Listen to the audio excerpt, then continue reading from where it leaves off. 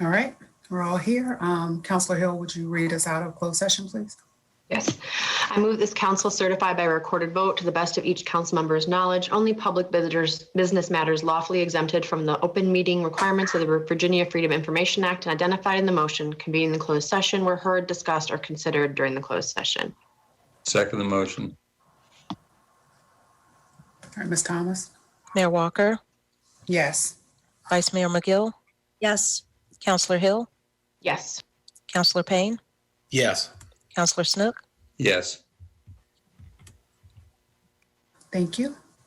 So I call the regular meeting to order, and we'll have a brief moment of silence.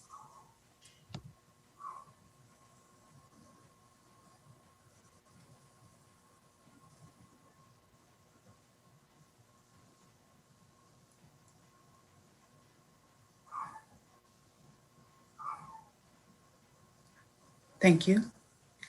Ms. Thomas, would you do roll call, please? Mayor Walker, Present. Vice Mayor McGill, Here. Counselor Hill, Here. Counselor Payne, Here. Counselor Snook, Here. Okay. Is there a motion to approve the agenda? I move to approve the agenda as presented. Second the motion. Ms. Thomas? Mayor Walker, Yes. Vice Mayor McGill, Yes. Counselor Hill, Yes. Counselor Payne, Yes. Counselor Snook. Yes. All right. Thank you. Next, we have announcements. Are there any announcements, counselors? No. All right. So we'll have a COVID-19 presentation by Dr. Bonds. Good evening, and thank you for having me here. If it's all right, I'm going to share my screen.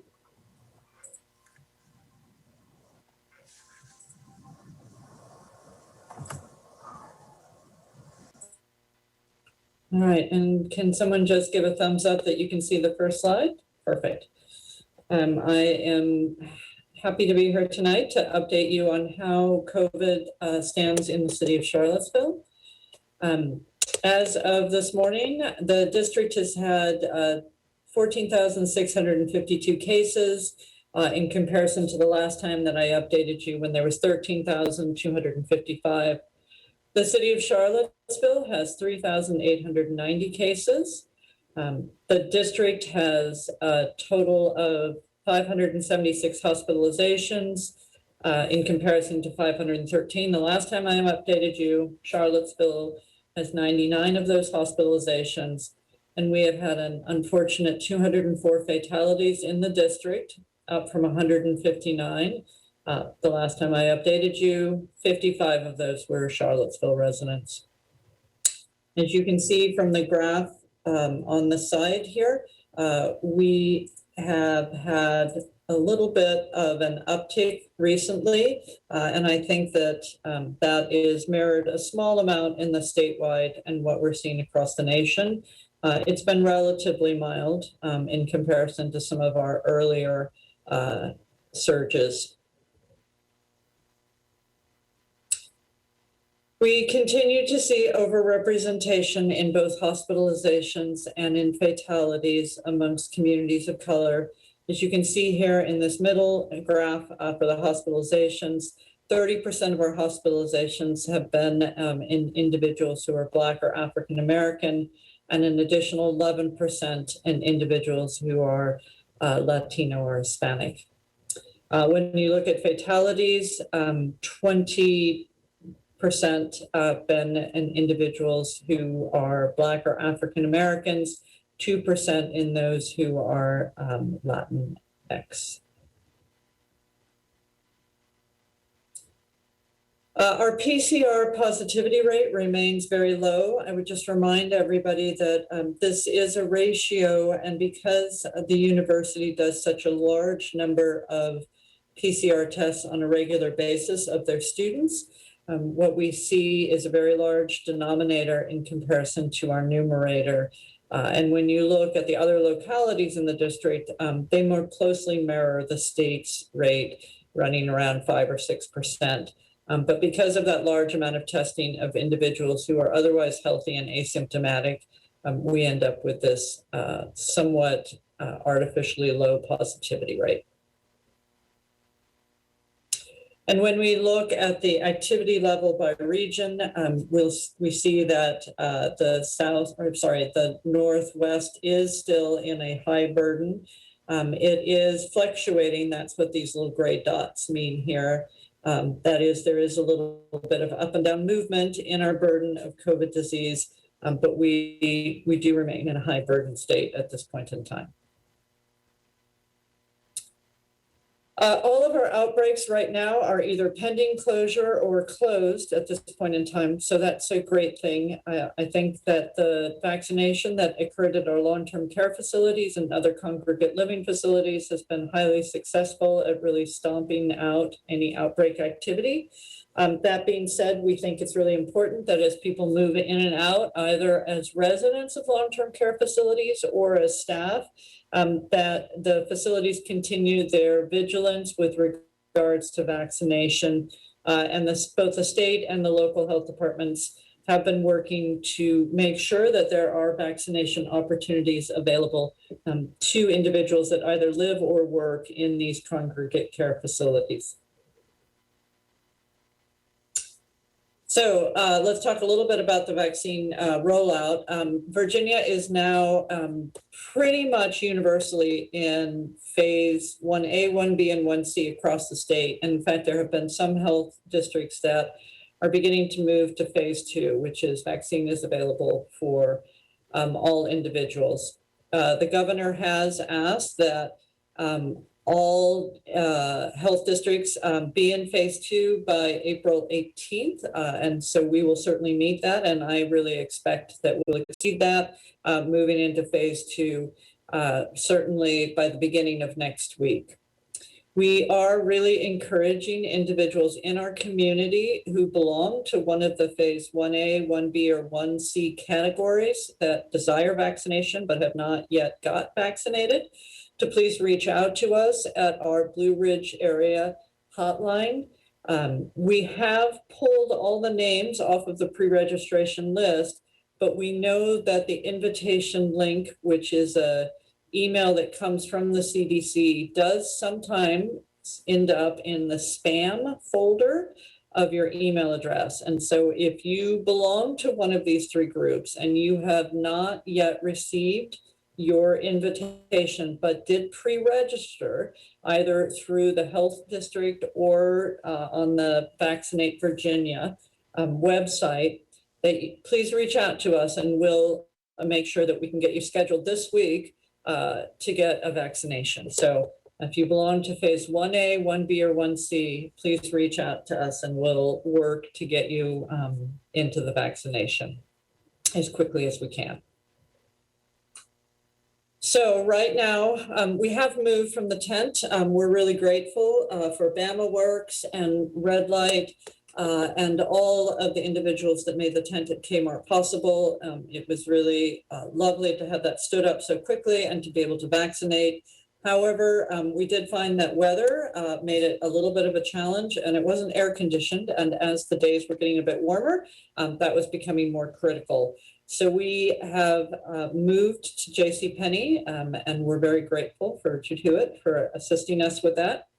We are vaccinating phase 1A, 1B, and 1C in that facility. It is by appointment only at this point in time. But again, if you belong to one of those phases and haven't received an invitation and feel like you should have, please reach out to us. Additionally, we have a number of chain pharmacies that are receiving vaccine through the federal stockpile program, and they are also vaccinating in all phases right now. And I will, in the next slide, show how you can access that. We do provide vaccination events in each locality each week, again, for all individuals in phase 1A, 1B, 1C. And we have begun to distribute vaccine to a number of primary care offices who are also vaccinating their patients who qualify under the phase 1 program. We are continue to be very grateful for the partnership of UVA They did a really stellar job at getting all of their healthcare personnel vaccinated, which was quite a lift.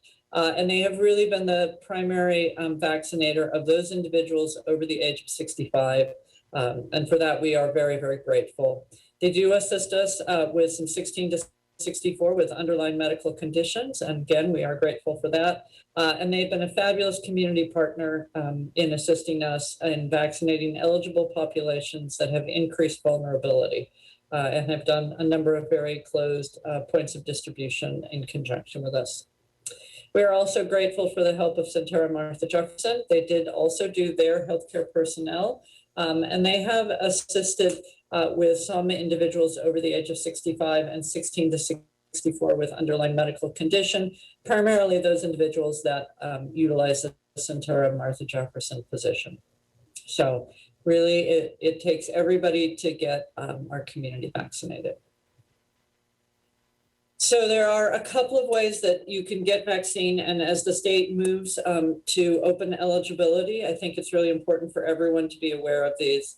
The first is, I'll do the bottom one first, which is Vaccinate Virginia. This is the state sign-up list for individuals. And if you have not signed up and you want to get vaccinated, please go to vaccinatevirginia.gov and sign up right now. We will continue to pull names and send invitation links from that for the next few weeks at this point in time. And so really this is the best way to get access to the vaccine. So go to vaccinate.virginia.gov and please indicate your interest, fill out the forms there, indicate all of your various eligibilities, because even when we go to open access, we will continue to pull down individuals who qualified under 1A who had either chosen to delay getting their vaccine or who have newly moved into the 1A, 1B, 1C categories. If you have difficulty accessing through the internet, you can call and do that registration process over the phone. They have Spanish operators. They're available all the time. They have sign language, and they can get a translator for any other language that anyone needs. And so the number to talk to someone to register is 877-VAX-IN-VA. So that's 877-829-4682. I said that there were a number of pharmacies that were participating in the vaccine effort. They're receiving vaccine through the federal stockpile, so it's not coming out of our state allotment that comes to the health district, but from the federal stockpile.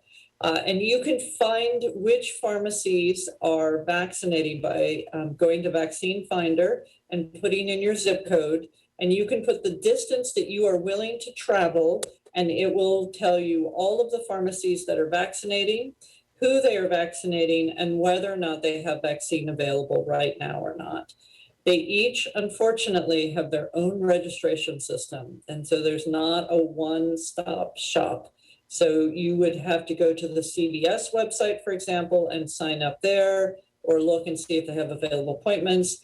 You would have to go to the Kroger website, the Giant website, all of the different websites to find out if they have available appointments for you.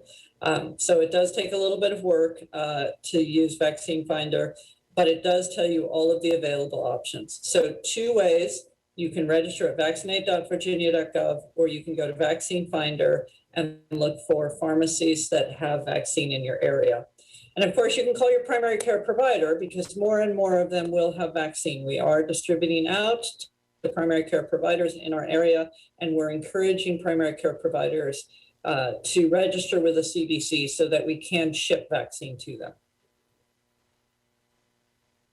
So here is where we're at as of today for Charlottesville. For the state, we're just under 3 million, sorry, we're over 4 million doses. Just under 3 million people have received at least 1 dose. So remember, it takes 2 doses for Pfizer and Moderna to be fully vaccinated. As you can see from the map here in the Charlottesville area, we're doing quite well. We've had 26,000 doses administered, with 17,000, almost 18,000 individuals that have had at least 1 dose. and just under 9,000 who are fully vaccinated at this point. So if you look at our rates, again, almost 38,000 per 100,000, just about 19,000 fully vaccinated. So really doing quite well in this area for vaccination. And I think that's really due to the great partnerships that we've had here. The demographics of the vaccine, it continues to be weighted towards women, and there's a couple of reasons for that. Many of the frontline workers and healthcare workers are often filled by women, and so that's going to weight it a little more heavily. But when you look at the age group, you can see that we really have vaccinated individuals across all of the age spans. This is Charlottesville specific data here. And I would just remind people that we can use Pfizer down to age 16, which is why you see a small number of individuals in this 10 to 19-year-old category. So really across the span here, and fairly reasonable representation with regard to race and ethnicity. So we continue to do lots of outreach to communities of color, and to hold events focused on these communities, as well as our larger vaccination events. That being said, COVID is still in our community. And so we continue to offer testing every Monday and Tuesday. The UVA group is at, on Mondays, the Church of Incarnation, and on Tuesdays at Mount Zion First African Baptist Church. They will also be now on the 29th, will be their next time, at Mountain View Elementary School. And then the health department vaccinates at Charlottesville High School every Friday evening. And we will do pediatric testing, certainly ages 6 and up. And we partnered with Charlottesville Pediatrics Associates, and they will be coming out in the evenings as well to assist us. And they will do any age kid. So if your child is experiencing symptoms, then you're worried they might have COVID, you can call our hotline and we will get you registered for testing on our Friday night clinic. And again, you can sign up for vaccination at vaccinate.virginia.gov. And there's a phone number, 1-877-VACCINE-VA. They're operating from 8 a.m. to 8 p.m. And of course, our local hotline, 972-6261. And then finally, I would be remiss just to remind everybody that although we're getting a lot of people vaccinated, and that's going to be really helpful, and we hope that by the summer we've really come full circle around and are able to resume all of our normal activities. Right now, we still have COVID in our community, and it's really critical that we continue to do all of the mitigation measures, wear a mask, keep that 6 feet of distance. And if you haven't added COVIDWise to your phone, you can go to your favorite app store and download it, and that will provide you with an update if you're exposed to someone who is positive for COVID. So I will stop there and stop sharing, and happy to answer any questions that you may have. Right. I have just 2 questions. Are you all tracking how many people are missing their second dose? And then what are you all doing about we don't have a formal method for tracking. We can look it up in Viz. There's a variety of reasons people don't get their second dose. Some people have pretty serious reactions to their first dose, and we would discourage them from actually getting that second dose. So if they had a mild allergic reaction, it's really a contraindication to get that second dose. We've also had people get their first dose who had COVID recently, and the recommendations are you really only probably need to get 1 dose if you've had COVID. So we haven't made any formal outreach efforts right now. That's certainly something that we would like to pursue.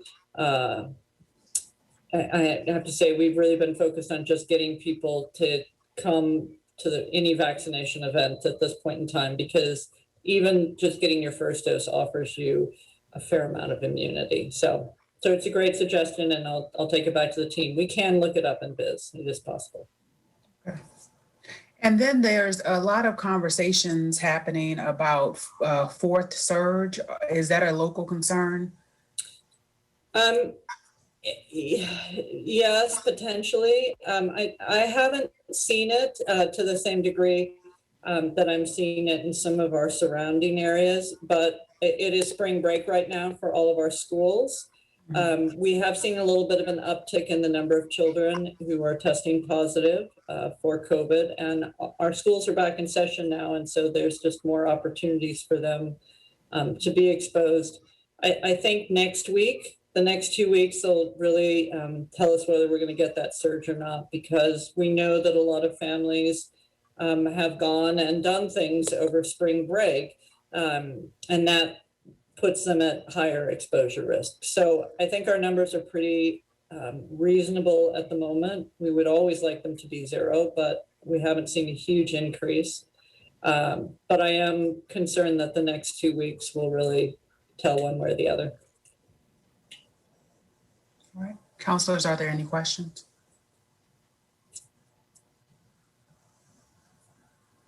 No, thank you for the presentation. No questions. Oh, I did have one more question. In terms of the fatalities, do we have that broken down by demographics? I do not have that broken down by demographics. It sounds awful to say, we probably have enough that we could do some broad categories. The risk of breaking small numbers down in demographics, well, no, I take that back. We did have, I can tell you the fatalities and things, but what further demographics do you want, I guess? Let me go back to here. So here is what we break out. All right, I just need to share my screen here again.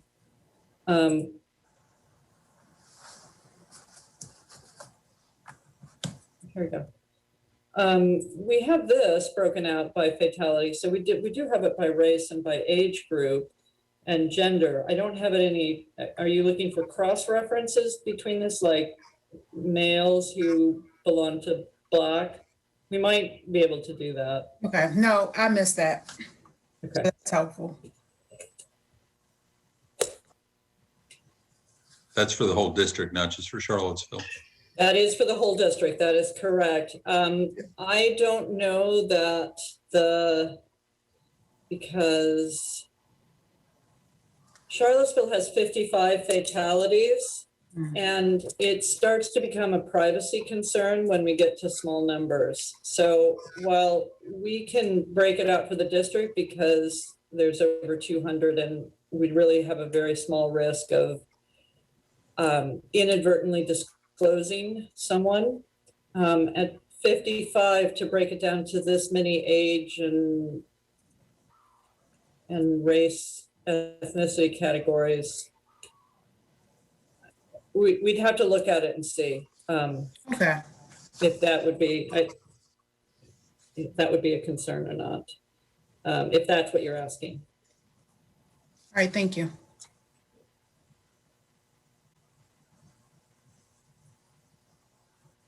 All right, next up, thank you, Dr. Bonds. Have a good evening. Thank you. Next up, we have recognitions and proclamations. Mr. Boyles, would you like to start? I sure would, Mayor. Thank you. And I'm hoping that Diane is on with us. I was just checking our participants. I'm here. All right. That's a whole lot quicker. I am very, very happy, and on behalf of Mayor Walker, the city council, the city staff, and the entire community of Charlottesville, like to thank Diane Cookno for her tireless service to the city of Charlottesville as the director of the Department of Social Services. The city, many families, and many, many children are appreciative of the care and devotion that Diane has exhibited in her years of service. Diane retired on April 1st, and we hope her the absolute best with retirement. Excuse me, it is very, very well deserved. We'd like to present Diane with a plaque of appreciation for her 27 years of leadership and commitment to the city. And Diane will get this to you, but we wanted to be able to show it if we could. It's kind of the Key to the City plaque. And it does read, for more than 27 years of dedicated public service demonstrated by leadership and professional commitment to the city, April of 2021. Diane, thank you so much. May I say a few words too? Yes. I just want to say, when I landed in Charlottesville and needed a job badly, and this was my second interview, was at social services.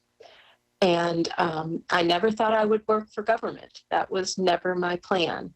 But I was offered the job the next day. And it was such a blessing. I feel like it was more than a job. It was a vocation for me. And I can say that, there weren't times that weren't different. There were times that were difficult. But in reality, I could not have landed in a better position for the majority of my professional career. And I am grateful to my colleagues. I'm grateful to the councils. You guys have tough jobs. I feel, very honored to have had two of you, Mayor Walker and Councilor McGill, on our advisory board. And I think that we have made significant strides in changing some of our processes and procedures, and hopefully have made some major steps in the right direction of serving our community better and better over the years. So again, I feel thankful and grateful to have been able to serve the city for all these years. So I thank all of you. I thank the citizens of Charlottesville also. And it's hard to say goodbye in some ways, but again, it's time. And thank you again. Thank you. Counselors, would you all like to, anybody have a few words? Just wanted to thank Diane. It's been a pleasure getting to know her and the initiatives that she has been encouraging to happen in social services and the change that she has been working on. I know she leaves a lot of people who are going to continue that change. And I hope she enjoys rocking some babies soon. That's the plan. Or any other counselors? Just want to say thank you. Enjoyed getting to know you since my time on council, and just certainly appreciate your service to the city. Thank you. Likewise. Same here. Thank you very much for all your service. Thank you. And thank you, Diane. When we came on board, Heather and I had our meeting with you to get acclimated to social services as a department. I felt, you were very upfront with us about the challenges. And I always appreciate that, knowing what, we have to work on. So I thank you for that. And I hope, as has been expressed by other colleagues and Mr. Boyles, that moving into your retirement, that you're able to enjoy it, because of all the work in the city, which a lot of it is very challenging, but DSS and the high stress levels and the impact that it has on families, and when you carry that with you day by day and attempt to, get it right, and it stays with you if you don't get it right, there comes a time when you have to relax from that and heal from that. So I hope that you're able to do that and able to enjoy this next chapter of your life, as I shared with you before. I hope that you're able to do that. So just, cheers to you. And I hope that you're already off to a good start. Thank you, Mayor Walker. Appreciate it. And I'll miss you all. Well, until you get into it, and then you'll realize. Well, I do miss you. And, today, the past few days, I've still been getting some emails and calls from staff and stuff, and not necessarily about work stuff, but, I've worked with a special group of people, and that goes all the way up to city manager and city council and other department heads. I've been privileged. I've been, privileged in this career, and I certainly will miss you all, and hope that our paths cross at some point. So. Well, thank you for that. All right. Have a good evening. Thank you. Good night. Good night. All right. And Mr. Boyles, you said you're going to make sure that she gets that, right? Yeah. Okay. Next up, we have a National Dance Week proclamation. Whereas the National Dance Foundation is a 501c3 organization committed to promoting dance and fitness in our community, with a mission to expose and introduce as many people as possible to the enjoyment and benefits of dance through promoting dance in schools, expanding community awareness, and increasing professional development. And whereas the National Dance Foundation has approved Maria Daniel of I Dance Ministry as a volunteer ambassador to carry out its vision in Charlottesville and surrounding counties. Maria Daniel, a National Dance Foundation ambassador, is committed to educating, elevating, and impacting the community through dance. And whereas National Dance Week promotes dance as an integral art that has many vital benefits, including intellectual, social, physical, emotional, and cultural. And whereas we celebrate the citizens of Charlottesville for their participation in National Dance Week events, and we commend our local business sponsors for supporting National Dance Week events. And whereas 2021 is a monumental year for the National Dance Foundation, as it looks back on 5 years of hosting this program that highlights local artists while uniting the community through dance. Now, therefore, I, Nakia Walker, Mayor of the City of Charlottesville, Virginia, on behalf of Charlottesville City Council, do hereby proclaim April 16th through 21st, 2021 as National Dance Week, acknowledging our commitment to the Charlottesville dance community and highlighting the many benefits of dance. And Ms. Daniels is here to say a few words. Yes, thank you, Mayor Walker. I'm very honored. Even though we're virtual, thank you, City Council, for the proclamation. I enjoy this event, and I could not do this without the support of the Charlottesville Parks and Rec Department, Carver Recreation, and all the local artists. It means a lot to have this acknowledgement, not just for National Dance Week, but for the people of Charlottesville who come year after year to learn about dance and sometimes just be educated on other forms if you're not familiar with.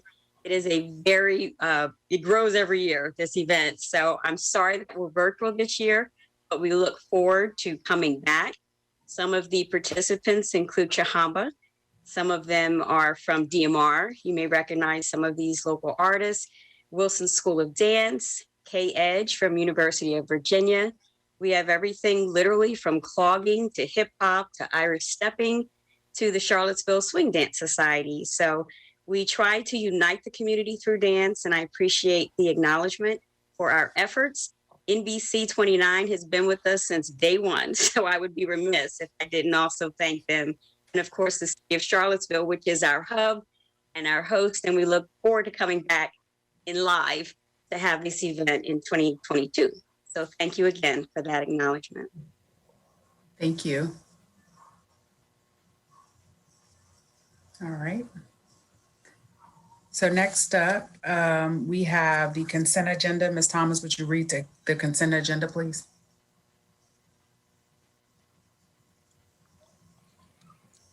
Consent agenda 1, minutes, February 16th work session, closed meeting and regular meeting, February 19th special meeting.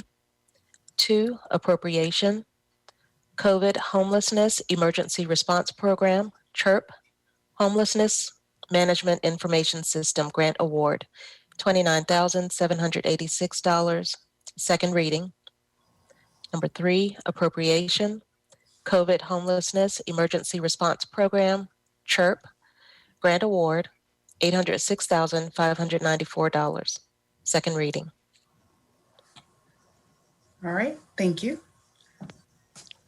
Mr. Wheeler, is there any members of the public who would like to speak? If you're in the audience on the Zoom Consent agenda. webinar and you'd like to speak to the consent agenda, click the raise hand icon. If you're on via telephone, you can press star 9. And we do have a hand coming up. Krista Bennett, you're on. Ms. Bennett might be waiting for the main public comment, but I could be wrong. I am. That's correct. I'm sorry. All right. I jumped the gun. I don't see any other hands. Mayor Walker. Okay. All right, is there a motion to approve the consent agenda? I move to adopt the consent agenda as presented. For a second? Second. Did you Mayor get? Walker? Yeah, Okay. I got Vice Mayor McGill. Mayor Walker, Uh-huh. the vote. Oh, you're asking. I thought Yes. you asked me a question. Sorry. Yes. Vice Mayor McGill, Yeah. Yes. Counselor Hill, Yes. Counselor Payne, Yes. Counselor Snook. Yes. Thank you. All right, thank you. I was still waiting for other questions or comments from council, so all right. Next up, we have the city manager response to community matters. Thank you, Mayor. We've got a couple of questions from not just the last council meeting, but also a couple of questions from the budget workshops. One being, why do the city police department have a bid solicitation for new weapons, as well as purchasing off-duty holsters? The city of Charlottesville posted an invitation to bid on behalf of the police department. This invitation to bid is intended to reduce the inventory of weapons within the police department from 196 handguns down to 131. In doing so, the police department will not only be reducing the inventory, but it will allow for a standardized weapon platform and move away from 9 different models of handguns to only 1. Also, the off-duty holster label is a little bit of a misnomer in that the holsters are being purchased not simply for use as off-duty, but also for officers that are in plainclothes assignments such as investigations, detectives, administration, court appearances, and training. The Charlottesville Police Department policies require any officer operating a department vehicle, they shall be armed even when off duty. So with this requirement and the fact that the city owns the weapons that the off-duty officers are using, it's the responsibility of the department to ensure that the holsters are supplied and they fit appropriately to the weapons that are being used. So that's why we're issuing the invitation to bid for both new handguns and off-duty holsters. Staff was also asked to talk about the school reconfiguration design and consulting services. A lot of this information was posted in the media just in the last few days, but the architectural and engineering services contract has been awarded to a local design firm, VMDO, in the amount of $1.47 million. The initial analysis of the existing buildings of the schools, the 2 buildings being Buford and Walker, have been completed, including building envelope assessments, general building condition analysis, a building 3D digital modeling, and site surveying. All city building data, including the drawing files back to the original construction of these buildings, have been turned over to the architecture firm at this time. Project kickoff meeting is anticipated the week of April 12th, and public engagement with BMDO is set to begin in early May. An initial assessment of the findings are due back in June. While these will be preliminary and an initial assessment, it will begin to start giving feedback and data to the City Council and the Charlottesville School Board. The completed study, when done, will include the updated capacity and programming documents for each of the sites, as well as 3 conceptual designs for each of the sites. So hopefully that gives the information on the awarded contract for the school reconfiguration. We also, at the last council meeting, Mr. Emery asked about Riverview Park and a Riverview access point that had washed away during past storms. The Parks and Rec Department is working with the community and some community businesses on assessing that.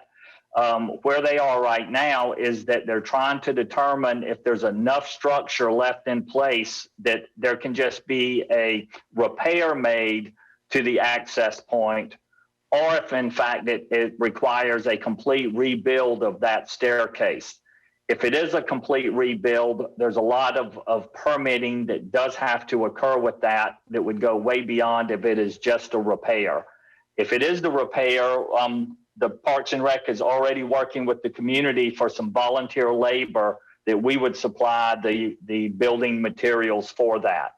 Parks and Rec is also looking at the Ravenna River corridor plan that's underway to begin looking at a much larger scale and scope and a more permanent access point that would not be subject to storms and being washed away as the river rises.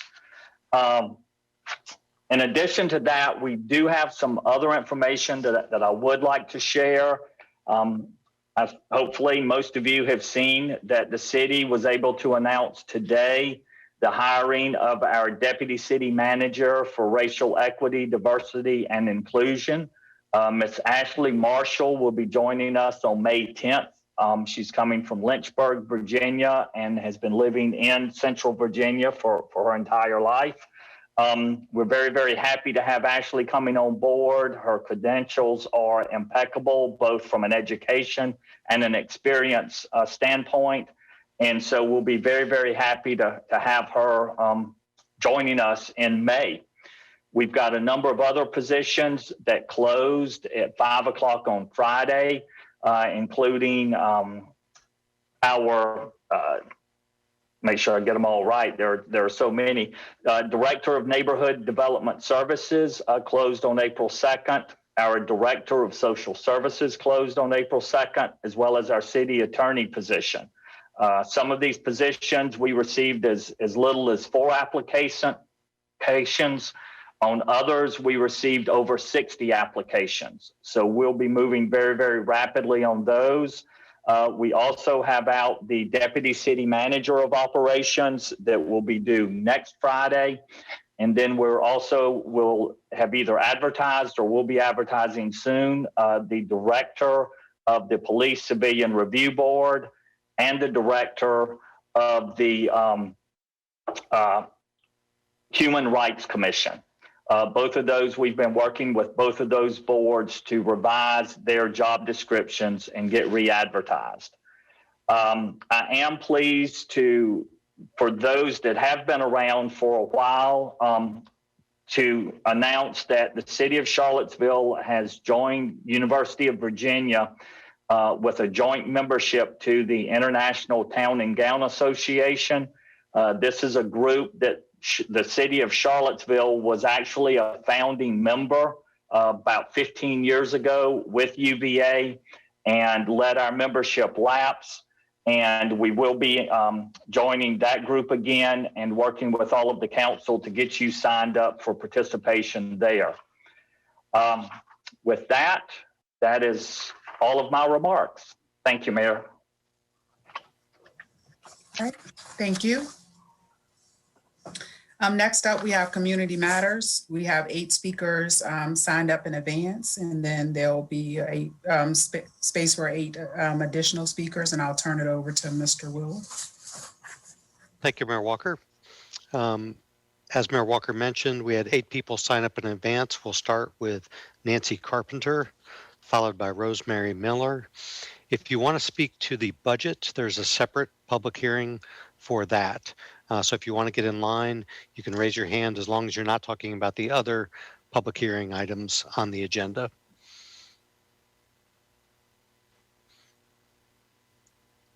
First up is Nancy Carpenter. Nancy, you're on with council. You've got 3 minutes. Good evening. However, I am ceding my time this evening to Mary Bauer, please. Thank you, Nancy. Hold on just a moment.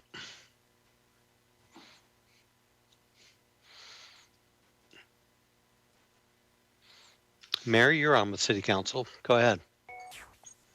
Yes, thank you. Thank you so much, Nancy, for ceding your time. I'm writing on behalf of the Human Rights Commission to strongly urge you to provide adequate funding to provide attorneys to tenants in eviction proceedings. A number of social justice groups, I'm so sorry about that. Number of social justice groups sent a letter, yes, with regard to providing tenants, attorneys in eviction proceedings, and spoke about the moral imperative. And I think there will be a number of people who speak this evening in support of that. I simply wanted to point out that at a previous budget hearing, there was a discussion about a number that was in the budget that was something like $117,000. And a fair amount of research has revealed, kind of looking at other cities and talking to national experts, that number is just far below what it would need to be to actually get this job done.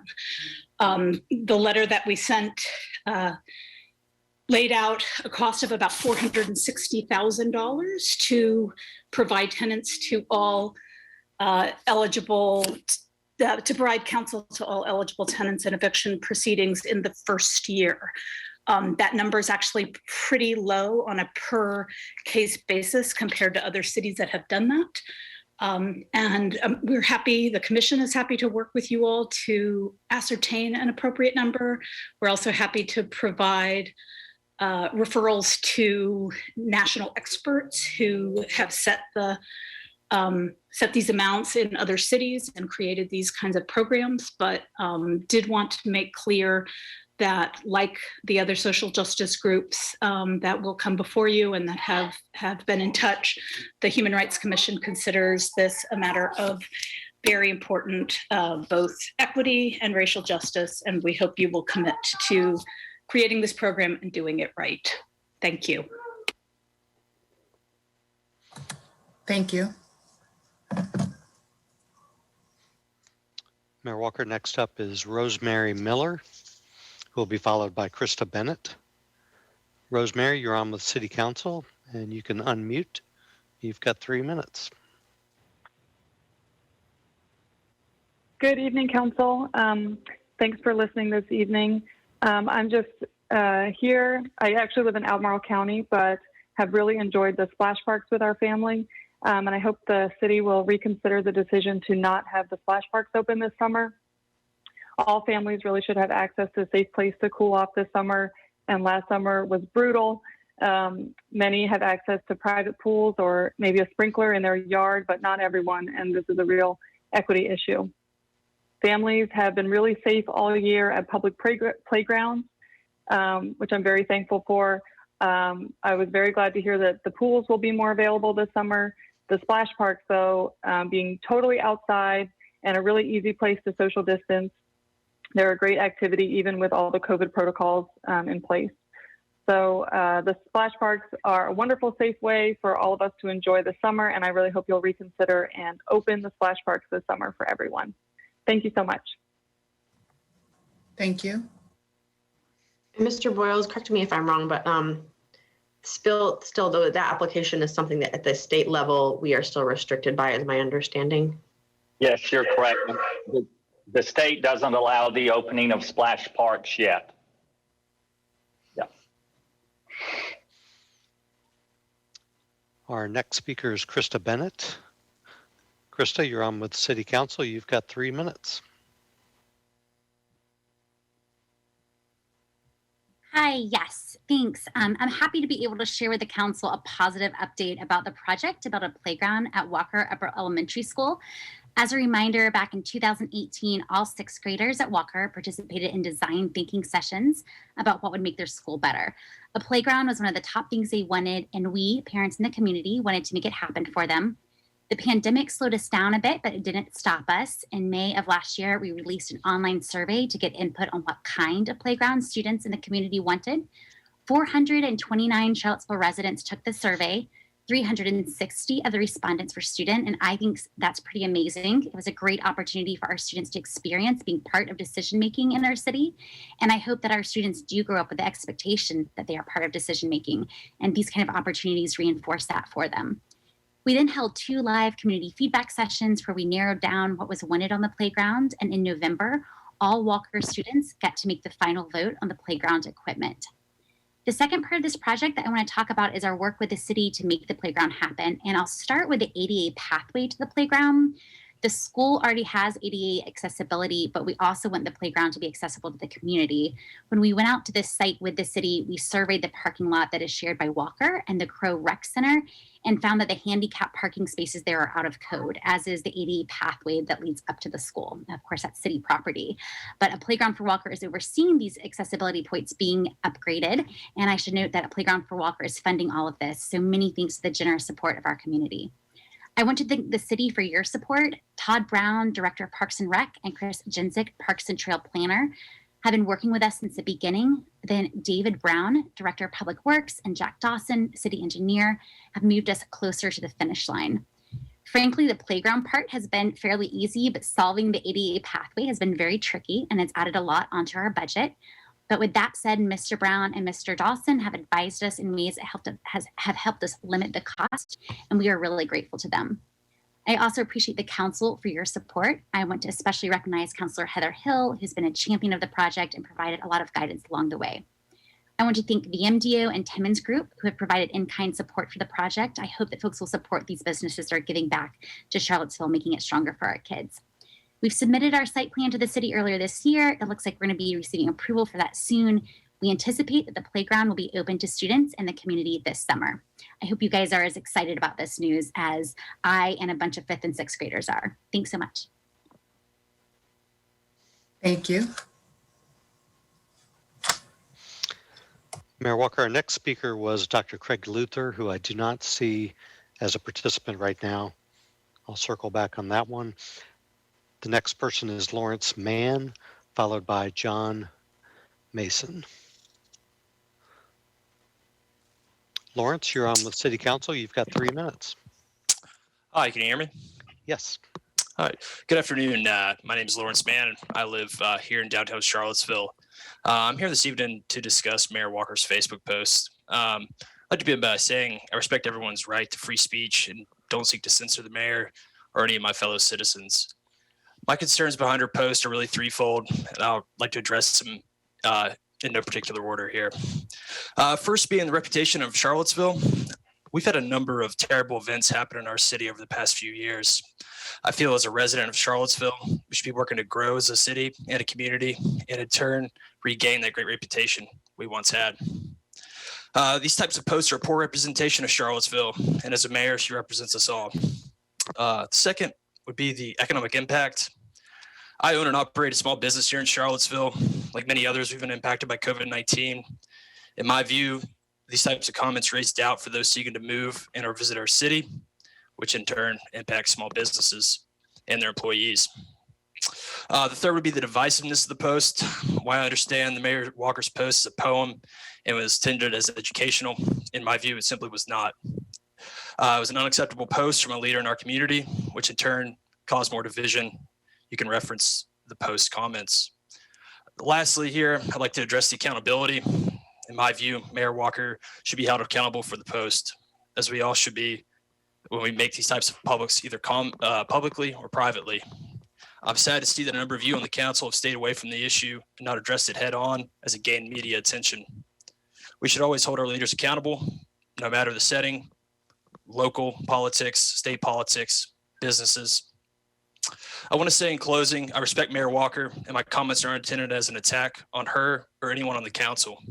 I imagine Mayor Walker and I have different views of the world, different views on politics, both locally and nationally.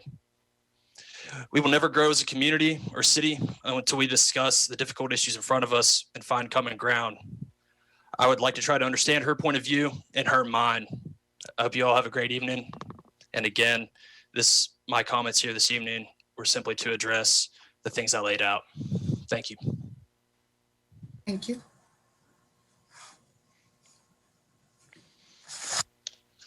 Our next speaker is John Edwin Mason, who will be followed by Chantel Bingham. John, you're on the City Council. You've got 3 minutes. You can go ahead and unmute. Thank you. Am I here now? You are. Go ahead. Yes. Okay. Thank you very much. My name is John Mason. I live on 5th Street Southwest in the city. I am the former vice chair of the Blue Ribbon Commission on Race Memorials and Public Spaces. Madam Mayor, members of council, thank you for giving me this opportunity to speak. I'd like to make 3 points about the city's Confederate statues in the wake of the recent Virginia Supreme Court decision that allows the city to now move forward. First, the statues should immediately be covered with tarps to take them out of public view. Second, the statues should never again fall into the hands of those who would treat them as objects of veneration or as places around which to rally those who support the cause of white supremacy. Third, they should never again be displayed in public unless they are utterly transformed physically, so the message of white supremacy that they so powerfully send is likewise transformed. About the tarps, there is ample precedent for covering the statues with tarps. The Lee statue was shrouded after the white supremacist terror attack on our city in August of 2017. It was a sign of mourning, and it was a sign of the city's rejection of everything that the statues symbolized. We should do this again and do it immediately. The statues are layered with racist meanings. As the Blue Ribbon Commission wrote in our report, the Lee and Jackson statues embody the lost cause interpretation of the Civil War. They romanticize the Confederate past. They suppress the horrors of slavery and slavery's role as a fundamental cause of the war. At the same time, they affirm the enduring role of white supremacy. The lost cause interpretation was a key element in the ideological justification of Jim Crow segregation here in Charlottesville, in Virginia, and across the country. The statues are layered with meaning, and after 2017, they added a layer with the murder of Heather Heyer. That's another meaning that those statues embody. There is no reason that the statues should continue to blot our city's landscape. They should be covered until their ultimate removal. Never again should these statues be on public view except in very specific circumstances. Displaying these statues in the public is like displaying the burned remains of a cross from a Ku Klux Klan rally.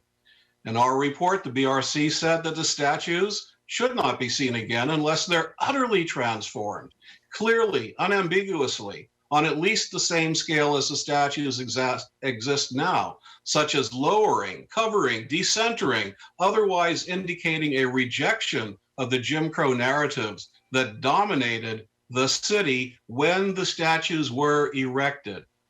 The new designs should de-emphasize the centrality of these sculptures and counter the lost cause myth with narrative that achieve real transformation of space and narrative. There are no Confederate cemeteries and no Civil War battlegrounds that are prepared to do this, or even willing to try. There are none. Virtually no reputable museum has the capacity or the desire to curate them properly. This Dr. is Mason? true. Yes. Yeah, that was your time plus a little bit over. Okay, I just want to say that the Shenandoah Valley Battlefields Foundation is also one of those places that cannot properly curate the statues. So thank you very much, and I'm sorry to go over time. Thank you.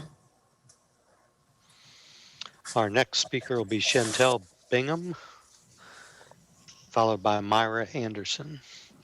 Chantel, you're on with City Council. Good evening. Can you all hear me? We can. All right. First of all, I want to start off with saying, Mr. Boyles, thank you so much for just responding quickly to, I know that we put some calls and tweets out there about the director of the Office of Human Rights, and I know it was reposted, and we really do appreciate when people and staff are responsive and are quick to follow up with maybe a mistake or something that had been made. I'm here to talk tonight about residents or tenants' rights to counsel, and just making sure that you all are, kind of realizing how crucial it is that we do this now. We all know that there was an eviction moratorium that really enabled every city really across America to protect people from being evicted during this time of the pandemic and the economic downturn. But that eviction moratorium is not going to last forever. And we really do appreciate the foresight, right? And you all thinking about that. It's not enough though. So I know that there was a ton of emails that have been sent to council. Some of that proposal, as you guys have read over and gotten communications from Mary Bauer, would cover only 1 in 3 residents that are facing eviction. And one thing that was critical to have in that is an outreach person or someone who can really connect with people, right, that are facing evictions. One of the things that we heard from Charlottesville DSA when they presented to us is that when you go home and you get an eviction notice on your door, oftentimes people do not realize that there are things that they can do to prevent from being evicted. They just get their stuff and they move, right? Even if that landlord had no right or did not file that eviction properly, if they were to just show up in court, their whole life could be a little bit different. And so, yes, 100% include money for attorneys. Understand that how much money that you include will basically say how many lawyers can be on a case, but also it's extremely critical to include money for outreach, because without that, this program really isn't going to work at all very well. We really do need that person or those people that can be able to track the courts, track the docket, go to people's houses when they see it being filed, and let people know as soon as they see it, right, that this is what you can do now that you have a case for eviction. We can't leave it up to landlords to notify their tenants of what their rights are. As much as I would love that to be the case, that's just not how the world works. So thank you so much for your time tonight. Thank you. Mayor Walker, I do not see Dr. Craig Luther or Myra Anderson. So Chantel was our 6th speaker, so we have room for 10 more. Okay. Right now we have 4 people with their hands up. If you'd like to get in line, click the raise hand icon in the Zoom webinar.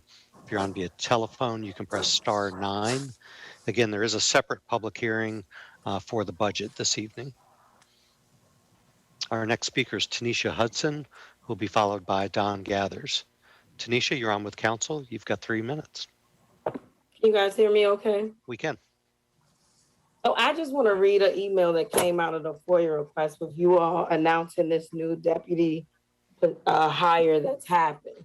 And this email was written back in May of 2020. This came from Lloyd Snook, Councilor Snook, and he said specifically, we know that Tehran doesn't want this person to be a deputy city manager. In most organizations, there's only one deputy. There may be other assistants, but only one deputy. We already have one more deputy than most org charts would have. I don't favor trying to jam this down Tehran's throat. I don't think this is our call. And I think we have to let the city manager manage the city. It is hard for me to see this as an issue that is so important that his disagreement with council on this would be a cause for termination or a condition of his continued employment.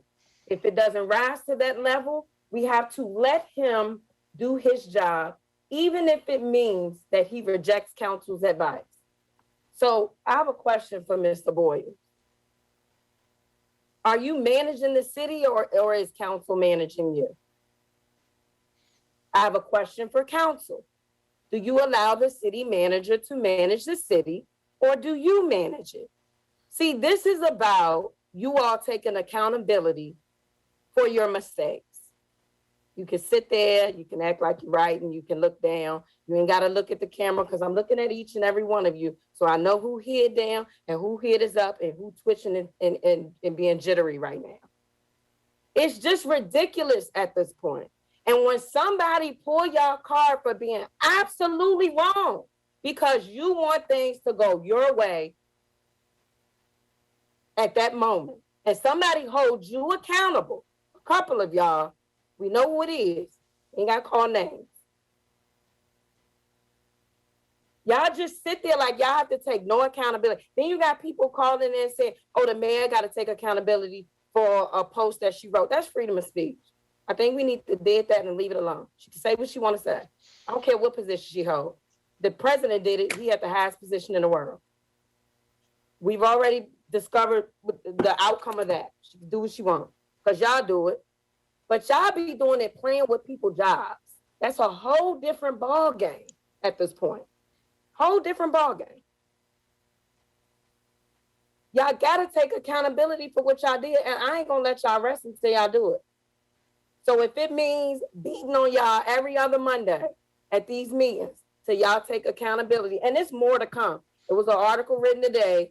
Somebody else is already in the works of figuring out this hole and this loop that y'all did to run one person away from this city. But you're not gonna get by with doing it. So you might as well take accountability now. I'm done. Thank you.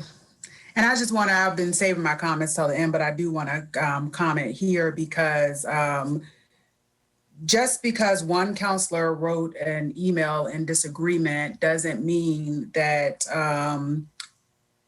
the majority of council, that's the same conversation that we are having now is when we arrive at consensus. This position was, since I had been advocating for it, was thought of as a manager level in HR. That wasn't the vision. We're talking about someone who can create a blueprint for equity and help us heal the inequities within our city. And which even just the job, that being the job of one person is going to be a major challenge. So ultimately, the decision was made to hire a deputy city manager. And I think, and council, this is something that we need to have a conversation because it keeps coming up about what is our role here. So if we can't advocate for positions, we're doing the same thing with the climate director at this point, the Measurements and Solutions Office. And if we are supposed to take what we get from citizens directly and bring it back to the city manager, I have sent those charts out before about how there is a lot of overlap. Even the city manager is supposed to be able to have conversation with us about policy and little overlap, and we are supposed, and this is from the ICMA, be able to have a conversation about like operations. Operations is more on the city manager side, policy is more on the council side, but that is going to take, which we are not doing very well here. Everyone is trying to carve out their space, and there's very little collaboration. And I think everyone, even when Vice Mayor McGill and I had a meeting earlier, sometime in 2020, there was clear that even amongst staff, there was very different thoughts about what council role was. There is not a consistent thought about what that means, and we are also doing a poor job to define it. And so there is nothing since I've been here or watching, as a citizen before I was on council, that said that council could not recommend a staff position. That based on our communication with citizens, based on what we think the community needs. And just to be very pointed with Ms. Hudson, you challenging a position about someone whose sole mission is equity, diversity, and inclusion is one of those things that really just confused me about your intention. So thanks.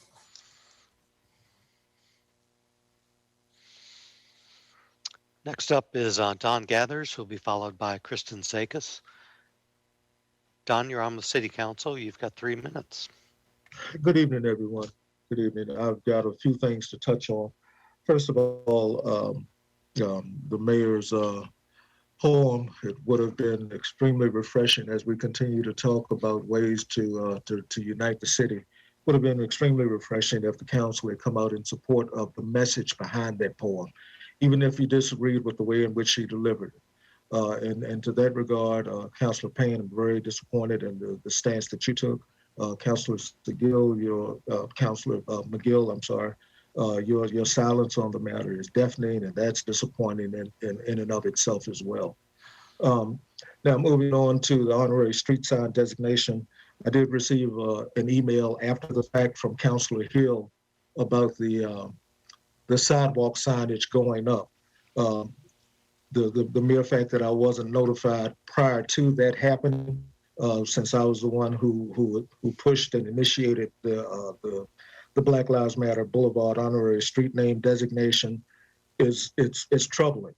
Also, I don't understand why the signage is not up on the street sign on top of the other signs as it is in other places in the city, as opposed to one sidewalk sign on one side of the street at the end of a Black Lives Matter Boulevard and another sign designated it several blocks away on the opposite side of the street. If someone can explain that to me, I would greatly appreciate it. I would also like to know when we can begin the conversation about the removal of the statues. As the Vice Chair of the Blue Ribbon Commission, John Mason, said earlier, it would be incredibly moving to go ahead and shroud those or allow the community themselves to reconfigure that space just as they did in Richmond with the Lee statue and bring about a much more pleasant look, if you would, to that particular area. So while I applaud the work that Ms. Robertson did on getting us to that point, I'm thoroughly concerned, and I don't know if it would be an investigation launched by council or by you, City Manager, Mr. Boyles, as to some of the backdoor work that she did behind the back of the mayor in regards to the credit card issue some time ago. Someone needs to look into some of the things that she did along those lines. We're so busy always focusing here on development and on parking and on bike lanes and on belittling Black people in position of power here in this city. We really need to refocus some of our energies towards actually doing some good and talking about and actually doing the healing that's always talked about here in this community. So if those things can be addressed, it would be a huge boondoggle and would help with my understanding on some issues. Thank you. Thank you.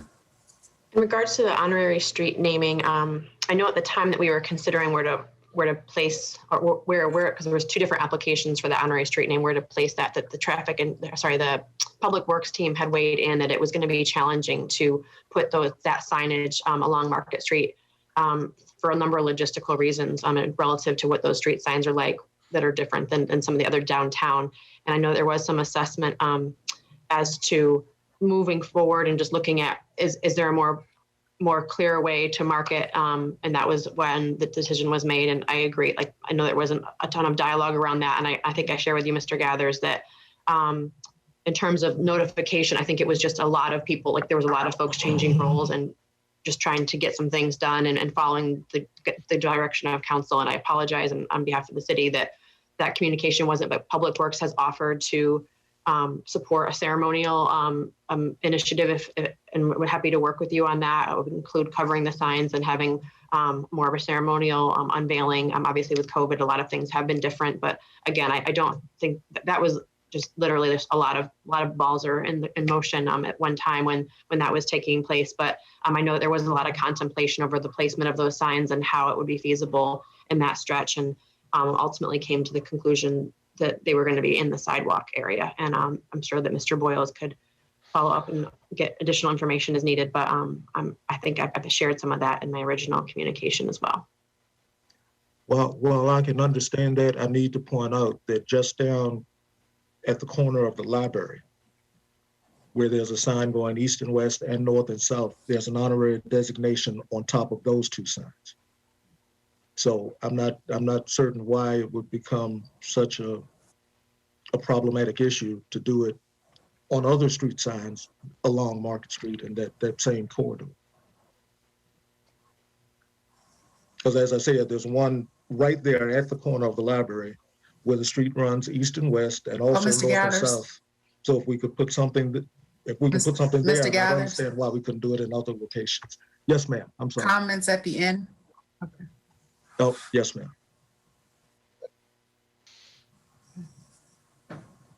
Next up is Kristen Zakis. Kristen, you're on with City Council. You've got 3 minutes. Hi, am I live? You are live. Great. My name is Kristen Sakis. I live on Otter Street in the city. And first of all, I'd like to thank you all for your service on City Council. Having done it for 8 years, I know it's not easy, and I appreciate you all stepping up to do this. I'm speaking tonight in the wake of the Virginia Supreme Court decision in favor of the city in the Confederate Monuments case. And first of all, congratulations. It was a true vindication. A shout out particularly to Assistant City Attorney Lisa Robertson, who did such a great job in researching and articulating the city's position. And now you have $365,000 that you might otherwise have had to pay to the plaintiffs, so that's great. I know that you've confirmed the city's commitment to move both Confederate statues out of the downtown city parks, but not what you plan to do with them after that.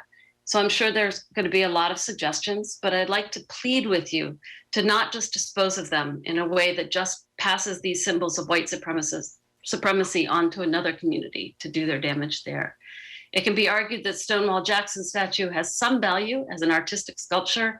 It's possible that a non-Confederate themed museum might desire to add it to their collection in a way that provides appropriate context rather than furthering its original intent.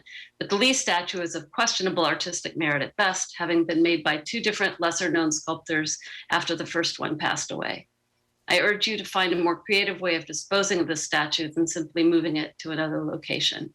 One creative idea I've heard is to melt it down into bronze ingots that could be used by contemporary artists to tell a truer history of America, or to try to bring some healing to our community. I hope you'll keep an open mind and not just unload these statues to become moral, toxic waste in another community. Whatever your decision, I trust that you'll remove the statues from downtown as quickly as possible into storage if necessary. They've transmitted their message of hate and insurrection for too long already, and I would concur with the previous speakers, Mr. Mason, or Dr. Mason and Don Gathers, that covering them in the meantime would be great if it can't be removed immediately. Thank you again for all you do. Thank you.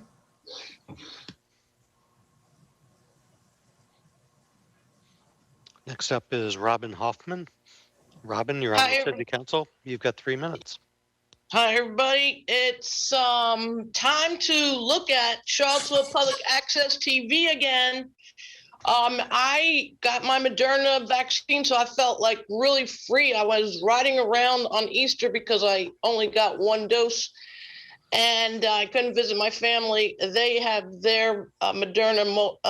But anyway, let me just say, as I rode around and I went to a restaurant or two, I inquired of the people that were sitting there, did you get your vaccine? They said yes. I said, is that why you're sitting here? And they said, yes. So we do have potential to really get the city back to the tourism and all that. But I had these ideas while I was riding my bicycle, so I want to share them with you.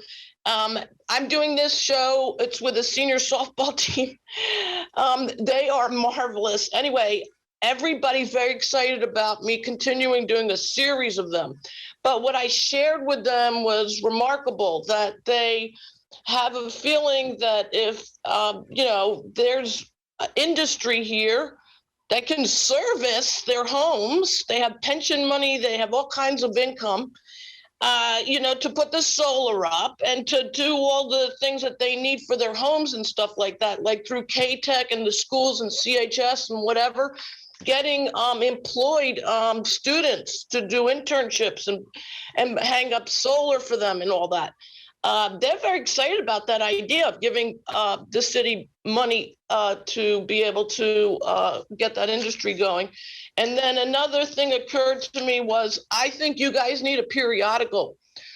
We used to have at least 2 periodicals. We had the Seaville now, which for me is lacking in a lot of what's going on in Charlottesville. Me running around with a camera now, I'm dangerous. I'm talking to everybody, and there's a lot going on. And you would think that people are just depressed and haven't gotten out of their homes or whatever. But so if you guys had a city council periodical, that would be awesome. You could tell your little stories. You could have like highlights. You could have Lloyd Snook as a cartoon, that sort of thing. And put it, where the Seaville, thing is and all the different periodicals. Because of tourism, then they were, a lot of people came to the restaurants too because they got their vaccine. And they were looking forward to reading something about what was going on here. And, maybe we can plaster it in front of the Landmark Hotel, that this is new periodical, and then also shows Charlottesville Public Access TV on one of the windows of the stores. Those are my hopes and dreams on my bicycle. Thank you. Thank you. Robin Hoffman was our 10th speaker. If you'd like to speak to council at this opportunity, click the raise hand icon. Right now, there are no hands raised. If you're on via telephone, you can press *9. Okay.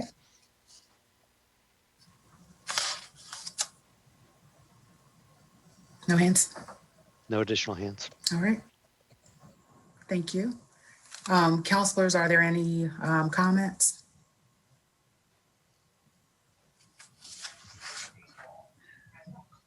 One comment that maybe Ms. Robertson can clarify, but I believe that there is an order of the circuit court still in effect saying that we can't put a tarp on. And until the Virginia Supreme Court issues its mandate, all of those orders need to be applied. Is that correct, Ms. Robertson?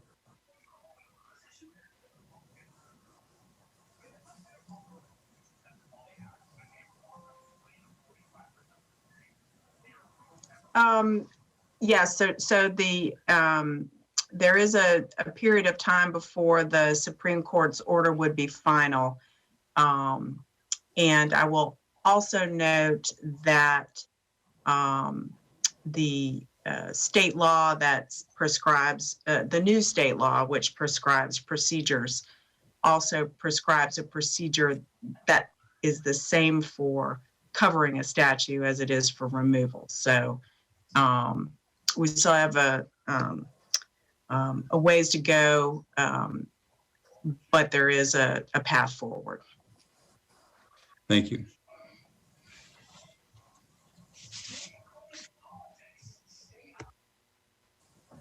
All right. Anyone else? The only other topic that has been Mr. Boyles, I know that we exchanged some emails on it, just is around the funding for the eviction support. And so do you mind just speaking to that a little bit more, Mr. Boyles, based on what you share with council and the conversations you've had with the Legal Aid Justice Center? Sure, I'm glad to. After this was recommended and suggested by the city council in previous budget workshops, we have engaged discussions with the Legal Aid Justice Center. They have presented some ideas of how this could move forward. At this point, our recommendation is to utilize the American Recovery Plan funds that the city will be receiving. We should receive half of our funding in the middle of this coming May and the other half for next May. Our discussions with the Legal Aid Justice Center would move in the direction of at least a 2-year agreement. It would be very difficult to initialize a program like this with just a 1-year guarantee of funding. And that initial proposal does include a community outreach person, as was suggested earlier, and very, very important to the program. I will say the other part of the discussion was making sure that there's very adequate funding as well. In addition to legal assistance, the best way to keep evictions from happening is to help people pay their rent. So that is a very strong component of it as well. And we will continue these discussions. I do believe that's the right direction to go, is with contracting with someone like Legal Aid Justice Center.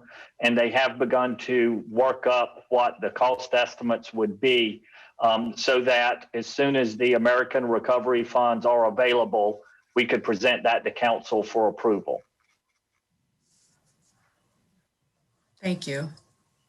And I just want to echo, that was one of my comments that I was going to make, that hopefully the pots of the money that we allocated for rent mortgage relief for families, that those type of things would be what we continue to invest in, to make sure that people, you know, our families are never to the courtroom and having to go through that process, or even if it's just, you know, before court. I just think it's important that that's going to be one of the major things. And then advocating on the state level for, you know, to make sure that there's a better process for the state of Virginia that then, you know, Charlottesville would fall under once the moratorium is released, or maybe it's not released, you know, and maybe as quickly, and maybe that's part of the advocacy. And so I know one of our splash parks is down, you know, and I don't know what the time frame for that is, but I would like for us to just be mindful, if we just open one, what that may mean, you know, for the city, and especially with the larger one being, you know, getting repaired at this point. So that was one comment. I made a lot of public comments about my poem Facebook post, so I'm gonna not share that here because it always goes to a back and forth, but there are a lot of Facebook and interview actually about that. I agree with everything that Dr. Mason said, and it is unfortunate that we can't cover it. And I hadn't thought about the artwork that was done in Richmond, but that was a beautiful piece of work after the citizens were able to, you know, kind of, you know, redesign that while it was still up. So, well, during that time. So that was good. I know that wasn't the intention, but I just wanted to share that. Ms. Bingham, there are two things, and I just want to comment on the, I know from talking to Mr. Boyles on Friday that he did bring that up too, about rewriting the job descriptions, but I still want to just, I know this hasn't been a, you know, that people haven't been necessarily interested in this approach, but I did think that maybe the PCRB and the Human Rights Commission budget should have been swapped, and then that if we are still creating the Office of Equity, we were having that position should have been a director level position, and then those positions remain manager. So I just want to throw out there that like the director level at those levels, I'm still struggling with a bit. So Chantel talked about that. So I just wanted to point that out. I've addressed Ms. Hudson. Yeah, Mr. Gathers, yes, I have to go and look at the sign and then the sign that's down the street. So I'll have to, have to do that. And I think that was it. Madam Mayor, one other point I wanted to add to the discussion about the tenants' rights issue is that particularly if there's going to be something worked out with the Legal Aid Justice Center, I would hope that there would also be conversations with Albemarle County, just as they're having the city of Charlottesville. I've been interested to note that roughly half of the letters that we've received in the last few days imploring the city to do something have been from county residents. And I've asked some of them, well, have you tried sending a comparable letter to the Board of Supervisors? That might be worth doing as well. And they said, that's a good idea. Maybe we'll do that. So I would encourage people to think not only about what the city is doing, but also what the county is doing, because they've actually got a larger problem in this respect than we do. And we're all one housing market anyway. And I suspect very strongly that any solution that is really going to be worth anything is going to involve both city and the county. Thank you. Mayor, if I could, Councilor Snook, we have inquired already. That was recommended by the Legal Aid Justice Center as well. Not only trying to get economies of scale, but they also said that it would be very, very difficult. It would take a lot of effort to differentiate. We could only help you if you're on this side of the line, but not help you if you're on that side of the line, which would cause very much confusion as well. Not to mention, if we could get Albemarle County to partner with us, that's additional resources. So I have reached out to the county and have already begun those discussions. Again, making a recommendation to them such that might be a use for their ARP funds when they are available.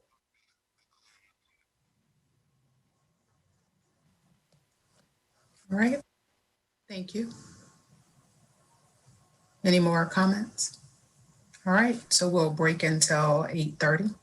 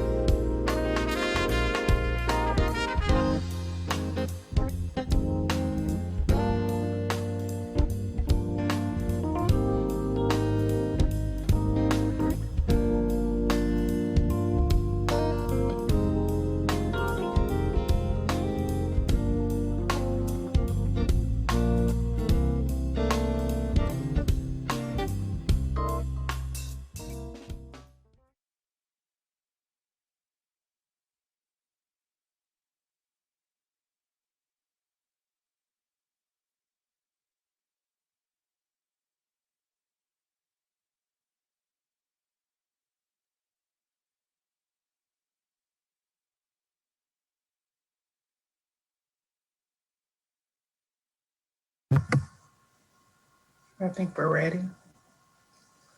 So I'll call this meeting back to order. Next up, we have the public hearing and ordinance designation of trees for protection under the tree conservation ordinance. First of two readings. Good evening, City Council. I'm Mike Renee, and I'm the urban forester for the City of Charlottesville. In 2013, City Council passed a tree conservation ordinance to provide additional protections to the community's most valuable trees. What we have in front of you are an additional 6 trees for your consideration to incorporate into this program put forth by the Tree Commission. Each tree nomination has a photograph, nomination form, Tree Commission arborist report, along with the map of the tree location. The first tree for consideration is a large white ash behind the Charlottesville Albemarle Historical Society. The next tree is a large American elm at the Clark Elementary School. The third tree is a large post oak in Maplewood Cemetery. The fourth tree is a large sycamore between the Riverview Trail and River.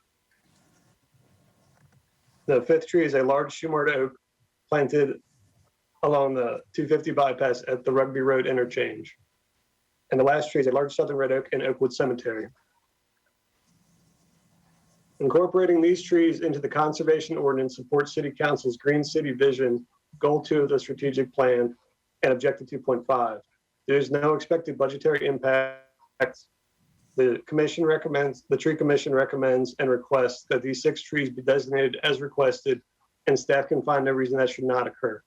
I now ask City Council to consider these 6 trees for further ordinance protection, and I'm happy to answer any questions. Okay, thank you. Councilors, are there any clarifying questions?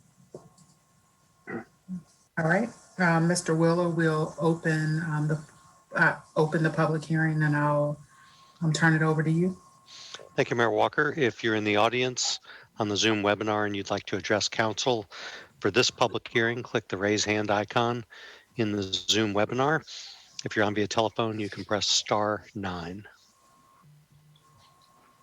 We do have a hand up.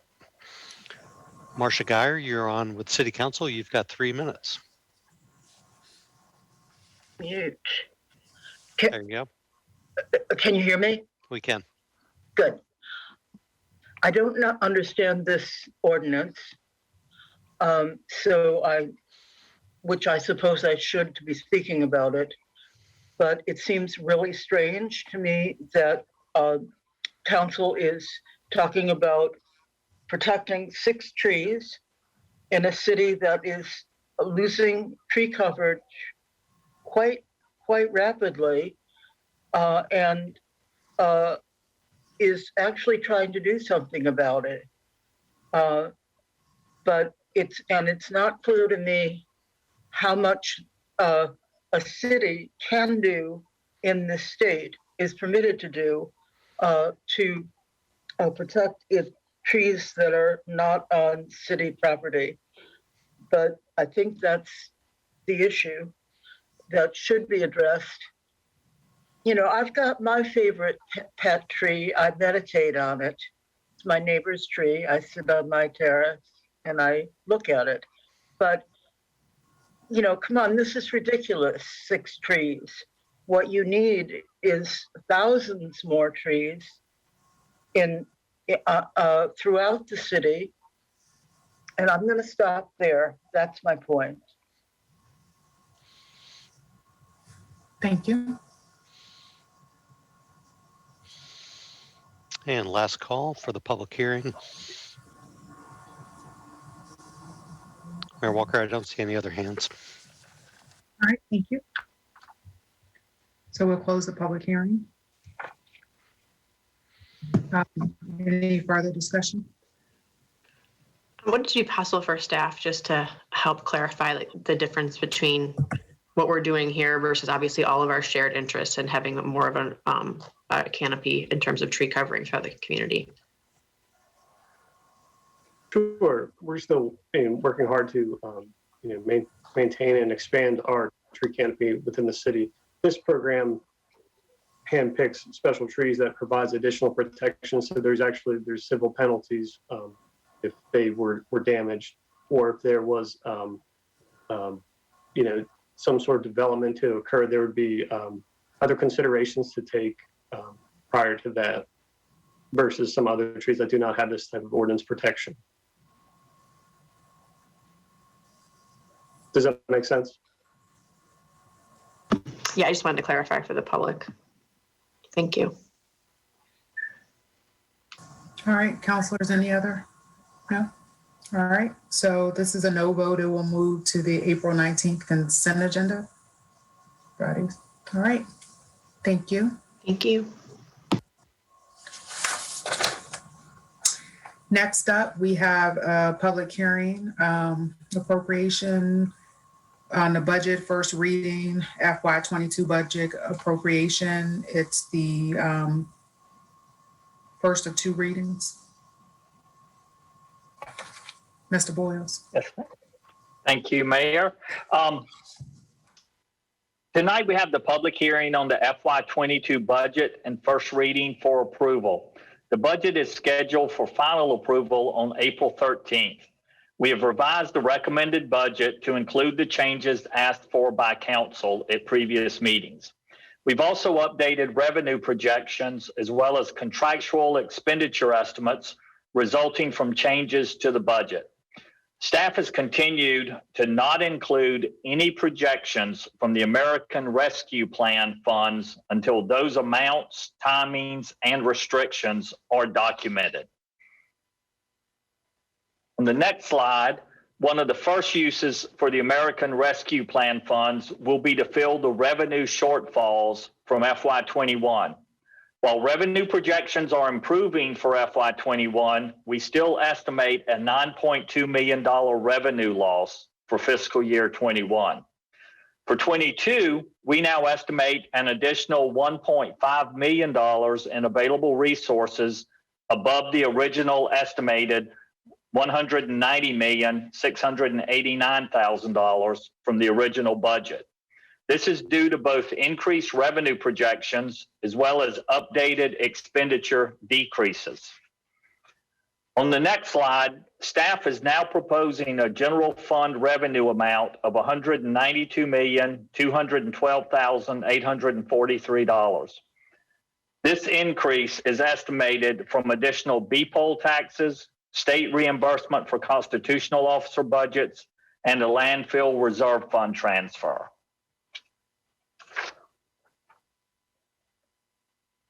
From input from City Council and the community, we've now included a 2% cost of living adjustment for city employees, creation of staffing for a performance management, innovation, strategic planning initiative, added expenses for contractual obligations, and as well as increased vibrant community fund priorities, making those identified vibrant community agencies whole with their FY21 funding. On the next slide, the additional added expenses include a full year's cover for the Deputy City Manager of Administration. It includes the increased difference for the Human Rights Commission staff to a director level, as well as staffing for climate action personnel. Reductions include transfers from the police department and a substantial decrease in the budgeted expenses for the Albemarle Charlottesville Regional Jail due to a debt service elimination, as well as due to reduced inmate population. These changes balance the FY22 general fund budget at $192,212,000. That concludes the general fund budget. And for the FY22 proposed capital improvement program budget, this has been reduced by $255,000 for the transfer of the police mobile data terminals. Other than this one change, the CIP remains as recommended in the city manager's previous budget. To reiterate the budget calendar, the final budget adoption is scheduled for April 13th.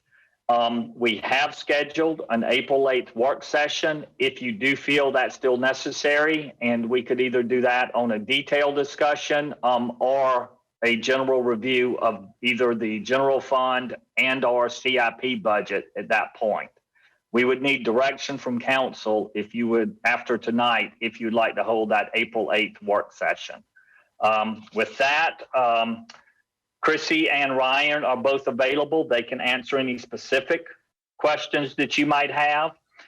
In your document, though, that's in the agenda packet, I would like to note one error that we identified, and it's either, it's identified two different ways, page 90 of 144 of your whole packet, or page 6 of 21 of the FY22 budget.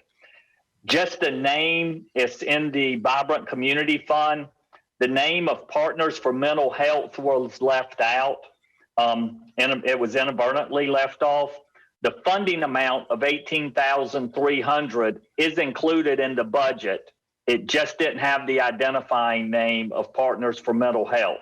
So we'll make that change before we present this to you for your final approval. But other than that, we'd be glad to answer any questions or provide input during discussion. Thank you. All right, thank you. Counselors, any questions at this time? No? All right, so I'll open the public hearing at this time and I'll turn it over to you, Mr. Woolworth. Thank you, Mayor Walker. If you're joining us via Zoom and you'd like to address council about the fiscal year 2022 budget, click the raise hand icon. If you're on via telephone, you can press *9. You'll have up to 3 minutes. First up is Harold Foley, who will be followed by Don Gathers. Harold, you're on with City Council. Hear me? Now we can. Yes. Okay. Hey, good afternoon, or whatever it is.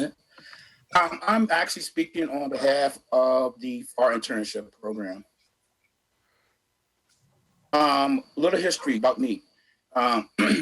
In the early 90s, I was incarcerated, got out, and I couldn't find a job anywhere. For profits wouldn't hire me because of my charge. Matter of fact, I had a job interview at UVA Hospital, and the guy came to that box and said, "Oh my goodness, I don't think we're going to hire you, or we can hire you because the nurse is going to think you're going to steal drugs off the clock."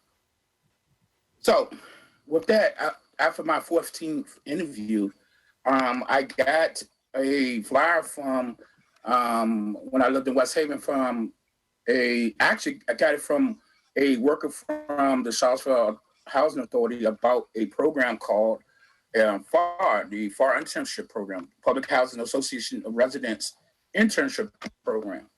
I never organized before, and I didn't know what was to be of that, right? I only seen it had $10 an hour. That's the only thing I saw, and that's the only thing that I jumped at. But what it did, it actually built the foundation for me to be the organizer that I am now. It's very important that FAR internship get funded as much as it can. I am a living example of how I came from not being the organizer, having so many doubts about working, to being the best organizer I can be right now. So with that said, I support you adding more funds to the FAR internship program. I'm living proof that it does work. Thank you, and y'all have a great night. Oh, one more thing. I support Nakaya and every word that she made in that poem. Thank you. Y'all have a good night. Thank you.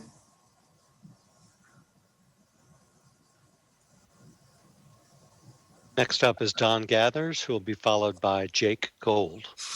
Don, you're back on with council. You've got 3 minutes. Good evening. Again, councilors. Ditto everything that Mr. Foley just said, but also I have not looked, so I'm not sure if it is in there or if it has been put back, but I'm hoping that you all would indeed consider funding to an appropriate level at an acceptable level, the Charlottesville Drug Court as well as the therapeutic docket.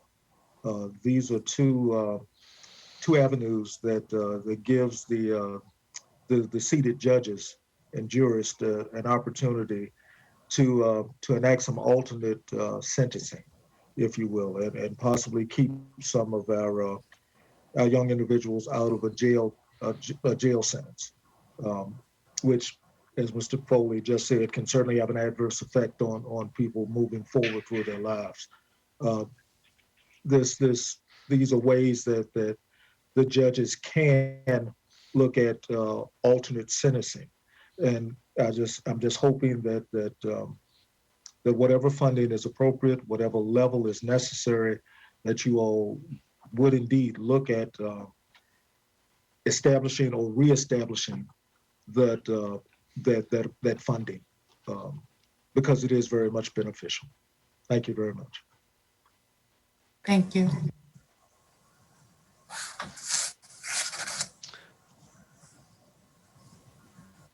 Next up will be Jake Gold, will be followed by Kate Fraley.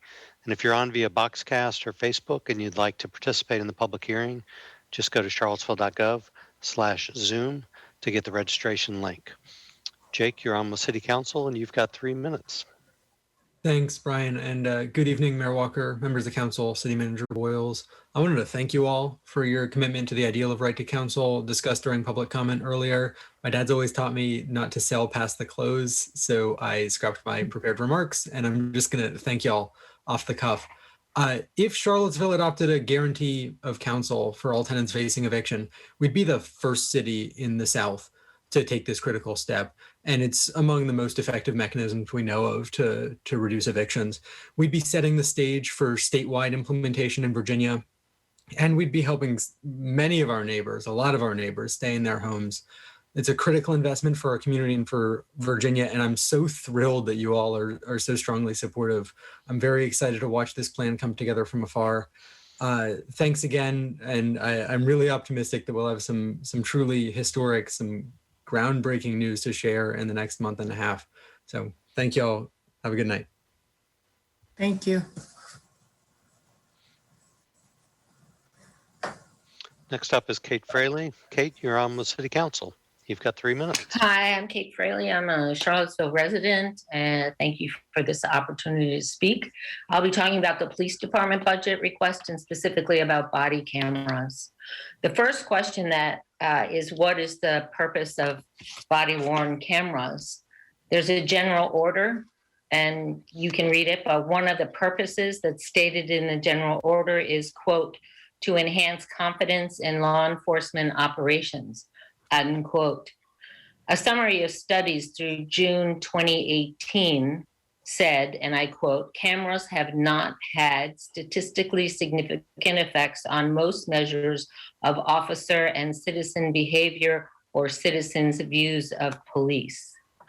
Another purpose in the general order is to, quote, to accurately record law enforcement activities and to capture evidence for investigations and court proceedings, unquote. The camera is aimed on the individual. It's surveillance. It's a policing tool. New versions may even have face identification possibilities. Cameras are not safety tools. Camera footage that got Charlottesville bad apples out didn't prevent the bad behavior. The proof is that cameras don't prevent police using excessive force or prevent more police violence. Quote, we need to question the assumption that transparency and accountability tools will directly improve performance. Emerging literature suggests transparency and accountability practices may actually change the behavior of those observed for worse rather than better. Another purpose is, quote, reducing the number of complaints and lawsuits against the Charlottesville Police Department and its officers, unquote. That's about money. That's not about safety. Body cameras give officers advantage to write reports exonerating officers. Civilians who complain don't have that advantage to improve their memory. 21st Century Policing did not recommend body cameras. It recommended analysis instead. And I think enough information is in to say we do not want to expand the use of body cameras in Charlottesville. A recommendation of a report from an evidence assessment of the recommendations of the President's Task Force on 21st Century Policing said, quote, the task force emphasized the importance of community consultation in the development and adoption of police technology. This seems particularly important with respect to privacy and civil rights considerations, as various information, surveillance, and investigative technologies raise important questions about the types of data police gather on citizens. Body cameras help the police. That's an end quote. Body cameras help the police department. They don't increase safety. Please don't increase the police budget for these. Thank you. Thank you. That was our last hand that's raised. If you'd like to speak to council, you have a few more moments to click the button.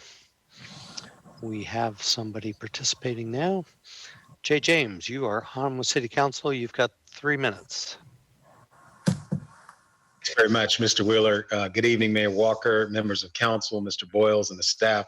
As always, grateful for the opportunity. I want to thank all of you for your service. And I'll be brief tonight. I'm a city resident and I'm a volunteer and a board member for the Bridge Ministry Substance Abuse and Reentry Program. Just kind of even echoing the sentiments of Mr. Gathers, who I respect a great deal, advocating for the drug court and the mental health docket. I'm here to represent an organization that continues to help people dealing with homelessness, incarceration, and of course, addiction and addictive behavior. I'll be brief in the comments tonight because you've already heard from retired 16th Circuit Court Judge Jay Sweat, who helped to develop the drug court and used the Bridge Ministry Program on a regular basis when he was on the bench in Charlottesville, the same seat that is occupied by Judge Moore now. You also have heard in the previous budget session from Valerie Powell Mountain, the former Dean of Workforce Services at PVCC, who teaches credential classes. PVCC teaches credential classes, professional certifications at our facility for our residents for an inpatient program. And she talked about her confidence in the program and how she used it on a regular basis to instruct our students. And we had a 98% success rate of giving men professional credentials to help them achieve a living wage and greater. Some of the same things that Mr. Foley brought up even before in his previous comments. But really for me, and we teach multiple certifications, there was someone who wanted to speak to you all tonight on our behalf who couldn't be here. And that's our Glenn Rust is the CEO of Virginia National Bank, because he's someone who understands numbers. And I know the compassion of the counselors is there. You care about homeless people. You care about people dealing with addiction. And I certainly respect that. But at the end of the day, I know it comes down to the budget and to numbers. And that's the responsibility that Mr. Boyles has. And that's the responsibility that all of you take very seriously with taxpayer dollars. So I would just share with you, we have an inpatient residential facility that can accommodate 50 people. That's the largest amount of people in our community in an inpatient setting that can be accommodated. And when you look at the numbers based upon what it costs to annually incarcerate someone, it's about an average of just under $35,000. So if you take 25 people in our 50-person facility, 25 from the city of Charlottesville, instantly before any type of investment, that is nearly $900,000 that's not being spent to incarcerate them. They're in our program for 18 months, which means that would be $1.3 million that's not being spent in order to incarcerate them, when the current projected budget to be spent for city dollars is $3.9 million. So basically, when you look at the numbers, we're asking for about 29% to serve 25 people versus what it would cost to incarcerate them for nearly $900,000 for a year and nearly $1.3 million for 18 months. So again, grateful for your consideration. We know it comes down to a lot of different factors, but we are impacting this community to help save lives of these men and their families. And we believe it is a worthy investment that we're asking you to consider making to help members of the city who are incarcerated become productive, tax-paying citizens who don't recidivate when the jail has a 40% recidivism rate within the first year. We have a 14% Thank you, Mr. James. recidivism rate. Yes, ma'am. Thank you. Oh, I'm sorry. Thank you all so much. Have a great night. Mayor Walker, there are no other hands raised. All right. So we'll close the public hearing. And council discussion, and I think one of the discussion points is whether the April 8th meeting needs to happen. Any comments? Before we get there. So when we were talking through getting some of these other programs that council had identified as priorities to be whole with their previous year, what did that mean for the therapeutic docket and drug court? Sure, hold on one second. So for the drug court, that was an additional just shy of $38,000 that was added. And then for the therapeutic docket, it was about $17,500. And so that's in the amendments that are before you that Mr. Boyles presented earlier, where it says OAR, instead of breaking it out by program, we did it by agency because that's how it's presented in the actual budget document is by agency. So that's where the 55,000 change, that's what that is. All right, thank you for clarifying that. I was a little confused. Thank you. Any other comments? What, Go ahead. the 500,000 for the Ivy landfill that's new? I'm just curious the specifics of, is that like contractually required? I can't remember. So that is basically contractually required with Rivanna. Over the last few years, we have used part of the reserve to cover that budget. It's roughly $500,000. We have been funding about $250,000 out of a reserve that was set aside some time ago when we underwent a change in the MOU with Rivanna. And it's a little over $2 million that we have in reserve in case there are any closing costs or things that come up. And so we are just going to start drawing that down a little bit more. And so instead of using any general fund dollars this year, we're funding the entire contractual payment with the reserve money. It sounds like, but with the additions for Legal Aid Justice Center, OAR, and FAR, that's to bring them level to last year's Vibrant Community Fund funding levels? Yes. Okay. That's it was for OAR, it was the drug court and the therapeutic docket. For legal aid, it was civil legal services and the support for community advocacy on racial equity, both of those two programs. And then for FAR, it was the internship program to bring them level with where they were last year. Right. And then the last one on that list was computers for kids to bring them to level with where they were in FY21. And then the final question I had is just the 190,000 for strategic planning and performance measurement. I just can't remember what that specific goal or use is going to be. I don't know if Mr. Boyles wants to speak to that.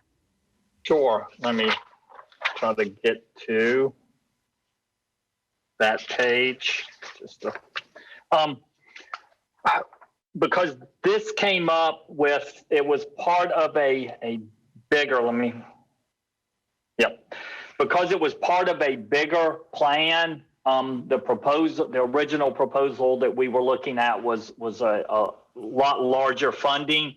Is that we just put it into a citywide reserve so that we could look at it in more detail and then decide, what level of a position would be required, what other type of supporting funding would be needed. We just didn't have enough information to put a specific number on it right now. So we put it into the citywide reserve, knowing it would be towards that end of the innovative performance management and strategic planning. Okay, so it's sort of just building up, knowing that we're going to need a big investment to make it happen. Yes, and we know the direction we want to go, and this will be kind of the first leg of that. longer trip. Okay, that makes sense. Thank you. So to follow up on that, that is sort of, I know it's not a long way down the road that Mayor Walker was trying to go down, but it's at least part of the way. Is Yes. that right? It gets us through the door. Yeah, the other piece to it, though, I want to be clear about is the strategic plan language in there. Of course, before you joined us a couple months ago, we had had a number of discussions about trying to get the city's strategic planning process reactivated. And I think I may have had some discussions with you off public access. But refresh my recollection. What is your thinking right now about what that strategic planning process would look like and what the money would be? Sure. Well, I don't know how much money yet. I have been in conversations with UVA's, the Virginia Institute for Government, who's preparing a proposal to help us with that. But also what my vision is as soon as we get through with this budget process, then we begin a strategic planning process that will start to lead us towards the FY23 budget. A lot of work, as I'm finding out, has been done in the past already, so that we can utilize some of that. But I also believe that a combination of city council, city staff, and community members need to contribute toward this strategic plan update. And then that would advise and send us the direction to begin with the FY23 budget. I don't have a dollar amount to put into that.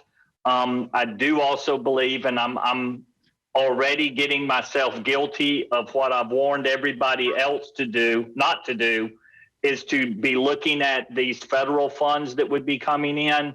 But I think that would be a very viable use of some of that, because we aren't talking about a lot of money. Okay. Thank you. And on the topic of federal funds, I mean, I think it's safe to say that this is obviously this one budget cycle, but we've talked before about looking back at what some of our nonprofit agencies' needs are, and if we can fulfill more of those needs with funds that are yet to be received.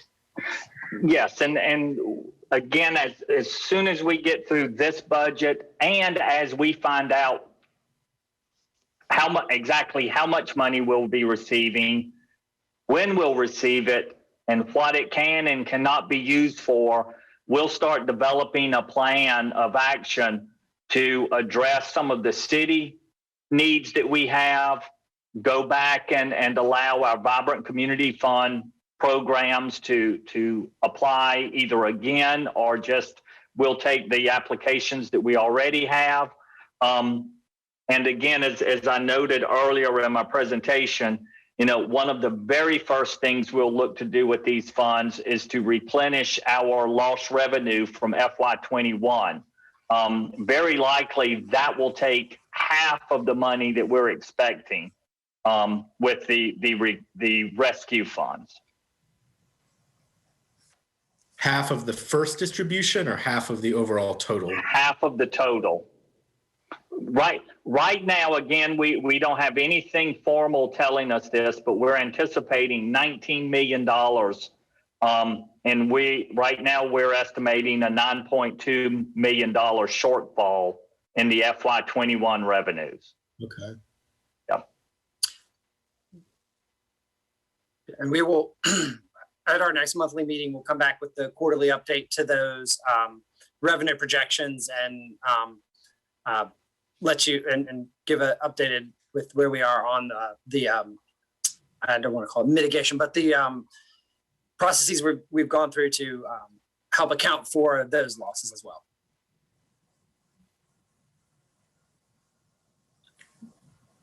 And I just have the same, I'm just looking forward to the process, what's the process that's gonna be for the fiscal year 23. I still think that, we have to figure out a way to ensure that the funding that we're giving to nonprofits is actually serving the community well.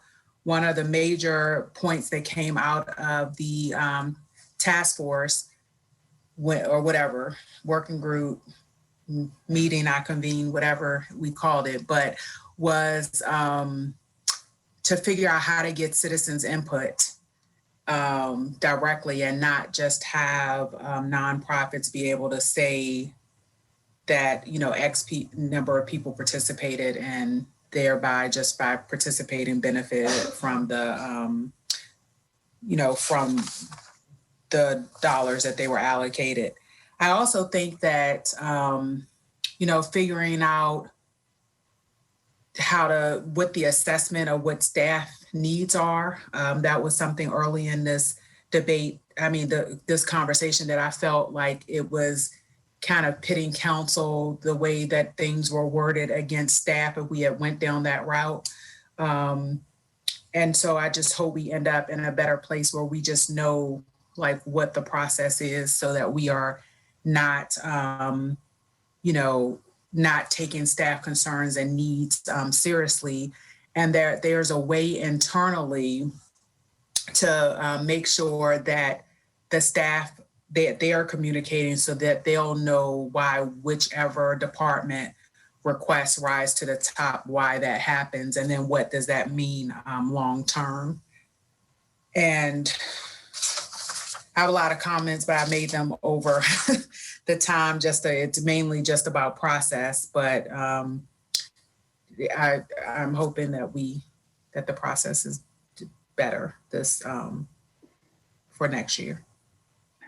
The other thing, Mayor, that in addition to everything you just named, I think for FY23 too, we want to come up with a means to be able to identify some of our nonprofit and community stakeholders and partners that will become more of a line item within the budget so that they can, even though it's on an annual basis, it will be a little bit more definitive for them to know they're going to get a funding of a certain amount every year.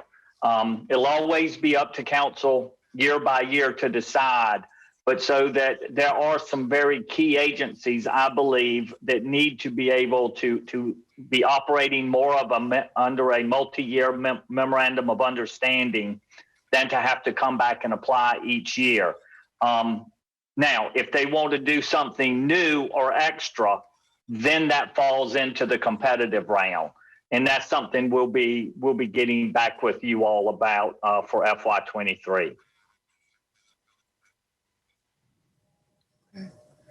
Thank you. And I think that's also important to figure out, who makes that list and why. I know part of that thought process is a drug court and a therapeutic court. And again, those two programs are also two programs that I'm interested in getting the client related feedback for.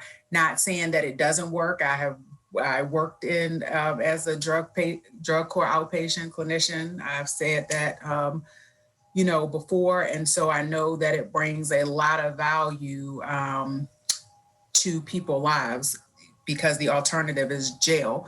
But there are some questions that have come up even with that, like do you have to plead guilty in order to participate in things like that? And those conversations, I think that we should be able to, if we're going to put them in that category, that we should be able to ask those questions. And I also want to think about organizations like FAR, who the internship program, and look at the amazing work that they did with the redevelopment phase 1 of South First Street.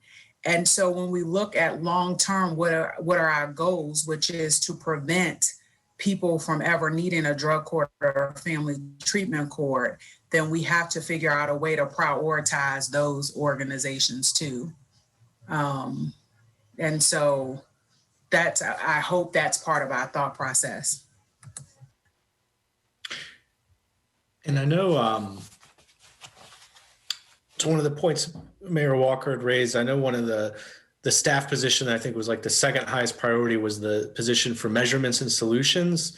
Is there a hope that indirectly it could be funded once stimulus money? I know we can't use stimulus money for recurring expenses, but could it indirectly free up money for that? Or is that something that like is just going to be the next budget year we need to put that at the top of the list? I'm just curious, like the quickest possible possibility of being able to hire that position and get the ball rolling. That may come out of that, let me find the category again. The line item that we were talking about earlier. The performance management. The performance management line item. That's what that is designed for. We just don't have enough details to give you exactly what it would be. But the hopes are out of the general fund and that line item would support one position. Okay. Yeah. Yeah. Yeah, so Mr. Boyle started calling that performance management, and I've been saying we're having the same conversation. Yes. Yeah. We're having the same thing, I guess I should say. All right, any other questions or comments? So what about the 8th? Hope we're in a position to not have to do that. Other counselors? Doesn't sound like we've got many issues that we would have to discuss. And frankly, that there doesn't sound like there are very many issues that the public is anxious to fuss at us about. Yeah, I mean, to me, the biggest question marks are all about what's going to happen with the stimulus money and if we'll even have room to make amendments, but that's where my biggest questions are. And obviously that's going to be down the road. I do believe that you will have a number of special meetings during that process. So, just giving one up now will be replaced by several in the coming months. Right. That makes sense. No, and obviously that's going to be where the right to counsel, rental relief, and a lot of other really important decisions get made after the budget's formally adopted. So knowing that we still have a line item for the council rent relief, the eviction specialist in our normal budget, but then what we're looking, did that get taken out? No, that's not that position. It was that 170,000 was taken out as Mr. Boyles was having those discussions to talk about a larger multi-year type of arrangement. And so that's what those dollars you were speaking of earlier were. All right, I just wanted to check on that real piece. And, knowing that we've all been sitting here talking about how we are very committed towards supporting that effort with American Recovery dollars. So that's it. Okay, I had a thought, and I have to look up the body cams. I don't remember the 21st century, that was under President Obama. I remember reading that, but I don't remember that part. So I have to just take a look at that. I know that a lot of people, just to not avoid that conversation and make sure that I touch on it, because I think it was during this segment, but because of body camera footage, because of cell phones, and I know we definitely hear it with cell phones because citizens have more control over that at all, that we are more aware. A lot of this stuff is not having the outcomes we would hope it have. It's clearly evident that you are killing someone, and then there has to be a debate about those things. But I remember the reading for years when it was just police officers' word against the citizens. And unless there was camera footage from like store nearby businesses, homes, or whatever, it was always perceived that the officer version of the events were true. So, I just think that having body of all the things we may want to debate and discuss, and maybe there's a better use for those. But I think that the body cameras are a, you know, part of the process that we should keep. But I'll have to look at that report. And I'd like to add to that. Ms. Fraley talked about body-worn cameras as though the only issue was going to be one of monitoring, preventing, detecting police misconduct. I've found in my own practice that it has made an enormous difference in being able to identify instances of, let's say, overcharging, where, yes, we know the person did something wrong, but maybe not quite as wrong as the police officer described it or wrote it up in the heat of the moment. It has been very valuable to try to reduce the charges in many instances. And perhaps more importantly, I think jurors tend now to expect it. And if you don't have the body-worn cameras and you don't have the other videos, you're suspect. And so I think the situation has evolved now to the point where I don't think it's an option, really. We need to have the body-worn cameras. I also think I remember, and maybe one of the financial whizzes here can refresh me on this, wasn't there some issue about the body-worn cameras having been moved from a capital budget into an operating budget or something like that causes it? So there was some change in the way that they were being accounted for. I remember years ago, body-worn cameras that was being done by contract, and the contract was coming out of a miscellaneous account rather than anything that could be identified. And sometimes you just get an accounting like that where suddenly it looks like you've dramatically increased everything when perhaps all you've really done is moved it from one column to another. Is any of that ringing any bells, either Ryan or Chrissy? That is correct. When we first went to the body-worn cameras, it was a multi-year contract. We had a large budget for that. When we actually got to a contract, there was a significant amount of savings. And so we basically just kept that money in the CIP, paid down the annual maintenance on those. The contract came up for renewal again, and it was at this point for this budget that we actually moved that from the CIP to the operating budget. So you're absolutely correct. Because realistically, I mean, it was just sort of a fluke of history that the money was coming out of the CIP. It was originally when the budget was first encumbered for that project, we thought it was going to be much higher. And so at the time, rather than unencumber the money, we thought it was a great idea. We'll just use it to continue to buy down the annual maintenance, which was great until now we're on this year and you've got to add it back to the operating budget. Okay, gotcha. Thank you. Mm-hmm. And I know Ms. Fraley did send us written version of her remarks that includes some citations. I don't know. I definitely don't know all the literature, but it seems like an important tool, but I also agree it's clearly not a systemic change. It's going to, alter behavior in the ways we would like, but it still seems like a useful tool. And we just echo, when you account for that CIP adjustment, the police budget has been reduced this year, not increased. A few staff positions and then a reduction in the line item for mobile data terminals. And I think for these bigger conversations, I hope we hit the ground running, immediately a next budget cycle for implementing the Marcus alert system, implementing the things that have been talked about in the Imagining a Just CIVO work group that Mayor Walker has put together. I know they've been talking about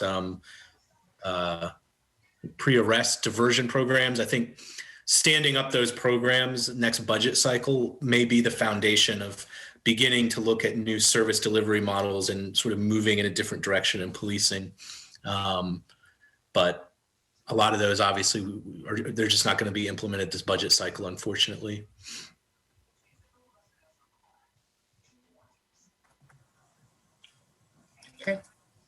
Any other comments? No. All right. So that moves to the April 13th. Oh, that's when we adopt for second reading. Right. Okay. That's correct. All right. Thank you all.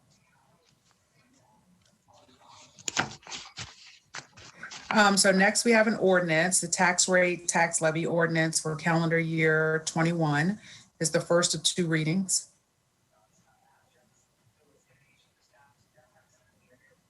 Okay. This is just very quickly, no presentation here.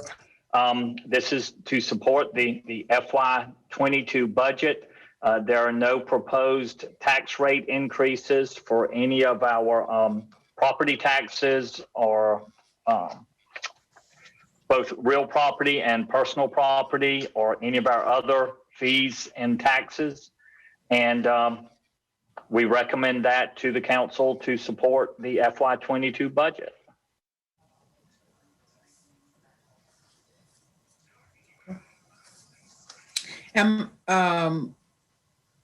Counselors, are there any questions?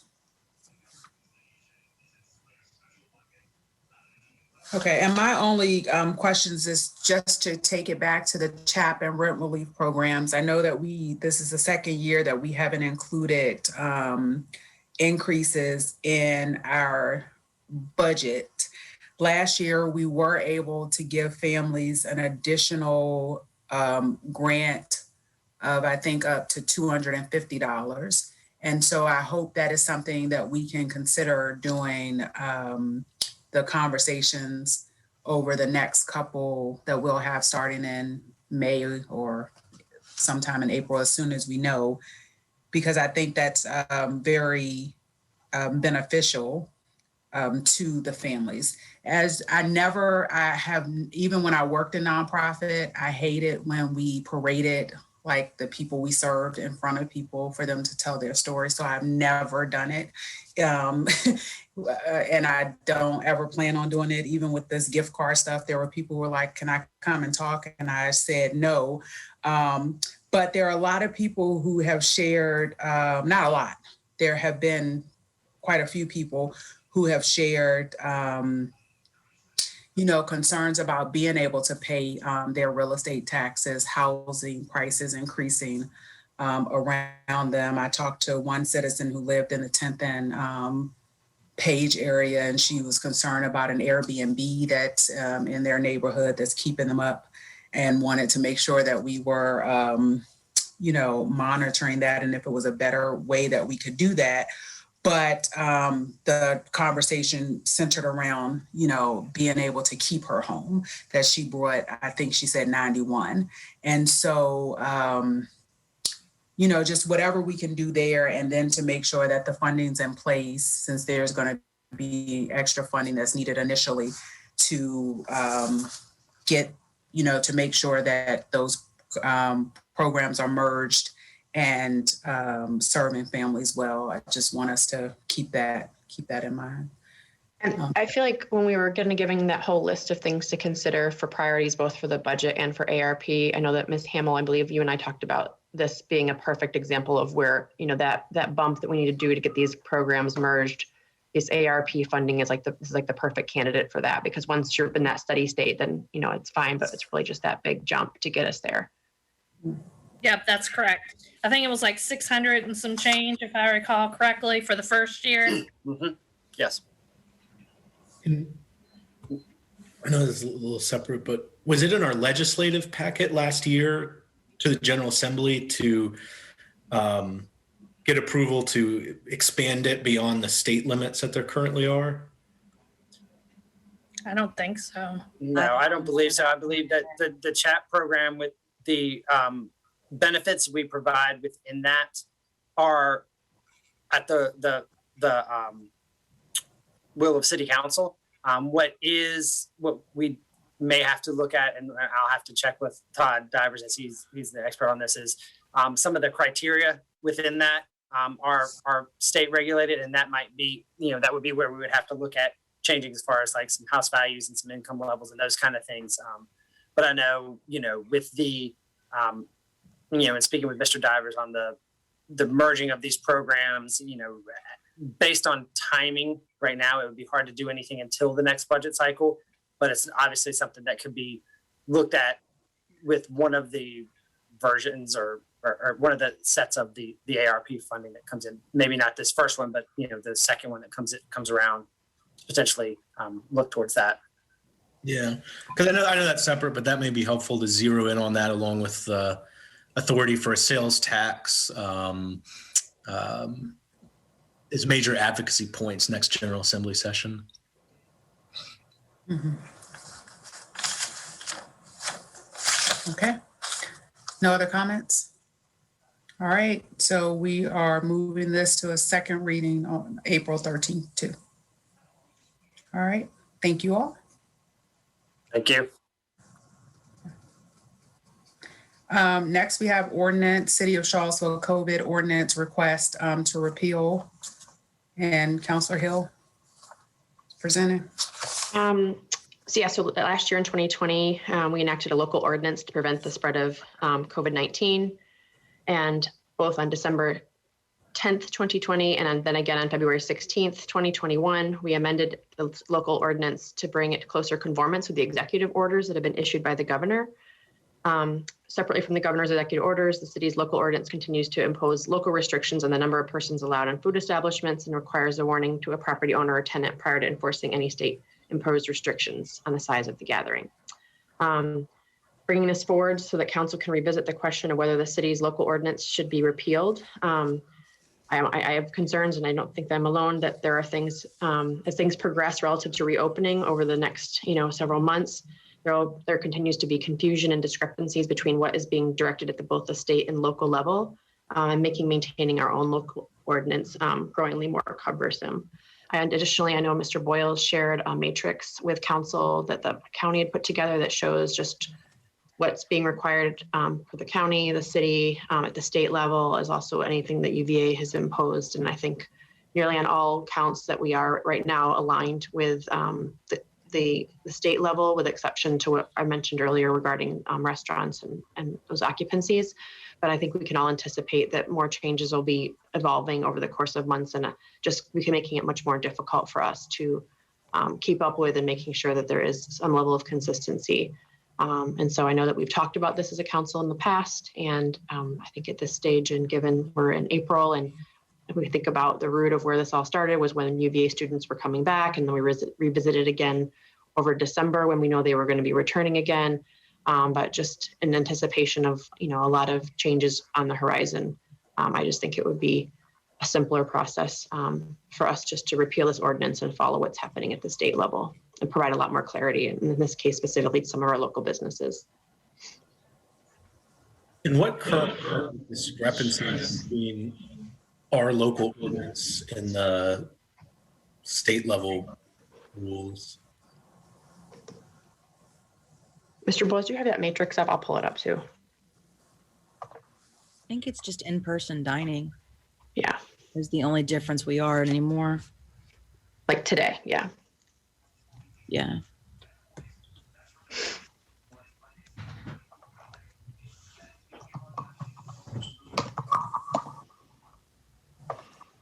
So I think what was reiterated was that we are pretty much aligned where we are now, but anticipating that there will be additional changes at the state level as things kind of open up and evolve. And just a desire for us not to always be trying to play catch up with the state. I mean, my thought at this point is, I've been opposed to repealing it, and my thought has been, one, the need for stricter regulations, because unlike most localities, we have an influx of students coming in the need at that time. And at this point, if the only difference is the in-person dining, it seems like it's at a point where it's not really even enforceable at this point. And just for clarity, with the vaccine rollout beginning and just the clarity of the rules, it may be better at this point to just go with the state level ordinances or rules, because I think I'm just not sure what additional value we're getting from it at this point. I think we did before the vaccine rollout and when UVA students were coming in. Because again, we're still going to have all the restrictions that are statewide. So it's not like just as other states have done, waving away everything.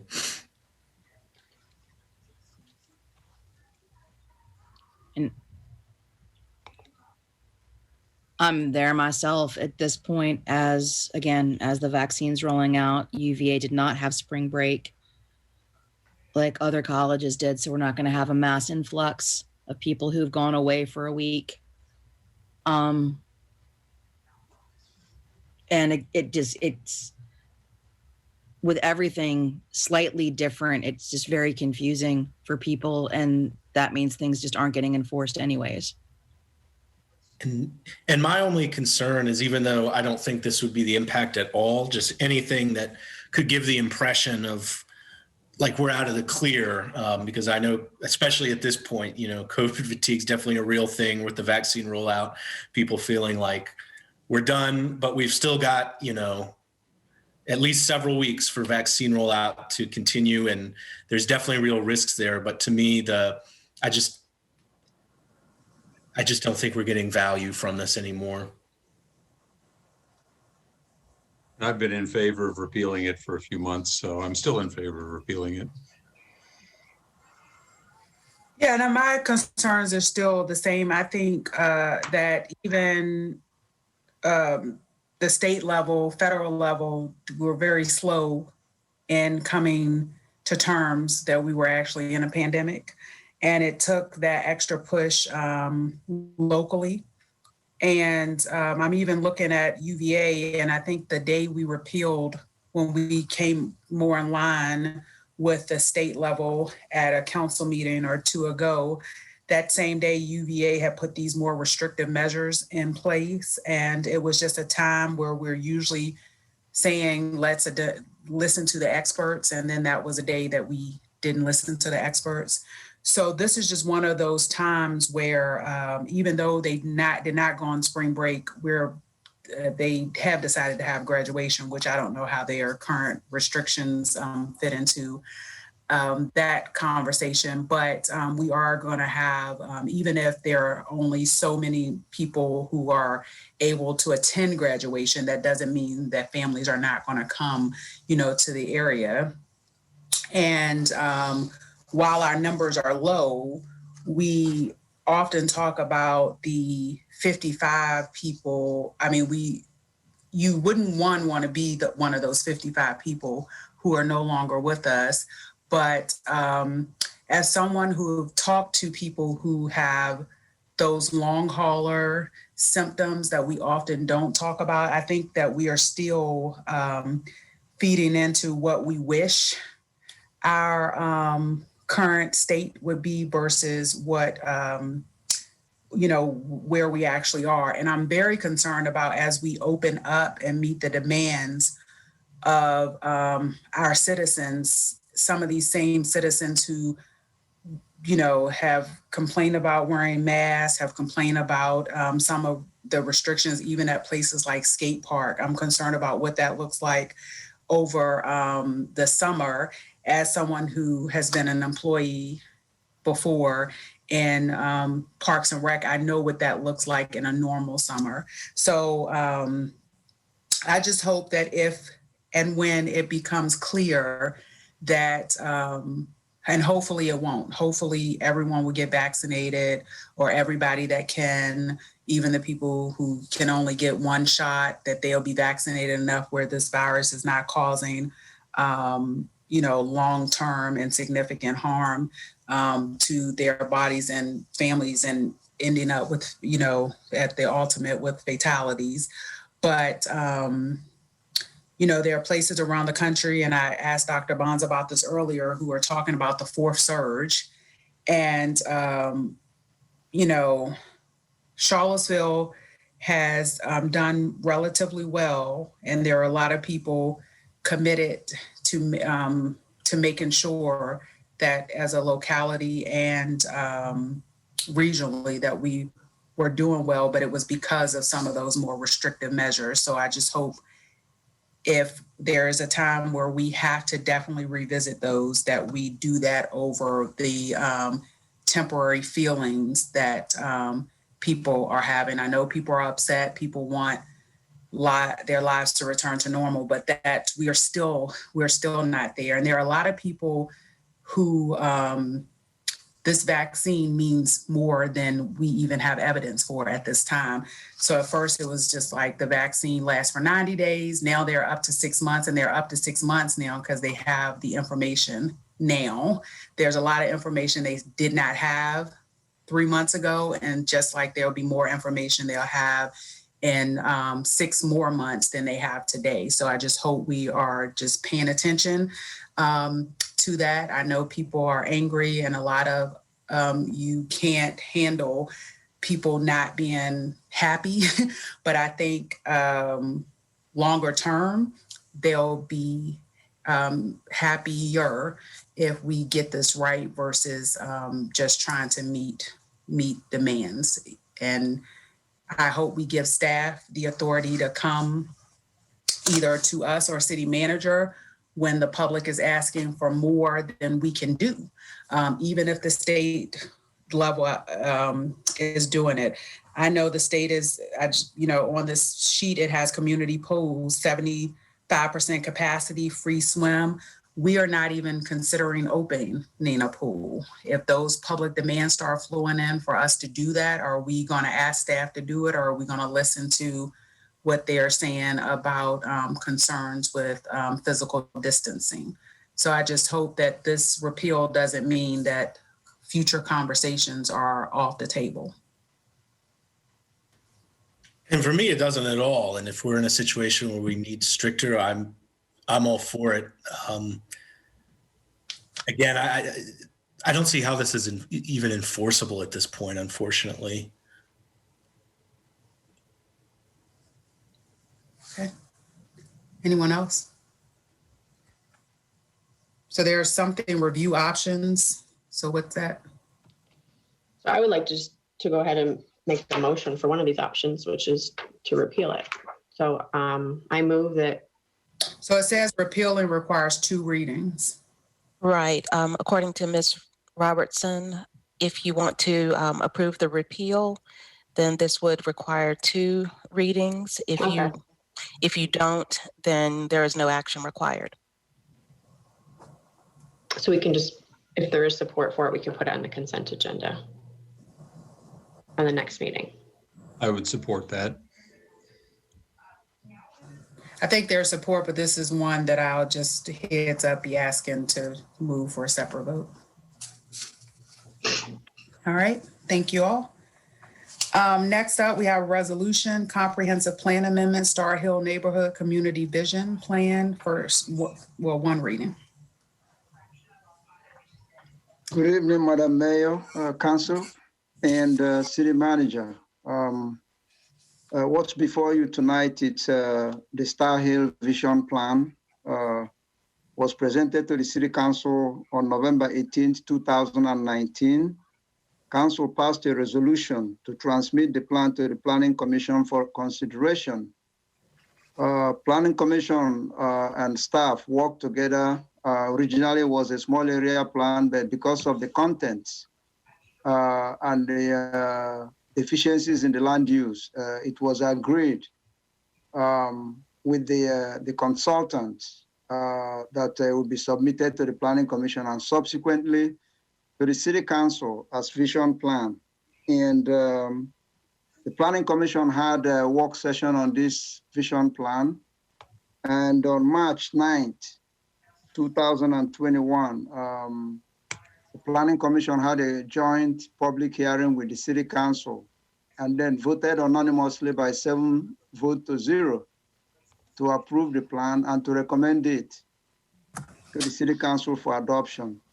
So what you have before you right now, it's a recommendation from the Planning Commission to formally adopt and amend the comprehensive plan. And with that, I want to turn it over to the consultant and the project management group, Yolanda Harrell, who will provide you with a brief presentation before you discuss and approve the plan or consider the plan rather. Yolanda. Thank you, Alex. Well, good evening, Madam Mayor, councilors, city staff, and neighbors. I hope you all had an enjoyable Easter weekend. As stated, my name is Yolanda Harrell, and on behalf of the community neighbors and partners that participated in developing this plan, New Hill Development Corporation, LISC, Florcane, and RW Ventures, we all have had ventures. We would like to thank you for the opportunity to once again come before you to present the Star Hill Neighborhood Community Vision Plan. Since you all have had an opportunity to review the plan, we wanted to use our time to cover the major themes and the envisioned outcomes. So let's begin with the plan. Thank you. Next slide, please. So the first question that we ask is, who benefits from the Star Hill Vision Plan? Well, in short, the answer is the community does. Next slide, please. This plan intentionally centers the Black community, not to the exclusion of others, but rather to the intentional inclusion of us. This plan specifically looks at opportunities to increase the street level presence of sustainable, well-capitalized existing and startup Black-owned businesses.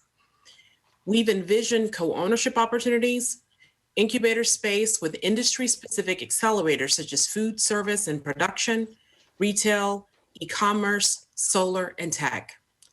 Our analysis not only looked at the built environment, but it examines the fact that we must address the financing gaps. Addressing the much-needed access to capital would mean friendlier capital options ranging between $50,000 to $200,000. These options would consider not just what a person has proven that they can do, but rather also consider what is possible. Next slide, please. This plan also imagines future housing options across a wide range of affordability to include rental and ownership opportunities. Whether you are a first-time home buyer, a voucher holder, or someone looking for the next phase of housing along their financial growth path, in this plan, we have demonstrated how those opportunities can and will exist. Next slide, please. This plan explores how to build upon the African American Heritage Center's tremendous work of curation of local history and art, moving it beyond the doors and into the built environment. The plan elevates and centers the Jefferson School City Center and the Jefferson School Foundation's desire to sustain the Jefferson School to enhance its vitality and importance as a cultural, educational, and community resource. This plan also speaks to the need for gathering spaces where folks can connect or just simply be, where they can be empowered to congregate and co-create, build and own, and innovate and learn. The community has envisioned a culturally distinctive neighborhood. This neighborhood will have financial and socially accessible community spaces and activities. Next slide, please. So the next question is, how much housing will be created? Well, as mentioned earlier, this plan envisions what housing possibilities could look like in this area. Through the engagement process and the examination of the existing community assets, City Yard by far offers the greatest opportunity to address the housing needs. While City Yard represents a genuine opportunity for new affordable housing as part of a mixed-use development, Star Hill's existing residential neighborhood must be sustained and strengthened. This plan is committed to ensuring that homeowners in Star Hill can afford to stay in their homes, that measures are taken to alleviate vehicular parking pressures within the neighborhood, and that residents have a strong and active voice in Star Hill's continued development going forward. So, how much housing will be created? Next slide, please. This plan looks at what can be done immediately, which is creating housing on Brown Street, thus shoring up and strengthening the integrity of the existing residential neighborhood. This can be done while we explore other opportunities in the larger plan. Through the subdivision of City Yard in the immediate, you could see at a minimum 10 to 46 units of new housing to include new home ownership opportunities to first-time home buyers. Next slide, please. So now let's look at the larger parcel. There are more possibilities available here. What we have proposed is simply a vision of what could be done considering the existing easements. In the pre-development phase of this property, that's where exploration of options with the community and the city will occur. But if we just for a moment just look at the proposed vision, our city could gain upwards of 250 additional housing units, not to mention the additional office and retail space to support the presence of Main Street Black-owned businesses, which can significantly change the social fabric of our community. Next slide, please. Based on the proposed vision, this slide shows a possibility of what could be done with City Yard if it is subdivided, with an emphasis on what can be done in the immediate and what can be done in the near future. Next slide, please. So the next question, does this plan create jobs? What does this mean for our community from a jobs perspective? Well, let's take a look at that. Next slide, please. Based on the current proposed vision in this plan of what could be built on City Yard, this plan could create a considerable amount of job opportunities, upwards of 1,400 jobs. Now, some of those would be during and some of those would be after the construction process. But not only will it create jobs, those jobs will translate into revenue for local small businesses, which of course translates into tax revenue for the city. And of course, let us not forget about the additional tax revenue once the area is built out. Next slide, please. So what has been added since 2020, or rather since we actually came before council back in 2019? Well, we have addressed one very important aspect of what makes this community and life in this community so very special for so many. We have also included one big idea. Next slide, please.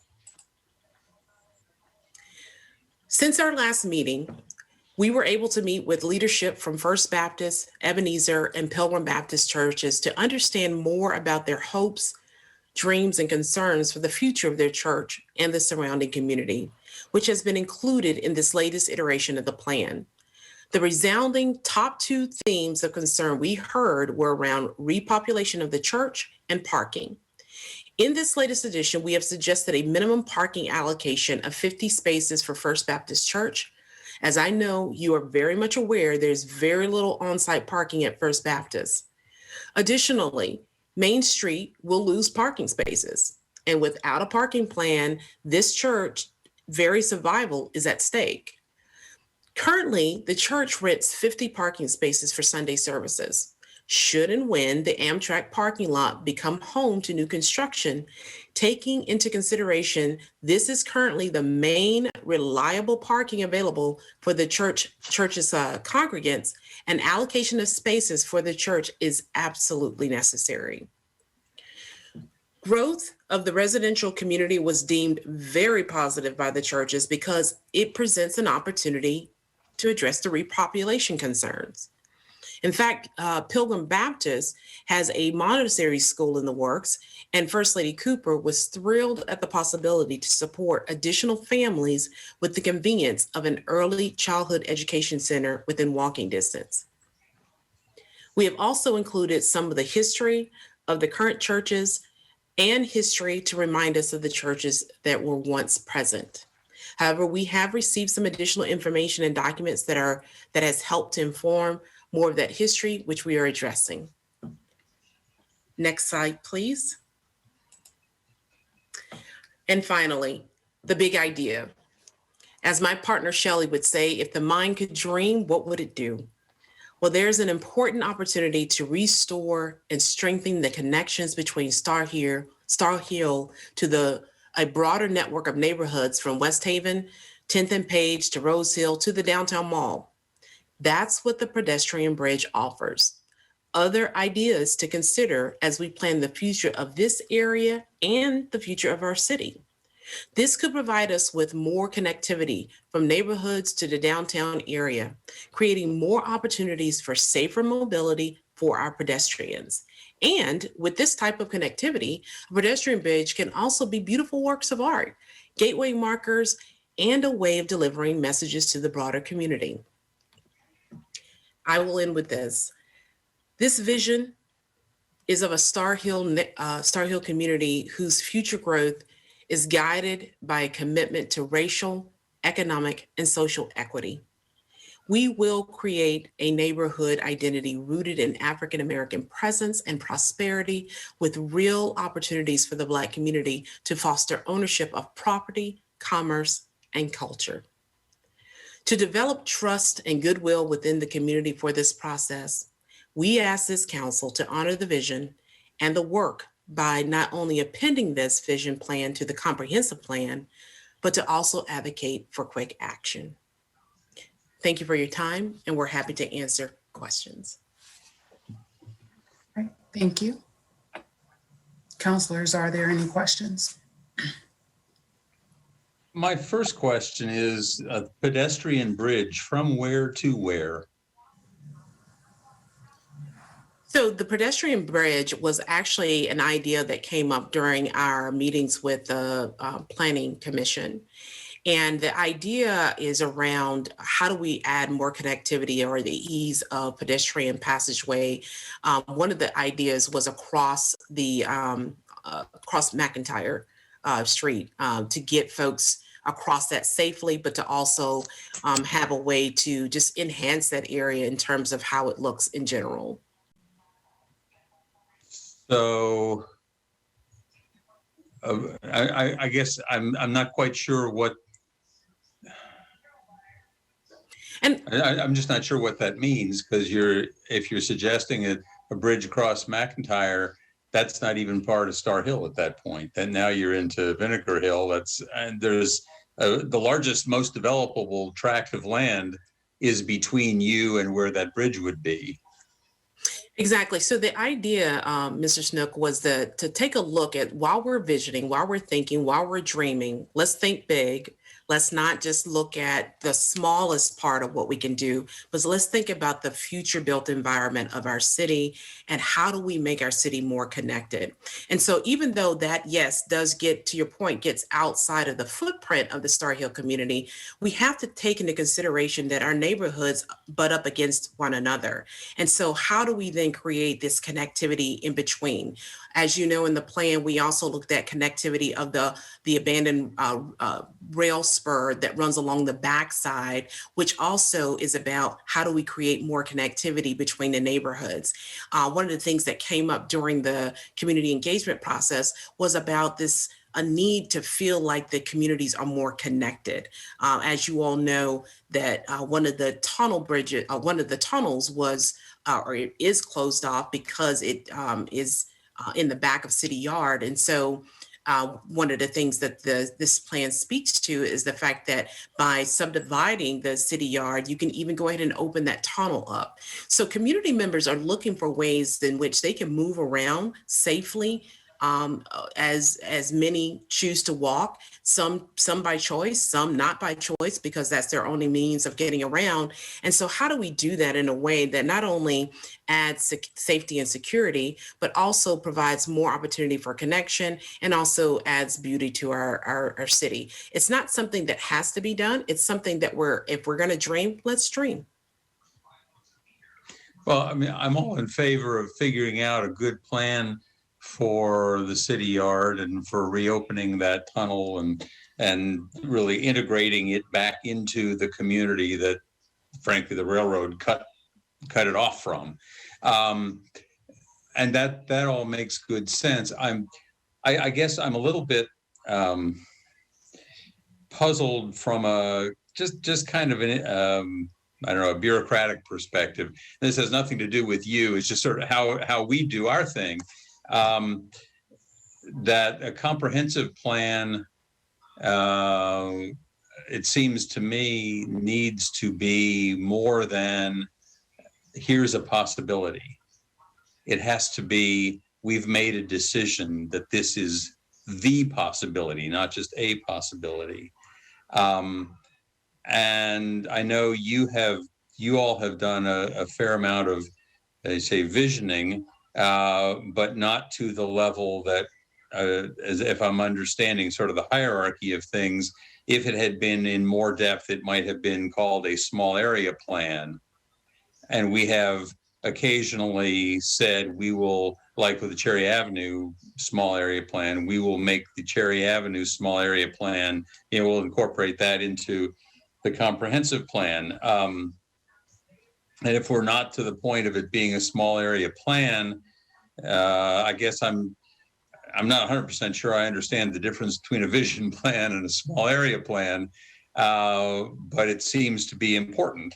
And whereas one might incorporate a small area plan into the comprehensive plan, I'm not sure whether whatever the deficiency is that makes a vision plan less than a small area plan, whether that disqualifies it from being a part of the comprehensive plan. It's partly a semantic issue, but it's also partly a question of how we do our planning. We've got the comprehensive plan farmed out right now to consultants who I don't remember. I don't think we've seen what they're suggesting specifically for the city yard area. We just got our first look at the land use plan, I don't know, a week or so ago, and it hasn't even come before council. I just have real problems. I mean, I like what you've done in terms of visioning, don't get me wrong. I'm just not sure how that fits institutionally into a comprehensive plan.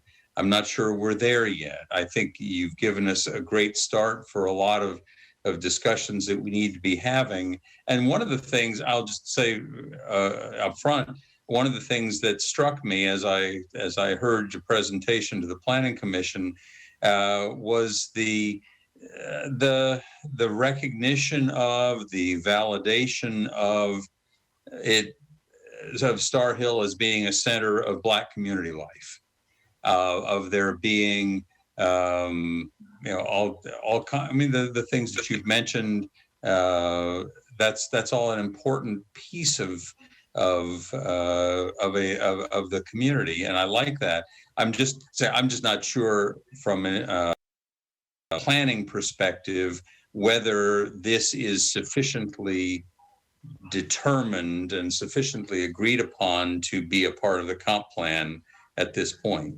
That's just what I'm sort of struggling with at this point. I'll shut up and let somebody else talk.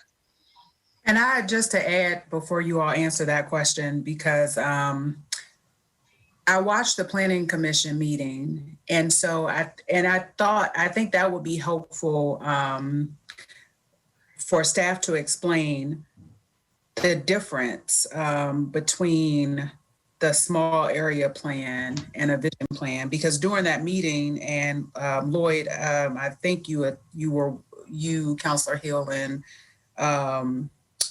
Mike, Councilor Payne were in attendance. They talked about that the necessary land use requirements is what didn't constitute a small area plan for this. But I think just for the public, it would be helpful to just talk about, that was one of my questions, the vision plan, how that feeds into the small area plan from what I understood, which would be what would come next. And there was also some discussion there about what the city could do to make sure that this plan, vision plan or small area plan, isn't something that's just shelved, but something that actually ultimately will benefit the community, and what things could we do that was later in the presentation that could bring, to make sure we would bring this to life. And so that's just to add to his comment. So. Yeah, I think, Madam Mayor, the difference between the small area plan and division plan, if you compare Cherry Avenue, for instance, with this plan, is the scope of the land use provisions. The small area plan has a detailed and extensive land use analysis. And in this case, the Star Hill plan doesn't have that kind of land use scope of work. However, it has several contents, such as housing, economic development, and placemaking, which part of which is the connectivity concept, which Yolanda alluded to in her presentation. I think based on those, the housing element and the placemaking and economic development aspect were part of the reasons why the Planning Commission voted unanimously to recommend amendment to the comprehensive plan to integrate the division plan into the comprehensive plan. So the land use details, it's the major reason why it was agreed that division plan, it will be called a vision plan, and then recommended to the Planning Commission and subsequently to the City Council for consideration as a vision plan. Okay.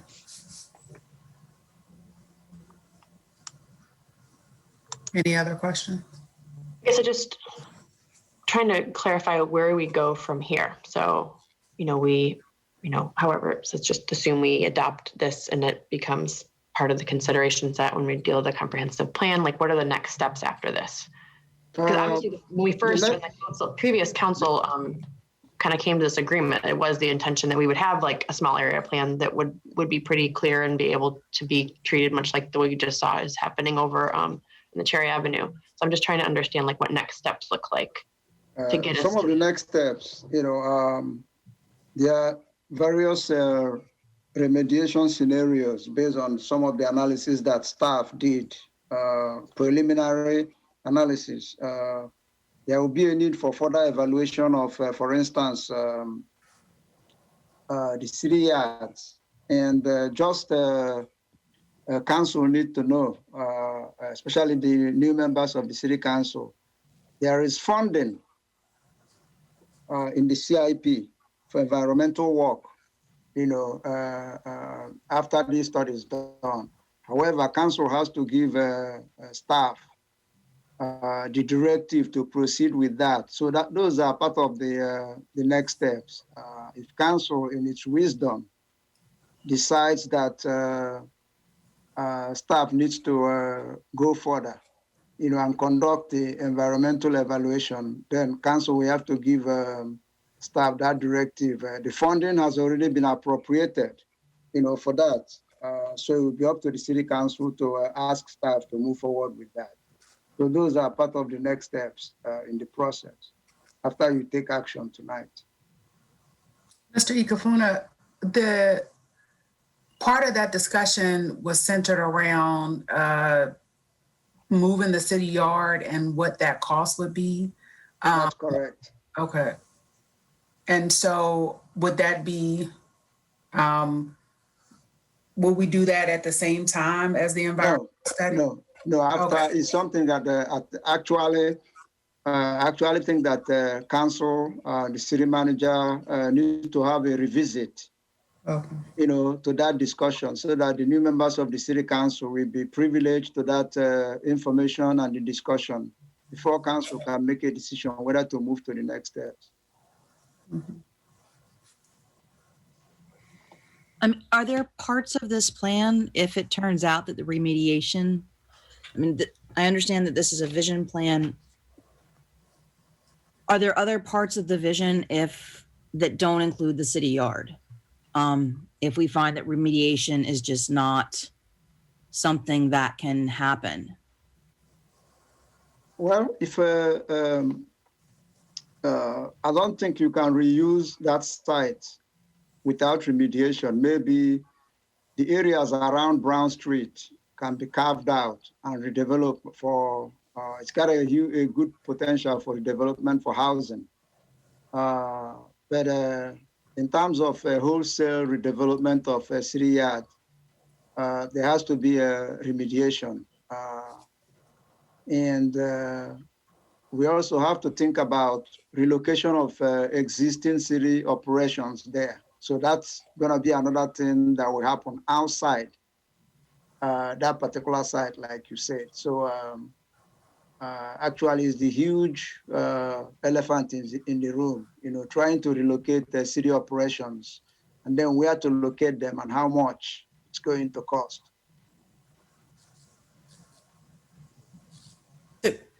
I'm sorry, can I say something at this point? Yes. I just wasn't sure what the rules were. I'm going to just jump in, start talking. So just to, I guess, kind of clarify on a couple things that you all have mentioned. And maybe I'll kind of go in reverse order so I can sort of remember. So in terms of the environmental, we did, it's part of the plan, we did refer to the environmental that was done, the study that was done a few years ago. And which we included in the appendix of the plan, the portions of it that we were given by the city, which stated that there was at that time nothing of significant concern about the land. There would probably be some remediation, but some remediation was done when Jefferson School was being redeveloped. And so what we did when we took that into consideration where the areas that could be questionable would be, and that was the areas that we did not propose having any type of housing on, but that area would be where you would have your commercial spaces, so that it, in the event that it would prove that, there was some remediation that wasn't suitable for housing, that we did not propose it there in the first place. But that was based off of the information that we were given from the city in terms of the most recent environmental study that was done on that particular piece of land. And to follow up with a few things that Yolanda's talking about, and that is, when we go back and look at how this all started and where the conversation started, it was looking at what could be done for Black development. And then it was, well, if you're going to look at that, why don't you look at a bigger area of Star Hill and in a 6-month window to do that. So anybody who's done a small area plan knows that 6 months is a very small window to do this. So what we did was we set out to say, let's look at what everybody's trying to accomplish and what all things are in play. And that's where the vision came from. So all the things that were in play, where you had a housing ordinance, a zoning ordinance, a master plan, they were all in conflict with each other. And we were advised by everybody we talked with that most development came in and sort of pitted one instrument against the other and used the one that, helped win their argument. And we were asked to look at something that would encompass and give a range to fit them all while you proceeded to try to streamline those three. So you're in the process now of streamlining those three instruments.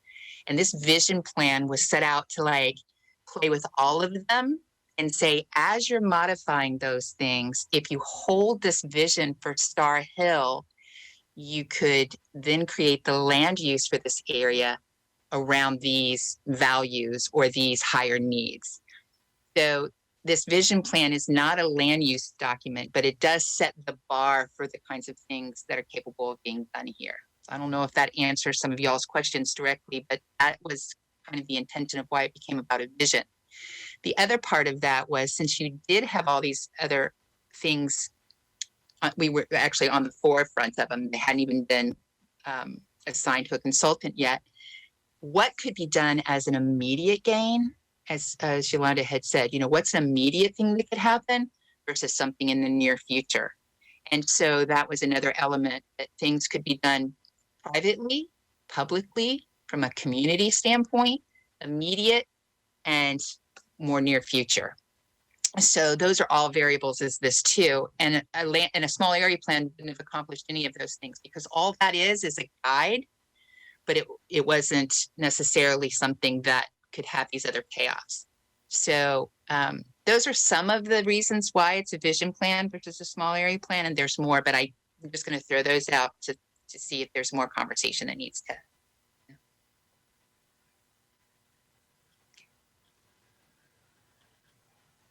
Right?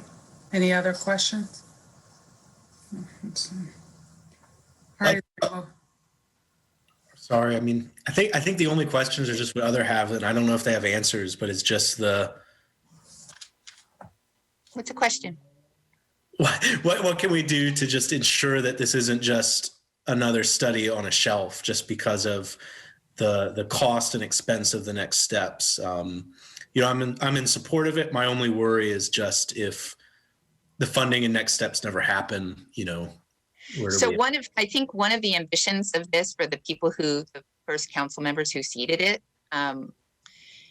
Wes and Kathy, and that is that the vision be attached to the master plan, so that as these instruments were being redeveloped or, revamped, that these would be the guiding principles, so that the housing could be done in this way versus just having any development come in and be about that development. What could be about the community?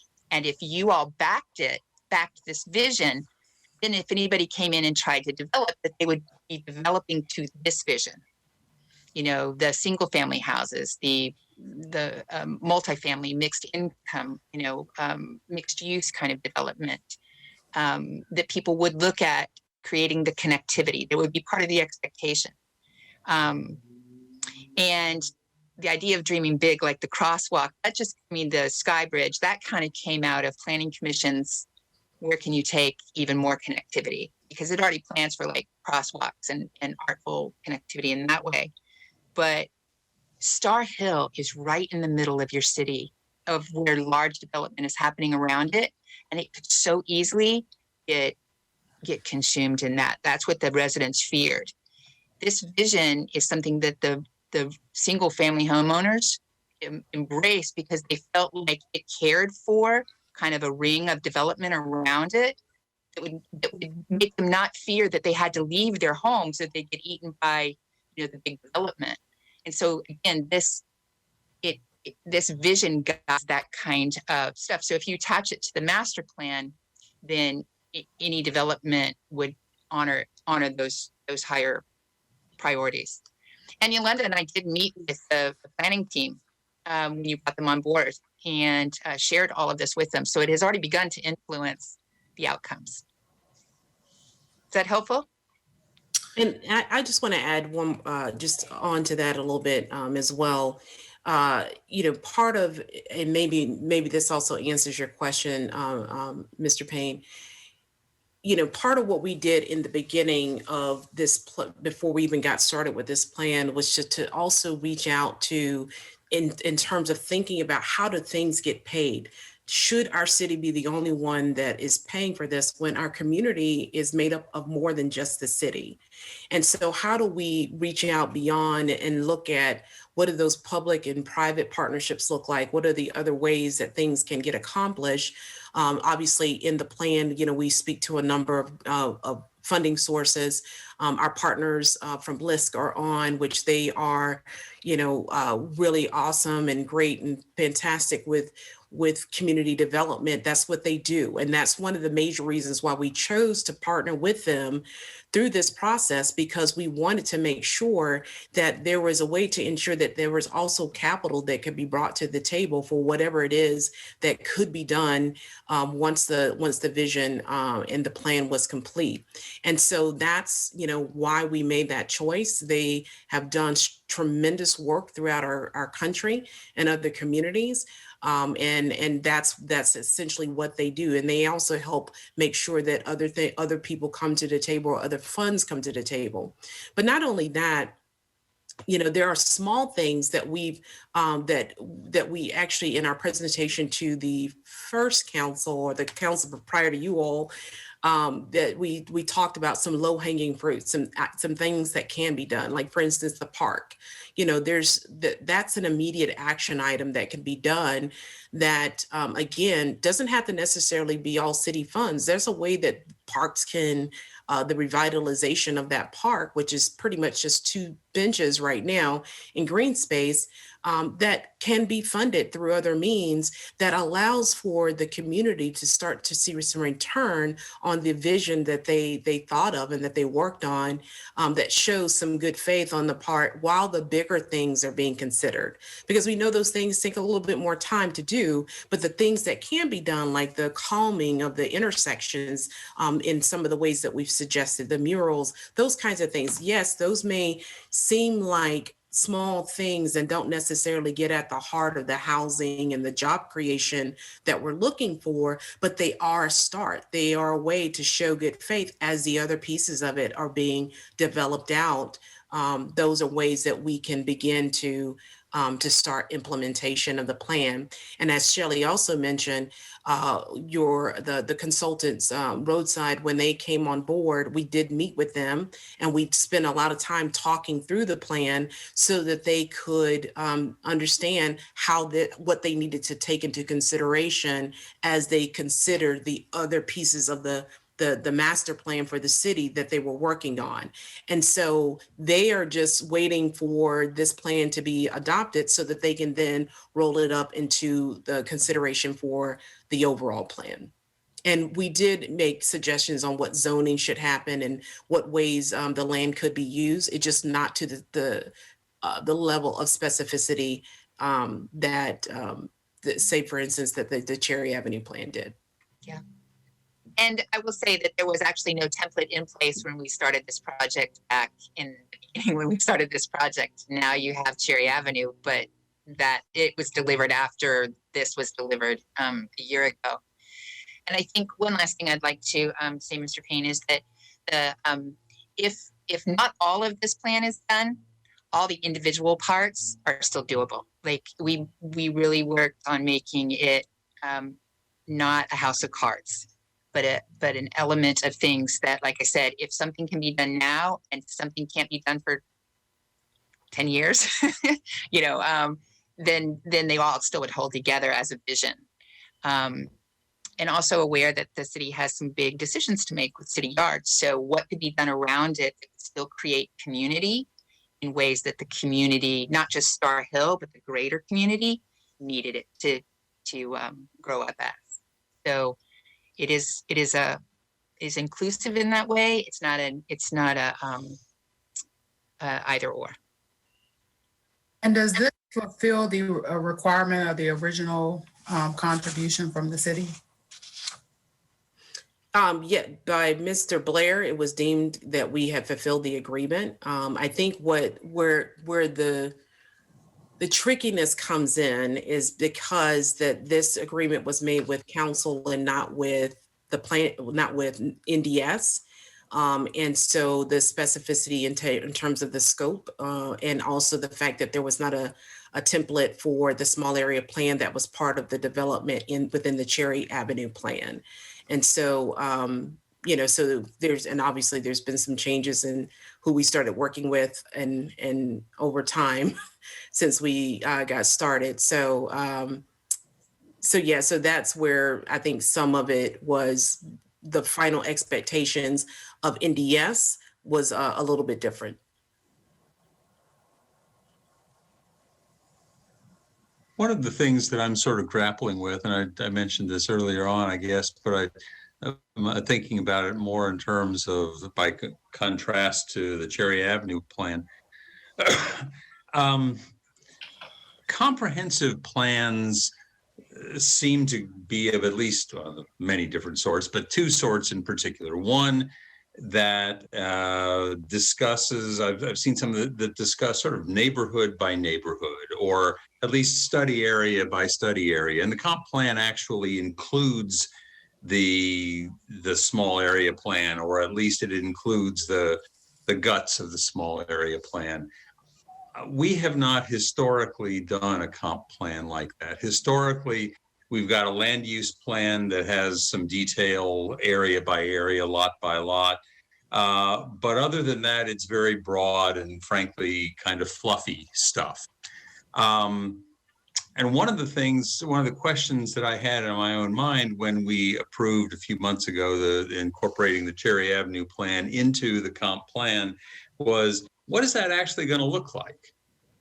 And by the same token here, are we going to take I don't remember how many hundreds of pages you all generated. We're not going to incorporate that in its entirety into the comp plan.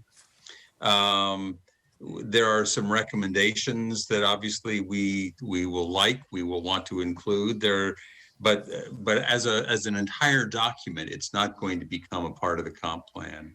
Just as I assume the entire document of the Cherry Avenue small area plan was 135 pages. It's not going to become a part of the comp plan, although we have talked about it as being incorporated within the comprehensive plan. And that's how I get back to this question. I don't know what we're talking about. I don't know what we're actually intending the end product to be, what we're actually intending that the comp plan is going to look like different with a yes vote as opposed to what it would look like with a no vote. Can anybody who's familiar with comprehensive planning help me out? Ms. Brady, perhaps? I don't know. Well, Alex leaned forward, so I'm going to let him speak first. Yeah, I don't know. A comprehensive plan is usually a document. It's a vision of where the community wants to go and how it intends to go there. It's a guiding document. And in terms of the small area plans, some of them, some strategies, objectives, and goals in the comprehensive plan usually mirrors some of those in the small area plans. And then once council adopts a small area plan, that small area plan, by and large, becomes part of the comprehensive plan. It's not a portion becoming part of the comprehensive plan. It's the entire document becoming part of the comprehensive plan with the resolution of adoption by the city council. But the comprehensive plan document itself has a set of broad objectives and goal statements and the guiding principles, for that guides how the community intends to grow and how to get to its destination. That's what the comprehensive plan does. So it's your expectation that the comprehensive plan that we're going to end up with at the end of this year is literally going to include the 135 pages of the Cherry Avenue small area plan? Yeah, once you have when you adopt the resolution you are adopting, it's essentially approving, amending the comprehensive plan to include that small area plan or the vision plan. It's not that it's going to be merged into the comprehensive plan, but the resolution, by reference, makes it part of the comprehensive plan. Well, I guess I'm glad that it's only by reference. Because it's a huge document. Yeah.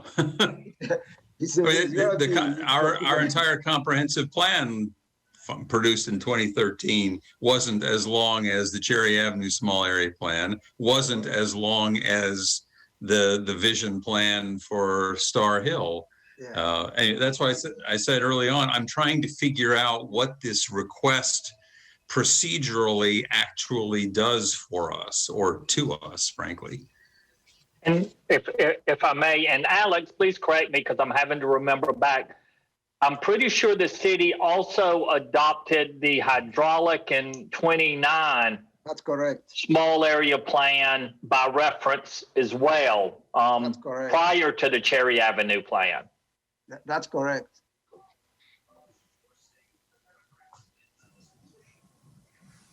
Okay. So we're at, is there a motion? I'll just say one quick comment. This is the first time that we've done a vision plan versus a small area plan, but we have public hearings on the other one. So just in the future, I don't know why it was set up this way, but I think that we should, make sure that we give the public a chance to participate if this happens again. So I just wanted to note that. Is there a motion? We not have a public hearing with the planning commission? Yeah, there was a joint public hearing on March 9th between the city council and the planning commission. That's correct. Yeah. Yeah, but even so, the small area plan, didn't we have a public hearing here too? I don't think the council had a public hearing, but council usually has the routine of asking the public for comments, even after you've had a joint public hearing, with the planning commission. Council has a routine, the routine of asking the public for their comments, Yeah. So that's. I remember we had public comment because Councilor Hill, someone spoke and you wanted them to speak again. Was that? They spoke during community matters and then they had their hand raised, kind of like West has his hand raised, like they wanted to contribute. And I just said, since they were part of the plan, and then we decided not to let them speak again. They spoke during the community matters at the beginning. Okay. All right. I didn't have my notes, but I was just, okay. All right. Is there a motion?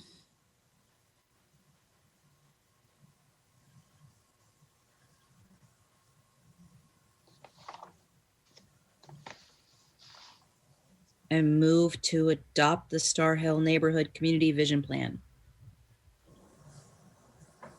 Or is there a second?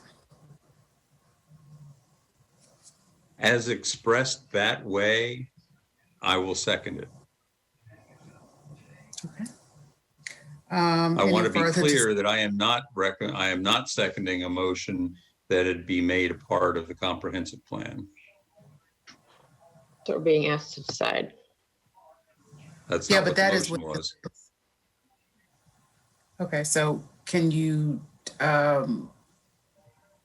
Vice Mayor McGill, can someone help with the motion? Ms. Robertson? The motion should be to adopt the resolution to approve an amendment to the 2013 City Comprehensive Plan for the City of Charlottesville to include the Star Hill Vision Plan.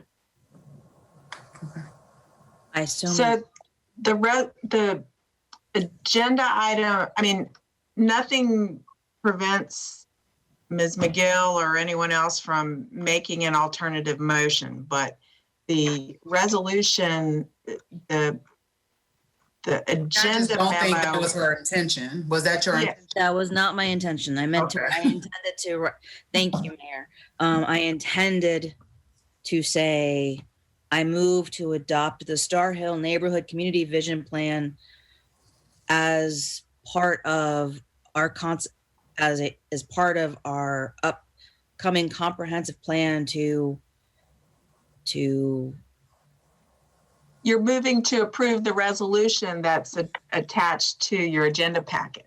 Yeah, and that's what I read. So if you want to just. Yeah. I for some reason that is not on my, I don't have that wording like that, so. The resolution is page 114 of the packet, if that helps at all. I don't mind doing it. It's fine. What Councilor Hill said. All right, could you just read it again? Just Move we adopt the resolution to approve an amendment of the 2013 City Comprehensive Plan for the City of Charlottesville to include the Star Hill Vision Plan. The motion. All right. And so we're the second? So is that my motion now? No, I was going to do it. You were just reading it for me. Okay. Okay, I'll second it. Okay. All right, here's the second. Any further discussion? Okay, Ms. Thomas? One point that, Okay. Madam Mayor, I know that the resolution is that it would be added to an amendment to the 2013 comprehensive plan for the city of Charlottesville. That's what I said. Not necessarily that it be incorporated into the comprehensive plan that is that we're working on. So I Is think that the as intent? we move forward, I think we're going to have to engage the consultants to help us understand how to put together the new comprehensive plan. Because you do have Cherry Avenue, you have Hydraulic Road, and so they're going to have to help us understand how to bring the, as someone said, the guts of these things into the comprehensive plan document itself going forward. But right. Yes. So essentially, all these pieces are visions in themselves, and they begin to then influence as they bring all of those pieces together to write them as a singular sentence moving forward. That's how they'll streamline. One of the problems, one of the reasons this has been, difficult, and one of the reasons that our comp plan has been difficult to implement is for this very reason. We never have really wrapped our minds around, how to do this in a way that facilitates implementation through things like our zoning ordinance.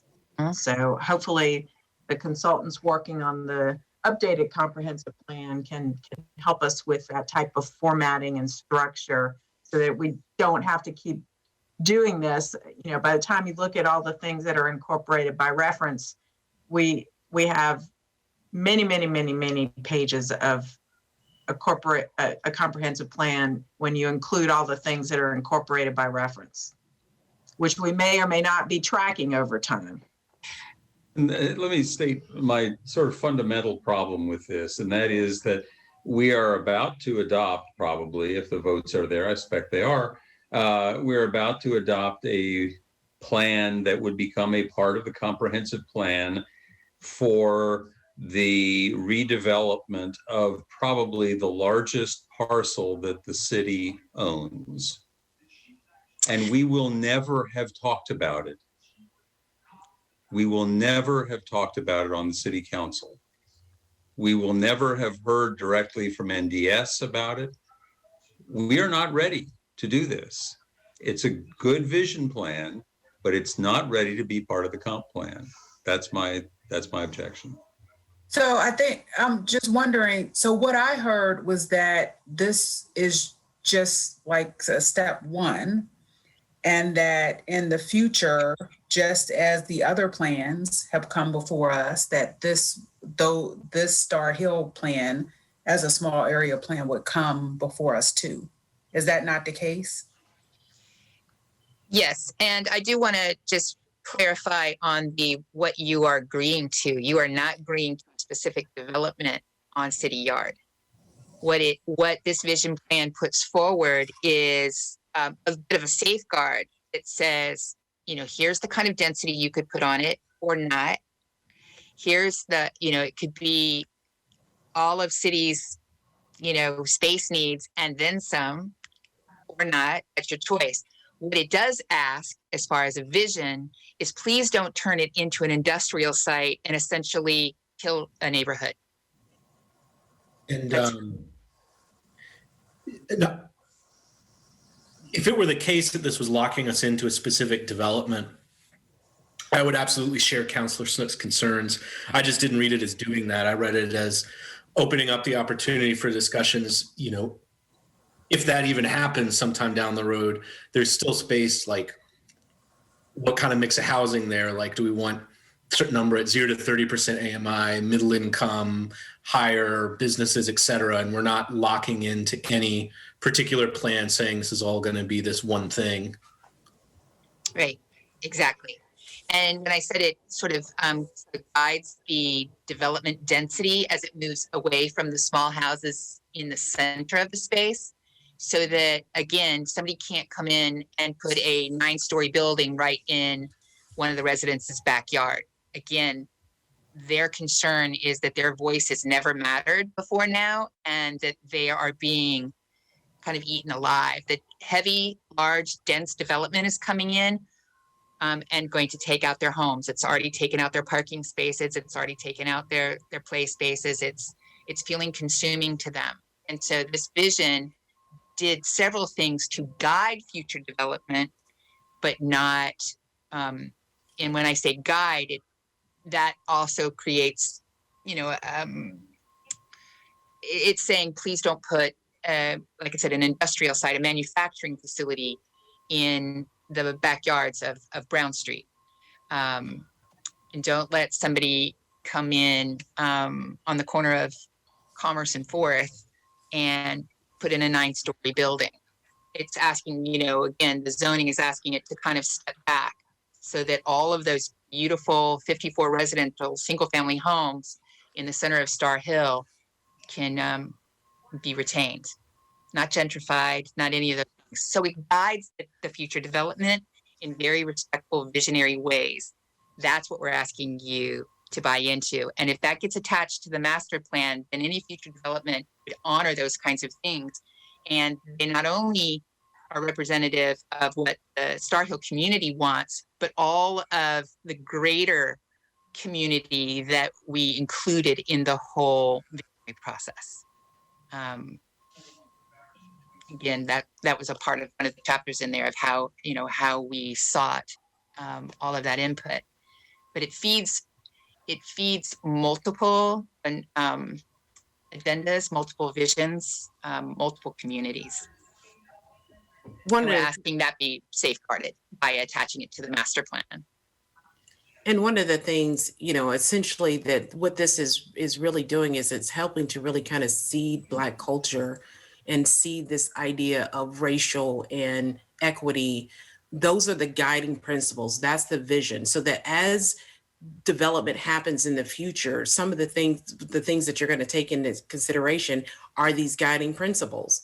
This is what this community said. This is what we'd like to see happen as you continue to develop our area. And if those principles are not there, then there is no guidance for the Planning Commission to consider. As I pointed out in the presentation, that this is just giving you some ideas about what can happen there. It's not until you're into the actual development where all the other ideas come out. And as I said in there, that's where the community engagement with the community as well as with the city, that's where those two bodies come together with whomever is doing the development to think through, now what do we want to see happen here and what can be done. This is just to give guiding principles of how that should happen. All right. Thank you. I think, Ms. Thomas, that we're ready for the vote. Okay. Mayor Walker, Yes. Vice Mayor McGill, Yes.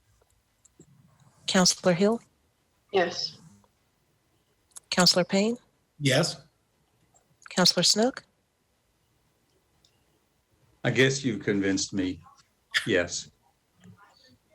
thank you. All right.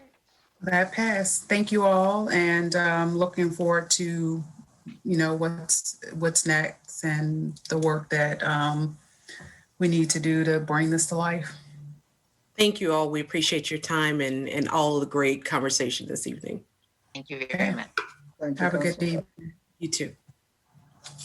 All right, next up, we have a resolution, Harris Street Apartments request to amend a special use permit to increase residential density at 1221, 1223, and 1225 Harris Street. That was not coming out.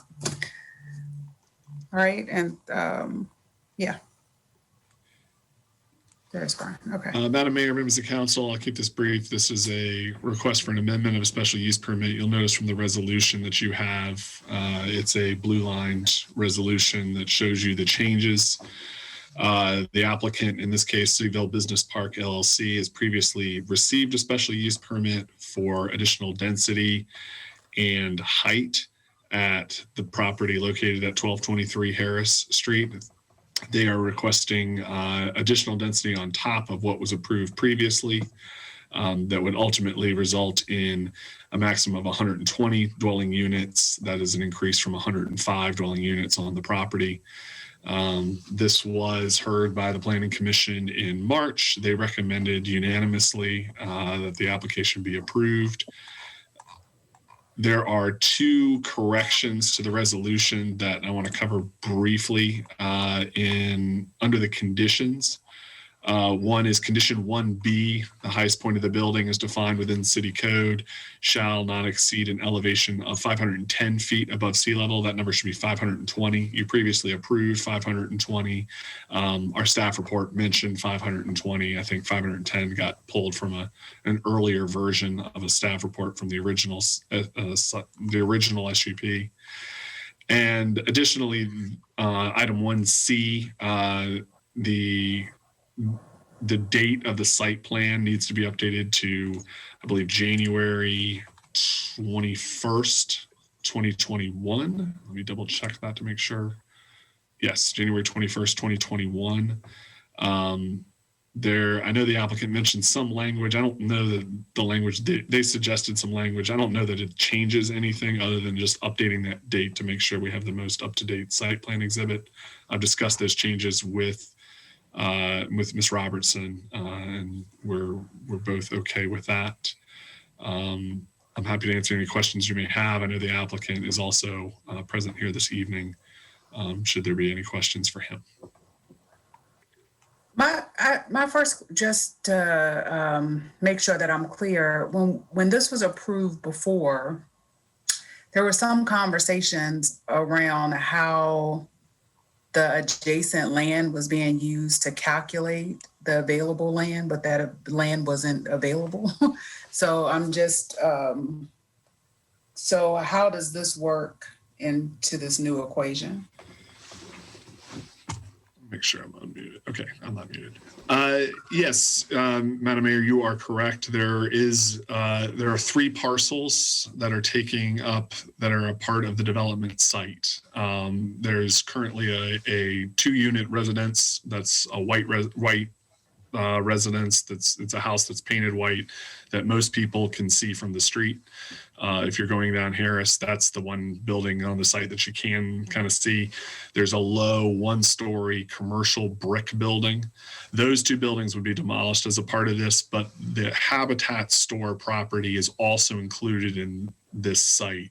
The city code is very explicit on this. It does permit people to do this.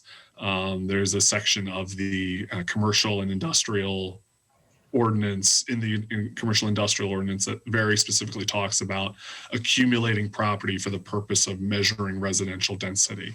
So that's what they're taking advantage of. It's in the code. It does preclude any future development of residential development on the Habitat store parcel in the future. So all 3 get kind of bound up together for the purpose of this building, and you can kind of bank on it without further applications coming forward to council, seeing any residential development of the Habitat parcel. So just to clarify, this is for additional density, no additional height? That is correct. And then the new language in it is reaching out to CRHA to just make it known that it's available at a minimum 5 for housing choice vouchers. what is there to just ensure that that outreach happens? Because I know that seems to have been a problem with some other developments, is that there just was, I don't think it was ever explicitly written like it was here, but there just hadn't been proactive outreach to CRHA to see if there may be individuals with housing vouchers who would qualify for, some of these units. Yeah, that's one of the areas that we've certainly been working on in the past couple of years in terms of when housing units are required as a matter of compliance with Section 34-12, or if an applicant is volunteering that they are going to do some sort of affordable housing provisions, is following up this approval with a memorandum or an agreement with the city that kind of lays out the administration of how these units are going to be either managed if the applicant's providing those units, or in this case, I think we would include, the reporting requirements related to conditions 2 and 3 in a document that the applicant has, that we have, that can then be administered in line with that, the housing coordinator can administer. And what did we receive the last time in exchange for the SUP? The applicant has noted that the 3412 at the minimum requirement of 3412 would be a single unit on this site. They have volunteered 5 affordable units. This resolution would kind of clarify that offer, so that not only were I think if you saw the Planning Commission discussion, there was some confusion about the 2 conditions, whether they were almost kind of competing in some fashion, where there's 5 affordable units, and were those same 5 units being used for housing vouchers, or are those additional units? So some of the kind of unasked questions from that original SUP have been addressed with these conditions in a little greater detail. So that's what you see is ultimately what they're willing to provide. And certainly if the applicant wants to discuss that, they can. And then during the Planning Commission meeting, there was just a lot of churn around, and this is where I'm not an expert, but just the rate of the rental levels and how people qualify for vouchers. Could you just speak to how that's been addressed? Because even by the end of that discussion, I wasn't clear. But before we get off of that, because the question I just asked wasn't answered, if this was what was promised, the first SUP,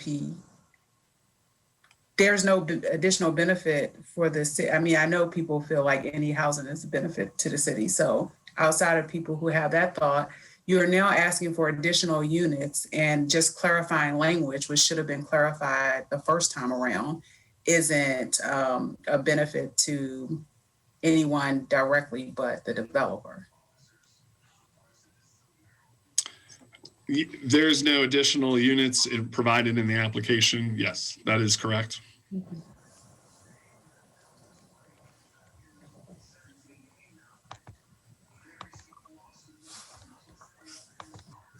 So one question I had, are they getting the 15 additional units by adding additional floor area or by making the units smaller?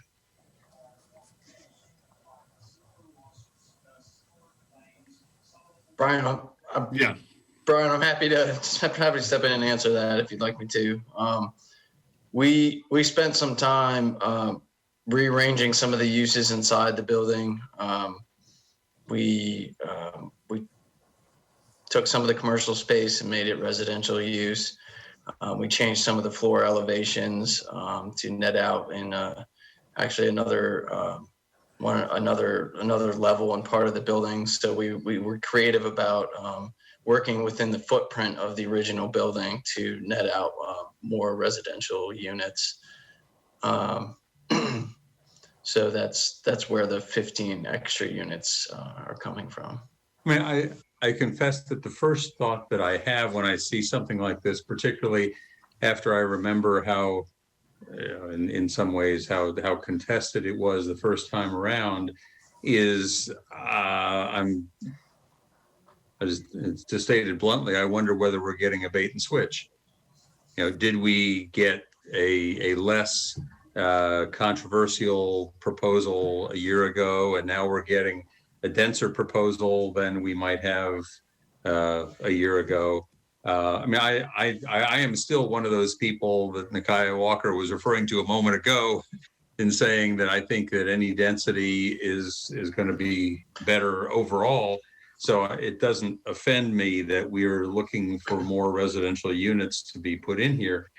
But I have to just kind of wonder in the development process, how did we get from a year ago to right now? Sure. Yes. Yeah, it's a great question. And during our meeting with the Planning Commission a year ago, we were actually asked if it was possible to get more residential dwelling units in the building. And that was part of the reason why we went back and looked at it. And it turned out that, we took our time figuring out some things like I explained. And it turned out that, it's not only were we able to respond to the Planning Commission, it's now an important part of making sure this project can overcome the significant construction cost increases over the last year. Okay. And when we were here talking about this a year ago, was it still 5 affordable units back then? I don't remember what the proposal was a year ago. Yes, it was the same. 5 dedicated affordable units and 5 voucher units available at least up to the building. Okay. Just didn't remember those details. Okay, thanks. And could you talk a little bit more about the conversations you've had with CRHA and how that process is going to work? I'm concerned because we had 600 West Main Street conversation a few months back where that apartment is still empty, or was at that time still empty, even though it was supposed to be affordable. Mm-hmm. Yeah. So to be honest, we haven't had conversations with CRCA specifically about this project. However, I know we work with as a company, we work with CRCA all the time. It's CRHA. I'm sorry. I don't. We have a office that deals with leasing, so I'm not. I know they deal with them all the time. We have in the the apartments and buildings we own in Charlottesville, we have 24 traditional housing units occupied by families with housing choice vouchers, and we own and manage 75 of our own dedicated affordable housing units. So we know how to work with them, and we're committed to doing so.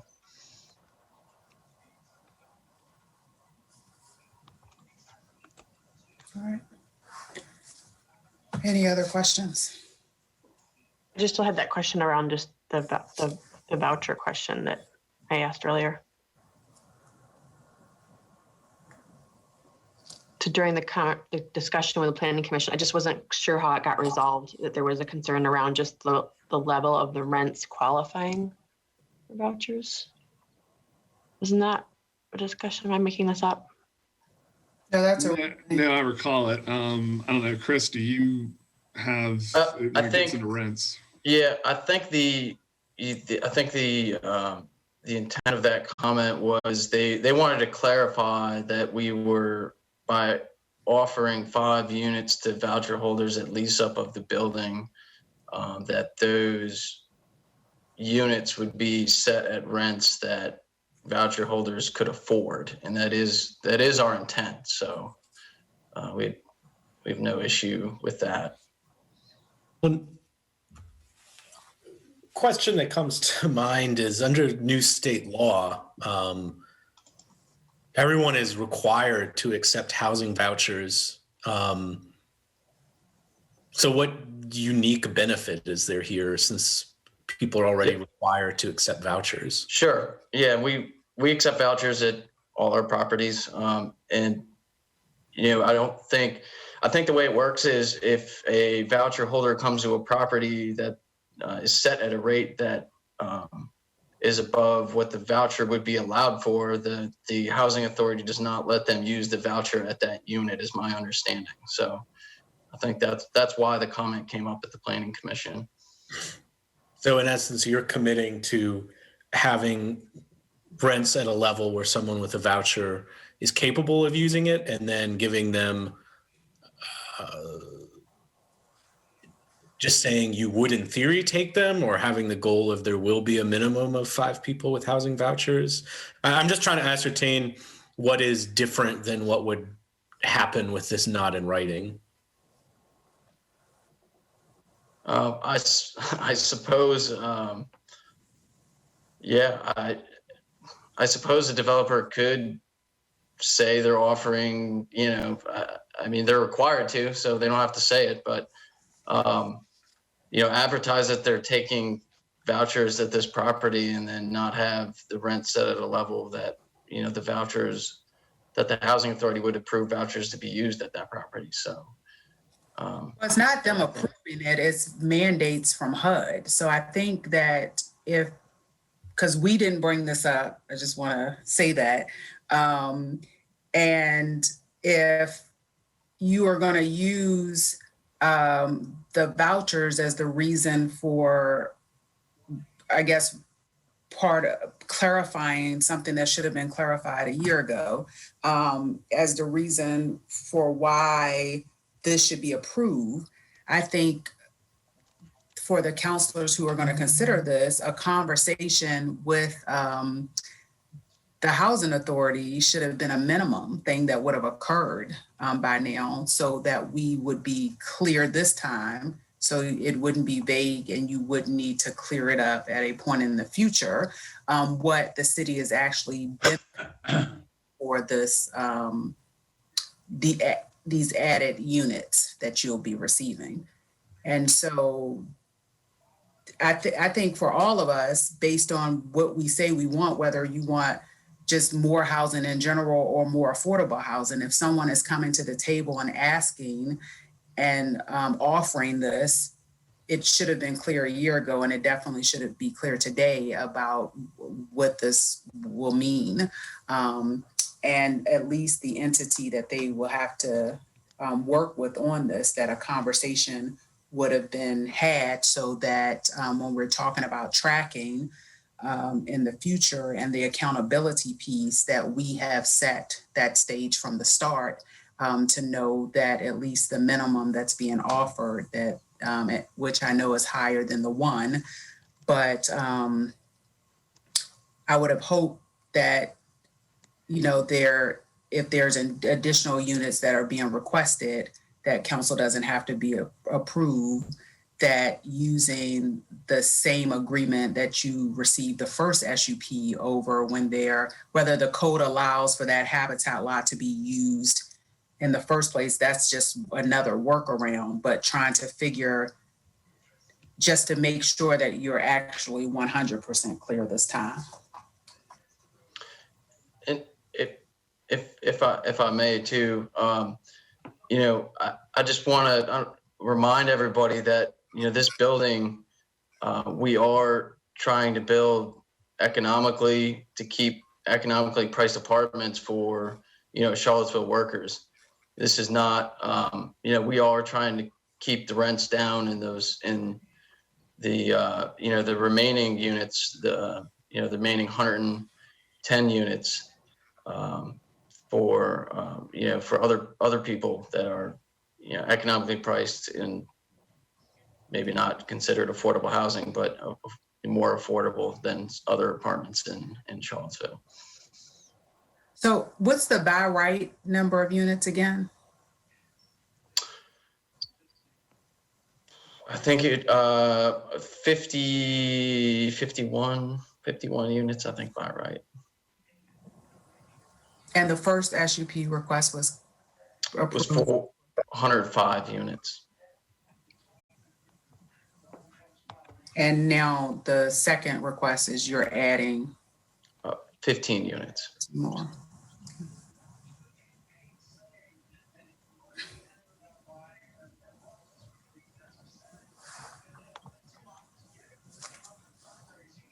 Do you have an idea about how much the apartments are going to be? So right now we are, we would love to keep them in the $12 to $1,500 range. It would be a mix of 1 and 2 bedroom apartments. I don't know that that is trying to. 1 bedroom apartment. Wait a second. The HUD Metro.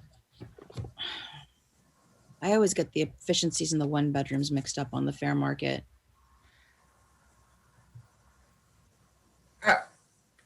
Mr. Sells is on.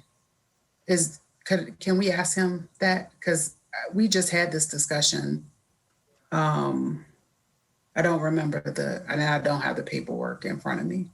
I got it. It's a 1 bedroom is 1,082. A 2 bedroom is 1,262. You got it. Sorry, guys. Good evening. Hi. Thanks. Okay.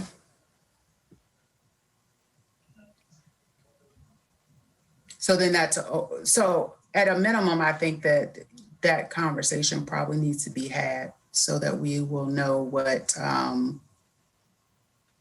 which I thought the first time, since it's being offered.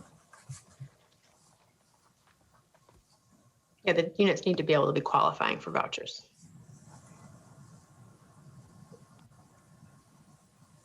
Yes, and like I said, that's our intent. We have no problem, clarifying or committing to that. That's not an issue.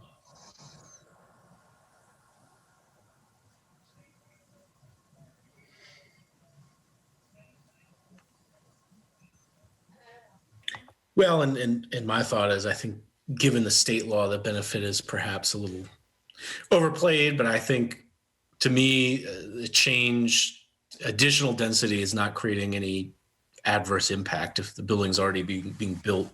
My thought is if there's more density in there, generally better. So I'm inclined to support this, as there's no increase of height or really change in the building, just more units.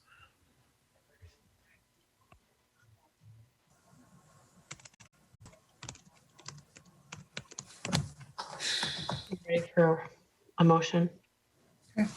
Yes. I move we adopt a resolution amending and reenacting a special use permit for the property located at 1221, 1223, and 1225 Harris Street. Is there an amendment at least for the rents?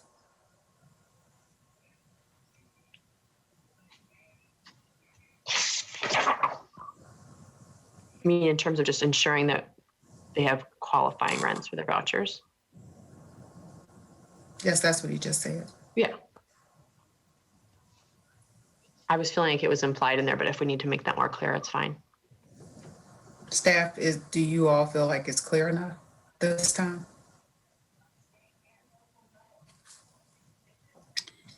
Yeah, I would like to recommend that the council make it more clear.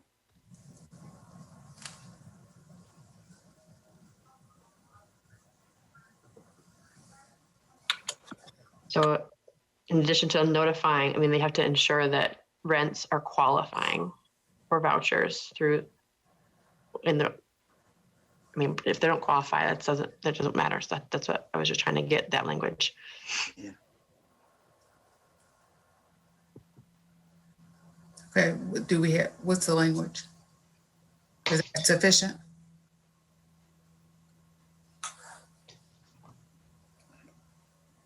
Language like that they will meet, they will not go over, the affordable units will not go over HUD fair market rent guidelines for which they will pay a voucher. So my recollection of the proceedings at the Planning Commission was that the language of Condition 3, which says the units shall be reserved for lease to persons who hold a voucher. That really the only way that can be interpreted is that the rents have to qualify. I mean, they have to be reserved for lease to people with vouchers, which means that the rents have to be set at levels at which a voucher can be used.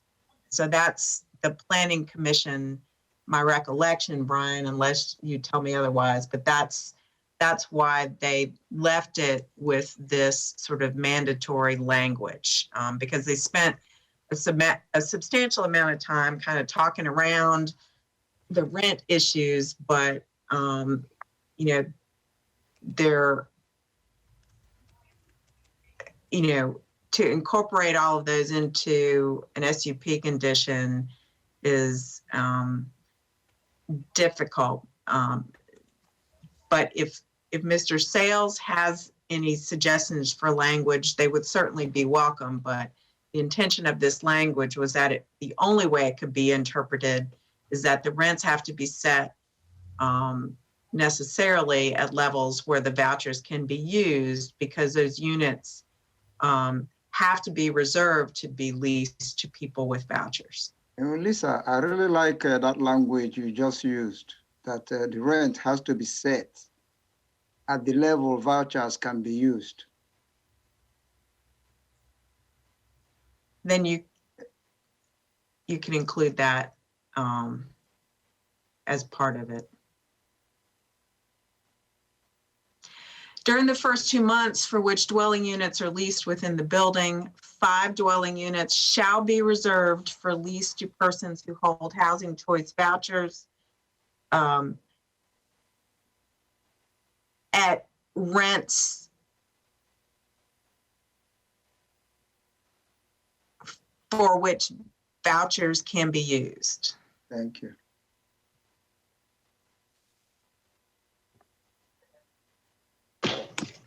Okay. All right, so that's my motion with that amendment. All right. Is there a second?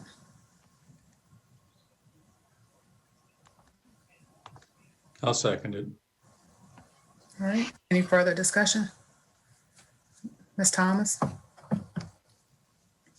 Mayor Walker, No. Vice Mayor McGill, I originally voted no on this property.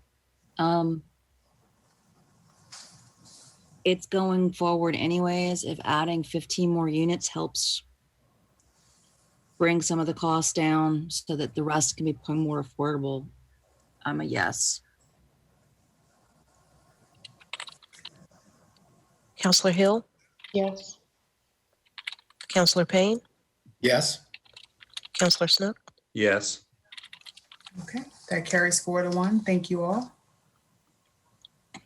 Thank you. Good evening.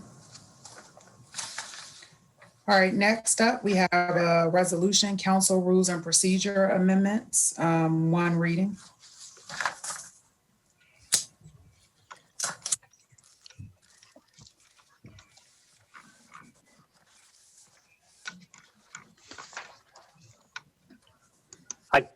I can get us started, Mayor. This was brought to us with a Commonwealth Attorney's opinion based on some credit card charges, both at the city level and city council level, with the recommendation that our current policies were not adequate to be enforceable. So we have begun looking at both sets of policies. One being specific to city council, the other we'll work on for city organizational. And so after much discussion, we bring this to you tonight. And Ms. Robertson, I'm sure can provide any details that are necessary. So you had a work session to discuss draft proposed amendments, and you all offered a list of items that you would like to see revised as to language. We provided a draft with most of those changes, but after you all looked at the agenda materials, you noted that there was still some corrections that had not been incorporated. So you received a revised version on Friday, identified as proposed edits revised through April 2nd, 2021. And that is the document that you're reviewing this evening. Okay, thank you. So I have some questions and comments. Do anybody else want to go first?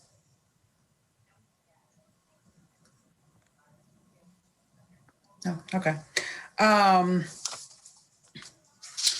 So I'm just gonna go through, since this was written primarily about me, again, to just make sure that it's on the record. But I think starting with the memo, I don't know if I brought this up, but I think if we viewed citizens' time spent sharing opinions or perspective versus that we are getting experts' lived experience, and that a lot of the funding that we provide to nonprofits and internally, staff is able to come back to us with information because they have consulted or they consulted with the public. One question that I had from the first page is, and also I haven't participated much in making these rules because clearly it hasn't mattered, but I am the only counselor on currently here that is active in the community who has had groups and have engaged in this way. And so some of this is just questions.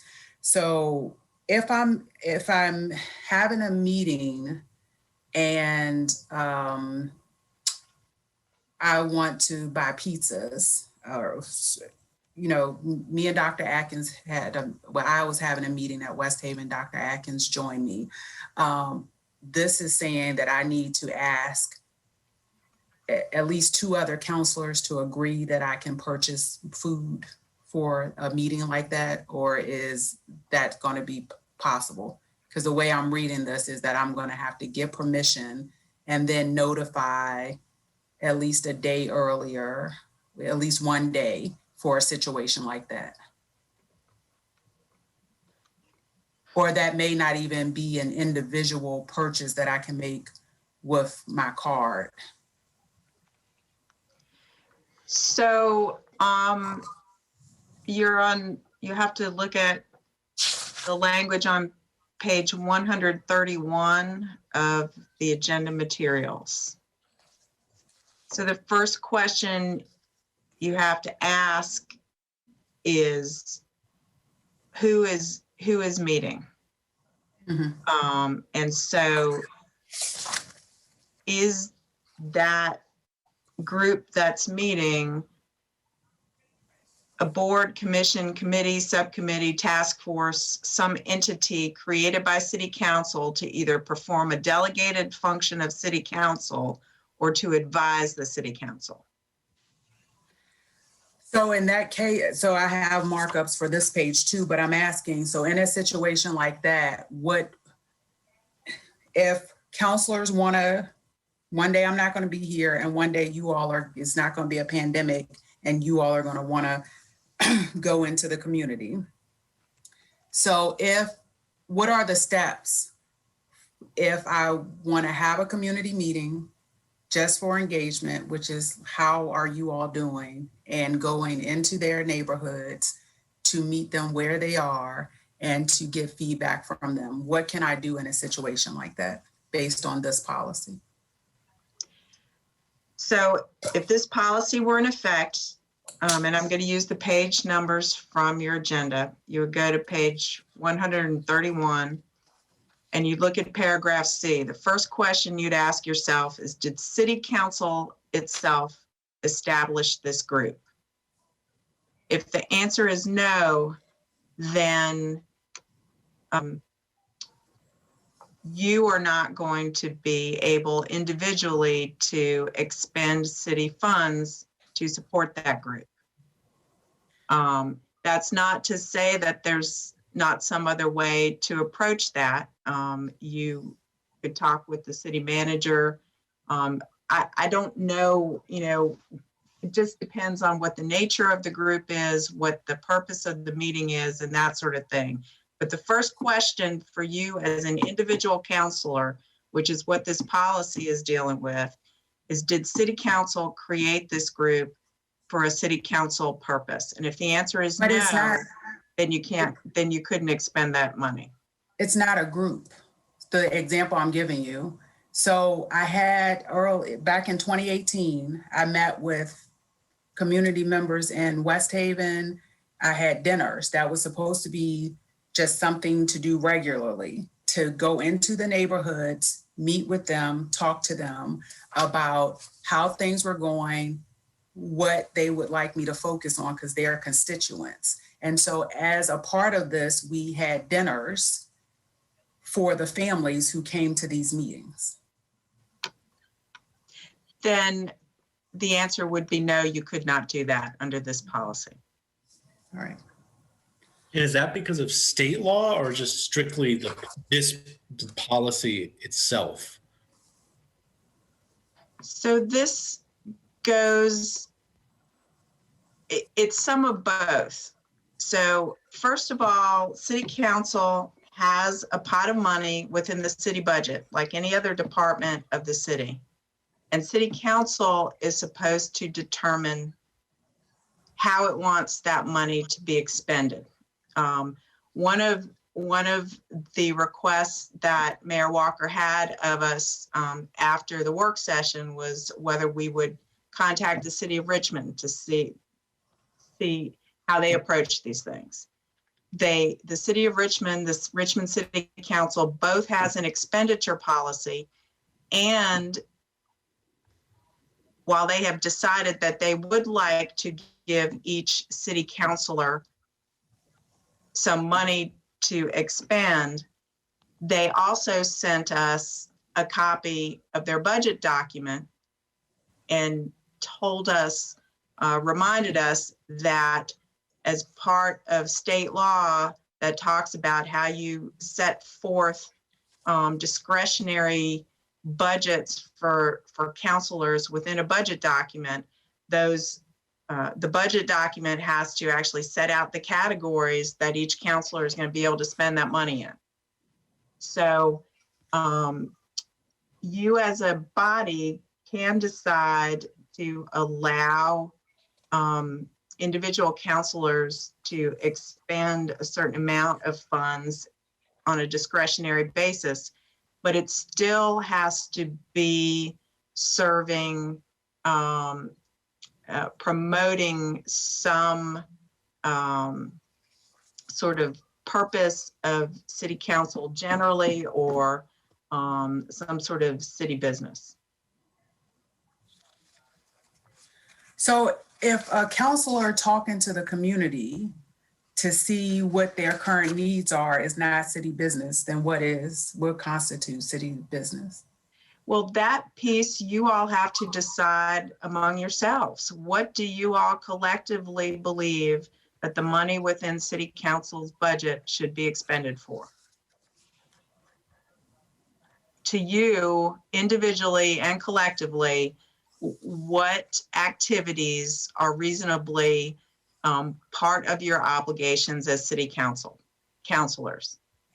There is, as we've been discussing for some time now, there is a state law provision that specifies that city councilors, in addition to the salaries that they get, can be paid, can be reimbursed for expenditures that are reimbursables, which are expenditures that are related to the performance of your individual duties as counselors. That's not necessarily precisely defined, but we did have a conversation at your workshop or your work session that talked about an analogy to the IRS regulations that talk about when an expense is deductible as a business expense.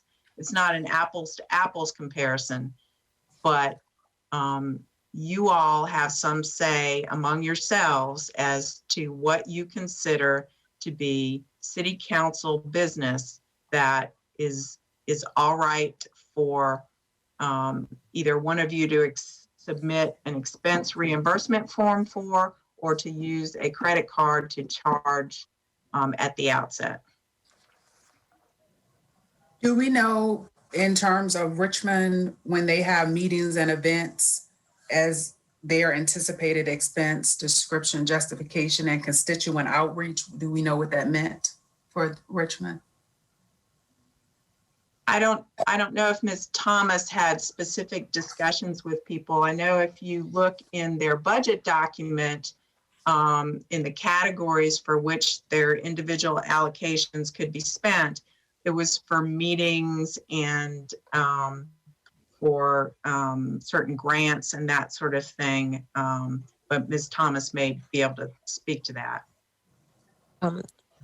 The level of my conversation with my counterpart in Richmond did not include that level of detail, but I did see where the individual counselors had to submit a budget for their expected expenses up front during the budget process. And I'm thinking it was based on past experience of what that individual district experiences and what they expect that district might need as far as whether more of the budget goes toward advertising, more goes to community outreach.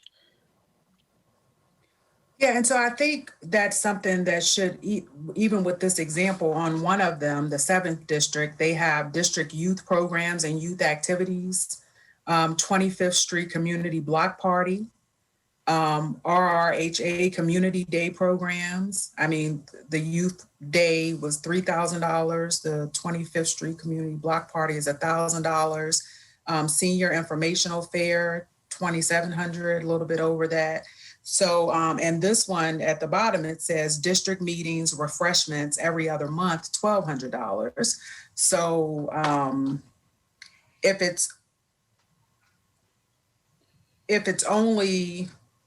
it's possible, then I would, back to what I was advocating for before, because this kind of came up earlier with Ms. Hudson and the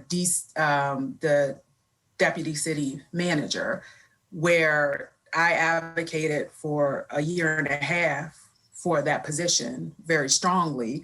And if Counselor Snook comes in and says, I can't, because that's another question I have, which what a few minutes talking to staff, I think we need to clarify that. But if another counselor doesn't agree with it and 2 other people can't vote, it essentially ties a counselor's hand to be able to do anything. And I don't think that that's appropriate. I do struggle with us comparing ourselves to Richmond, just given the size of it and each of these districts. Heather, we have constituents here. I agree. And I meet with constituents all of the time. I don't want to perceive that none of us are meeting with constituents and meeting in groups, but I also feel that there are ways that we can work together. Who did you meet with? When we were not in COVID, I'm literally running around all the time. Well, I'm asking you, did you host community dinners? I'm not hosting dinners. That's what I'm saying. Okay. I didn't find that in my purview, but I'm happy for us to engage in how we can do this as a group. I don't think that any one of us should go out and have community dinners without trying. But there's a difference between whether you agree with it. I think the information should have been presented that it's possible that what I just read is part of what has been listed as what I've been violating. So I'm just saying the same. Stop making it about any one person. This is about council. No, Heather, I'm not going to stop making it about one person because it's about me. So it's not about you. It is. It's not. So what I am asking is if something was possible, I should not have to, or any counselor should not have to. I would not, and I haven't. You have done things. You have met with people, and I haven't known about it. So this whole thing that everyone needs to know everything you're doing in every moment. I don't need to know everything that you're doing at every moment. But that's what this seems like. So I'm just saying is that if I want to go out and spend $1,000 on a dinner for people that I'm inviting on my own and not engaging other counselors and the rest of councils, I understand that there's a limit there, there should be limits there, because all of a sudden all 5 of us could be going out and doing this. And also, I don't know that that's really helping when we should be working collaboratively and having these meetings. So again, whether this is about collaboration, which I don't think it is, all I'm saying is that if it's possible, I'm just going down the list of what some of the accusations have been about this. And what I'm saying is that if it comes down to whether we have to get approval before we do any work, when you have a hierarchy of government of citizens, council, we all know, then staff, city manager, staff, we all fully understand that that the same people did not vote for all of us. And so some of the time that you spend and the things you do will be different constituents than where I spend my time. And so, again, I'm just highlighting some of the concerns I have during this discussion. But I think there are ways that we can accomplish what you're trying to accomplish. And I also think, like, for major priorities, I would love to partner with the city manager's office and say, you know what, this is an issue. We need to go out into these communities and we want to make it more robust, like we used to do, like the past. We already said we were going to do that, but we already put that on our list of things to do. We were supposed to have these town hall meetings and go out to the community. But we've had a lot of turnover and a lot of things haven't been able to happen. So, but I still went and I think that those community meetings. And I've certainly done my outreach as well. And I'm happy to do it with other colleagues and do it in a more formalized way in partnership with our staff, if we're really going to be addressing these priorities. All right. So I just feel like that individual counselors who were elected by people in the city, based on what they said, they should be able to do some of those things. Whatever you all vote on, you vote on. But I'm just voicing my concern, and I'm just saying that what we were presented with before, that this is what we needed to do based on Dillon rule, that there is clearly in the state capitol something different happening. I'd like to clarify that in the memo that you released, I clearly said that part of the reason that these issues were being raised was that City Council did not have a policy or an expenditure policy. And I like to note that when you asked us to reach out to Richmond because you thought they were more liberal than the opinion I was giving, as it turns out, the reason Richmond councilors can make these expenditures is because as a group, they've approved a council expenditure policy. And when they have allowed individual councilors discretionary money, they follow state law and they set out in the budget document very specific line items that money will be spent in.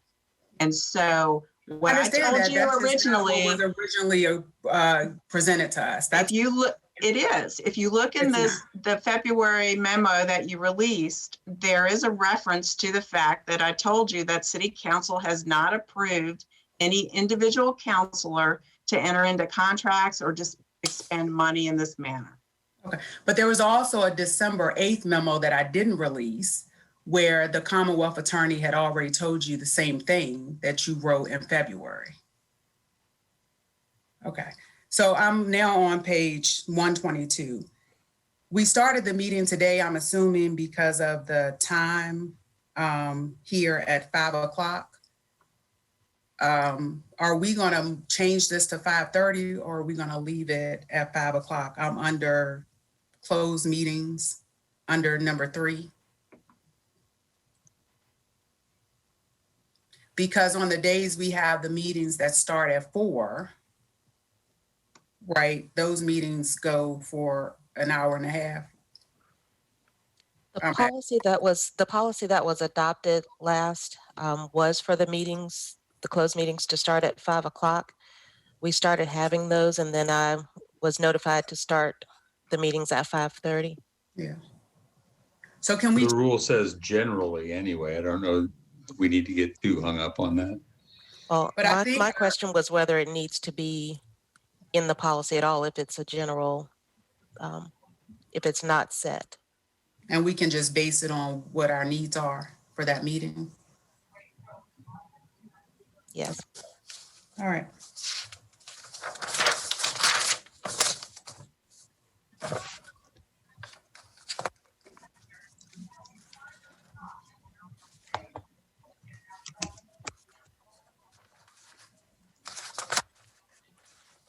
The changes for her, his, or their, that was good. Now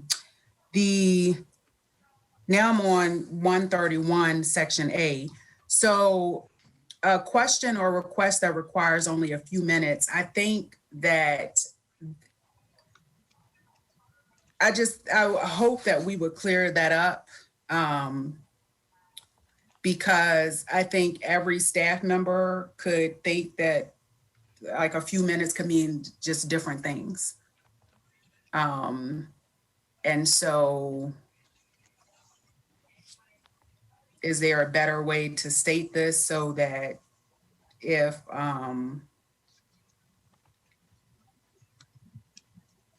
so that is just. That's just being used as an example too, isn't it? Like.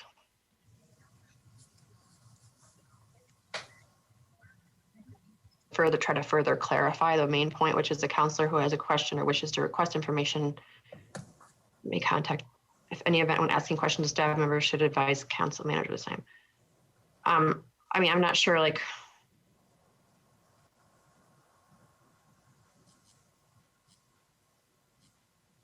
I mean, just because it's, so what does this mean? How long can we talk to a staff member before we need to include the city manager? I just would like to know. Because this was another thing that came up, that I was taking up too much of the previous city attorney's time. So I just want to make sure that I don't do that in the future.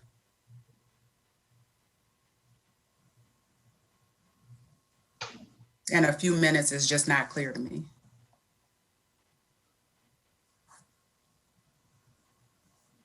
When I think about it, I think about if we have clarifying questions for staff as we're getting ready for a meeting and that they can be answered promptly, then that's kind of something I would just do directly. And if there's an involved set of questions that are being answered, they're going to take up time, I would copy the city manager on those correspondences or let him know that I would like to have this answer through him, like funneled through him. That's how I look at it. But a lot of times it's more clarifying questions versus asking a staff member to actually do something that requires additional work. That's how I differentiate it in my head. So Mr. Boyles, do you have how could you? I'm with you, Mayor, on that. I don't know how to classify a few minutes. For me, I'm perfectly acceptable with just taking out everything in parentheses. And you would address problem areas case by case if in fact a council member began to ask for extensive work, extensive time, or something in detail, that would be worked out. And I can't come up with, is 5 minutes the right amount? Is 30 minutes too much? Because I think it would vary. And I would rather err on the side of allowing those conversations than stifling them. Well, and did the previous, before this revision, the policy said counselors couldn't talk at all to staff except for the city manager, or did I misinterpret that? Regardless, I mean, it seems like if it's being revised, if my memory is correct, it was revised to open up more communication to staff, but like attach that time limit to it. But I would also agree it seems impossible to define like a specific time limit for that.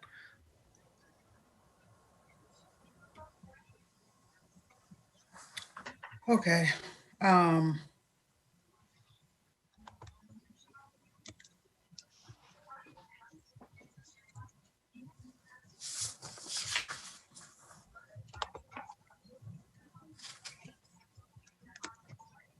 And if future councils want to amend this, what is the process?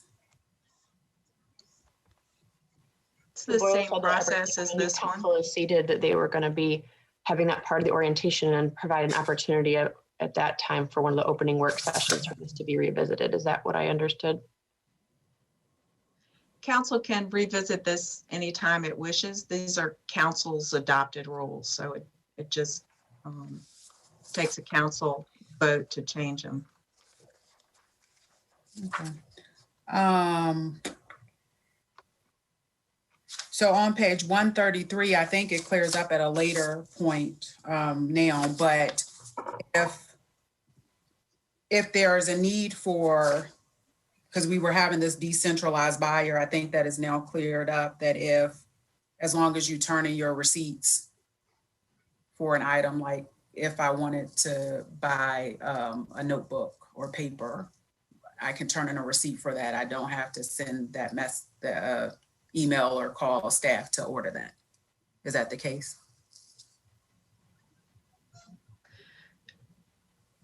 That's correct, Ms. Thomas? That's my understanding, because it's, well, we can if you'd like for us to, but if it's something that you can just order, I think that's fine. That's the reimbursable. Yes, it's a reimbursable expense. That classification that was in that, which was pretty clearly laid out of office supplies, those kinds of I know things. it cleared up in the back, but in the front, in section 3, it talks about the decentralized buyer. So in one hand, it's saying to send things, but then later it says, so I just wanted to make sure. I thought the decentralized buyer was just on the larger items or on professional services. Nope, in here it has retreat, purchase of office supplies, travel reservation for an individual counselor, et cetera, at the beginning of that. On page 134, I think here, leading an international trip, I think it should just say trip. I gave the example of France before, but when we went on the pilgrimage, I think I've shared this example too, that we had given the African American Heritage Center dollars, I think 55,000 or something like that for that trip.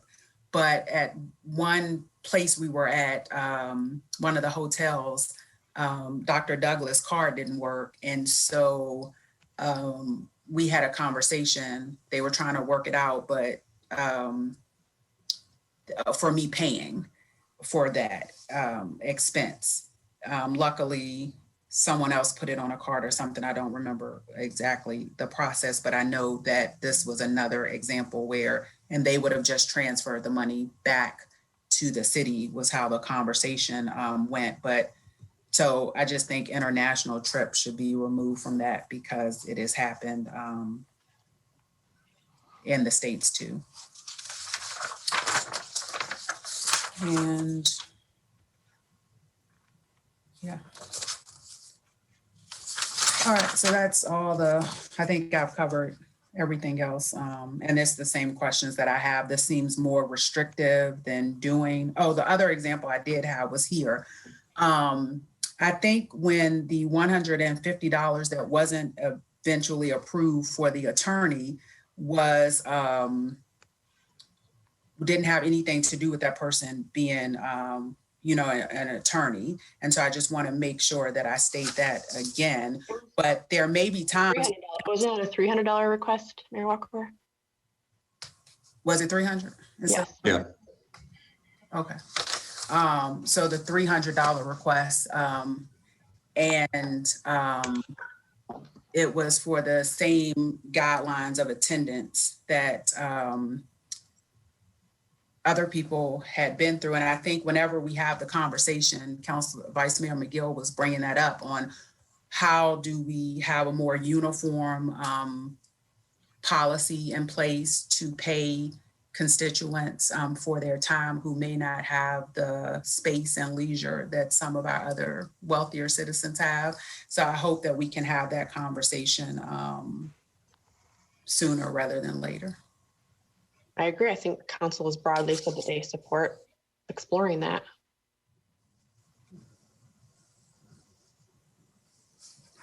All right, so that's all the questions that I have. I do think that if we are having individual counselors doing individual work, that we should be able to have funding to do that work. And this seems very restrictive and paternalistic. And that's all my comments. Anyone else have any comments? For me, the bottom line again is just having a policy that conforms to state law. It didn't before. And whatever conforms to state law, I'm wide open to whatever it looks like, but it just seems like it has to match state law. So it seems like it's not settled, but a route to provide compensation to community members participating that conforms with state law. There's a path to that. And then the second question, which is maybe unresolved, is a question of individual council budget that currently under the previous policy wouldn't conform with state law, but could be done in a way that would conform with state law. We don't have that in this policy, but it seems like the other things seem to be addressed again in a way that aligns with state law. That's the bottom line to me. Is I really have no interest in trying to restrict the policy or anything. It's just, it's not following state law. It's not following state law. And I guess the question is, Richmond has a policy that's different than ours that we didn't have before, we don't have now, that council as a whole would need to adopt. If that's something we plan to explore at a later date, or are others not interested in it? That's the only outstanding question to me.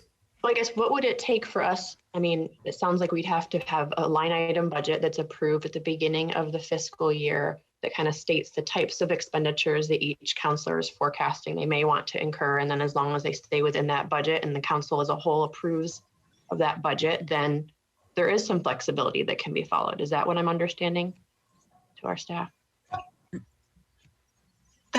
That's correct.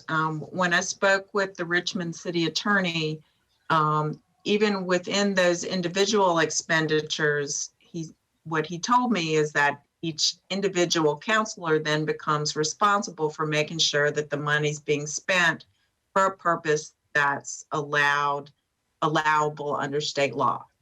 So for example, if an individual counselor wants to be able to give out grants to nonprofits within their election district, then that counselor individually becomes responsible for documenting and verifying before the expenditure gets made that that grant is going to a nonprofit that's eligible under the state enabling legislation that I've shared with you. So there's some amount of risk that comes with that because it places the burden on the individual counselor rather than keeping all of the expenditure decisions within the expenditure policy for council as a whole. But yes, it is possible to do that, and the materials that Richmond provided to us sort of show how they have done that. Then what I'll conclude with is that to the knowledge of the Richmond City Attorney, the individual counselors don't have credit cards. And when I asked him whether the individual counselors were compensating people to attend their election district meetings, he said he was not aware that that was currently taking place. So I'm not saying it is or it isn't, but if it is, he's not aware of it. Oh, go ahead. So basically, there was no policy before that would have made that legal under state law. But in order to do it now, basically, council as a whole would vote to adopt it as a whole. So it's a council action. They vote with specifically enumerated expenses that are allowed, and each of those specifically enumerated expenses that are allowed also need to be allowed under state law. And then it's each individual's counselor's personal responsibility that they're following in with what's enumerated in the policy. Just trying to think, is that more or less what would be necessary? Yeah, so it basically you would adopt the general expenditure policy that lays out clearly what you can and can't use city money for. And then if individual counselors want to have budgets, and remember, Richmond city councilors are elected by districts. All of you are elected at large, but if you each want a discretionary budget to spend for lawful purposes, then those expenditures have to be consistent with the city council adopted expenditure policy. But as long as you have line items laid out in the approved budget and you're spending them in those categories, then it's your individual responsibility to verify before you spend the money that it's being spent in accordance with the expenditure policy. And it's allowed, whereas it wasn't before, because council as a body took a vote for the policy, which we did not have before. Correct. Well, it also sounds like they actually vote on the allowable expenditures. They just do it at the beginning of the year.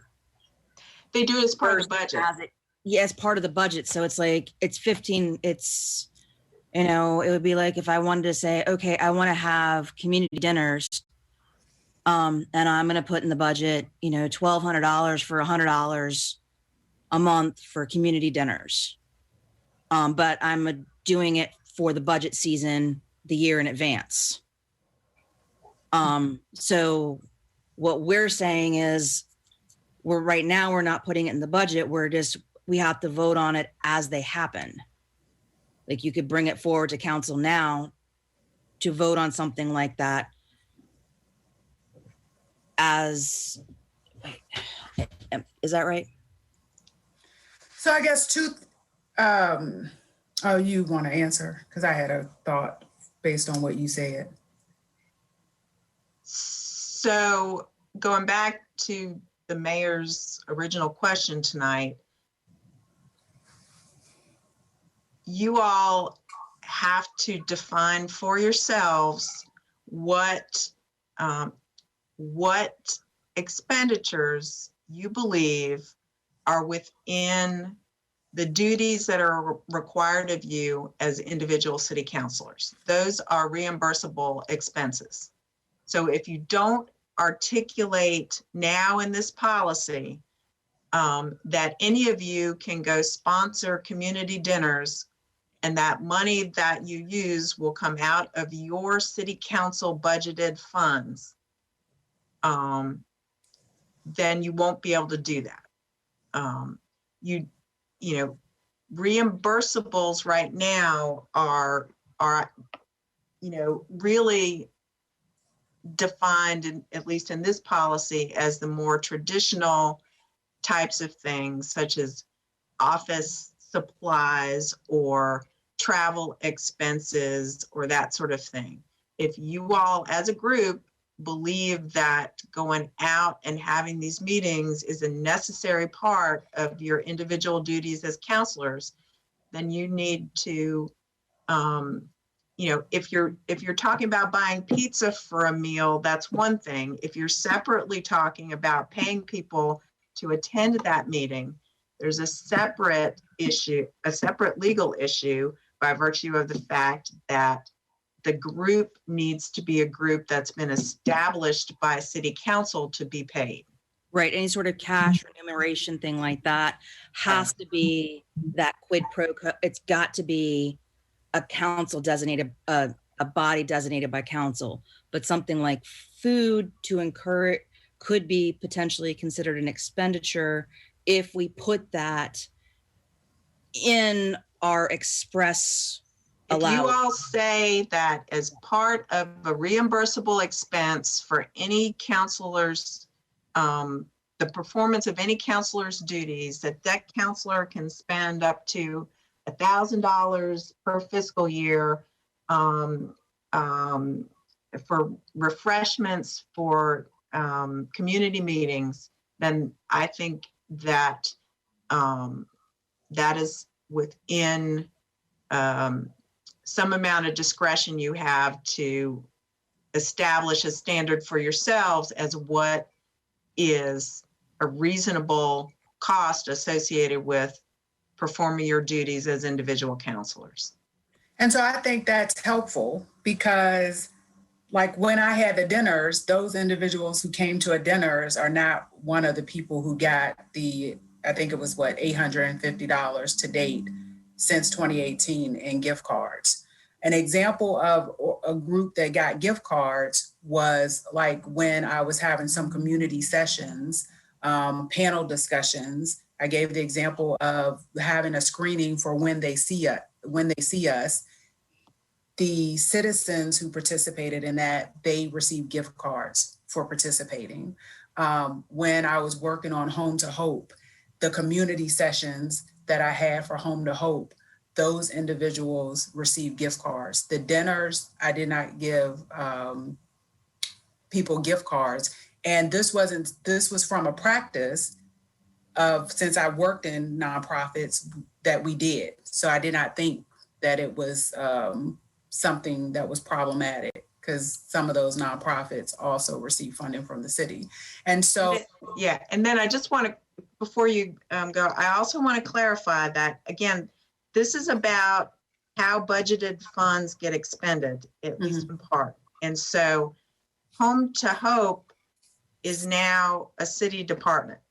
And so in terms of tracking the expenditures for that group, including trainings of people and all that stuff, that those expenditures should be tracked out of the budget for that city department or office. yes, and they are, from my understanding. Yeah, so. But I was talking about doing startup. Okay, so with that may be sort of water under the bridge at this point, but as a general Well, no, rule. I think it's important. I received a message from Kay Slaughter, and Heather, this is important. You were having discussions without me, so now you can have one that I'm included in, where she said, like, and she's not the only one, she's just the last person, whether people were kind of being swayed in some way by a $25 or $50 gift card, is what I took from her email. I haven't talked to her, but we were, it was one email exchange. But she's not the only one who has said that. And that's why I made the statement earlier. I have never paraded anyone in front of council to validate anything that I do, even though if I did do that, there would be some of the same responses that we get when other people do it. So I just want to make sure that I have a lot of people I know. I grew up here. I know people, but I wasn't giving gift cards because I know them or they were my friends or that I The point I'm trying to make is that there's a if you're talking about something like Home to Hope, there's a different way to get to the same place. City councilors shouldn't feel like they need to use city council budgeted funds to support the operations of a city department. Like that's something Mr. Boyles can take care of through the budget for that department. Yeah, and I understand that. Yeah. And I think that's how things have been working. I was just simply given that example of before to create Home to Hope. I engaged with citizens and some of those individuals got gift cards, and the people who didn't get gift cards is because they didn't pick them up. All right. I'm certainly not opposed to us including something that acknowledge like some amount, however we want to describe it, but for an individual counselor to have some level of a community engagement, I just think that we have to be clear about what that is and what that limit is. So, oh, go ahead. I'm sorry. I was just going to say, so we had put in there about the ability for counselors to have professional you know, but if if each counselor had up to $1,000 a year to engage with the community in the way that they saw, to bring forward expert opinion to a council meeting, that kind of gives them, again, this is, you know, that gives them flexibility.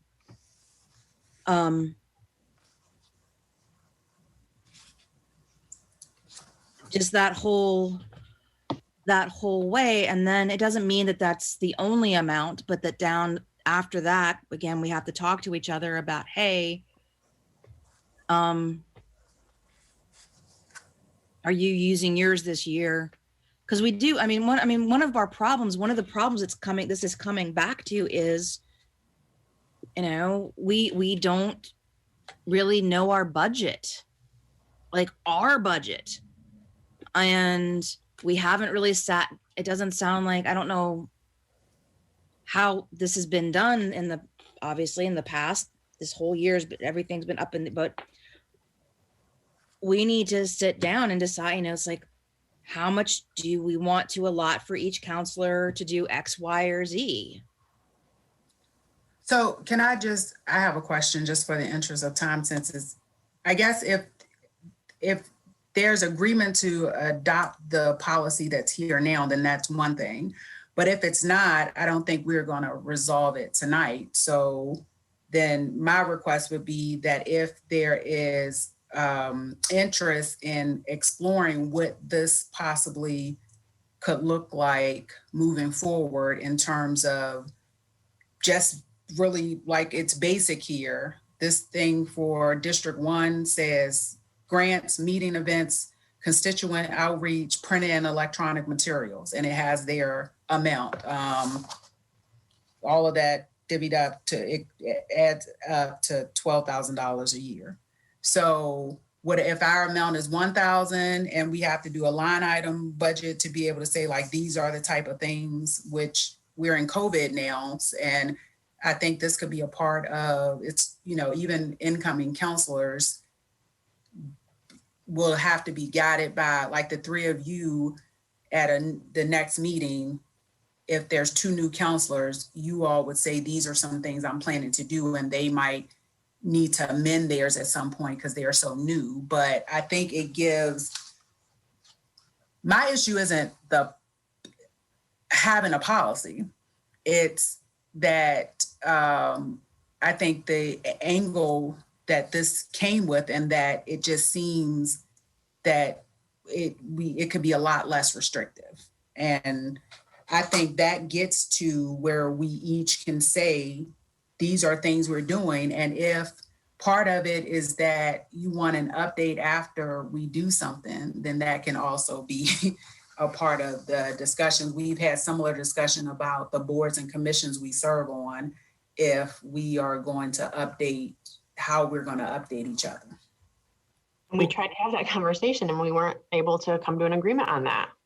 And I'll just also point out that if you want to move towards individual allocations, you're about to adopt your budget, and you have, unless you want to have another special meeting or another work session, you just canceled a meeting. But if you want to do it for the upcoming fiscal year, you're going to have to make that decision so that Chrissy can change the way your budget looks to include these line items before you vote on the budget. But we could do that and then vote on this on the 13th too. Mm-hmm. Well, could one possible path forward be, because we have a policy that didn't conform with state law, this one does, and we could approve this given that, and this has a path that is allowed under state law to provide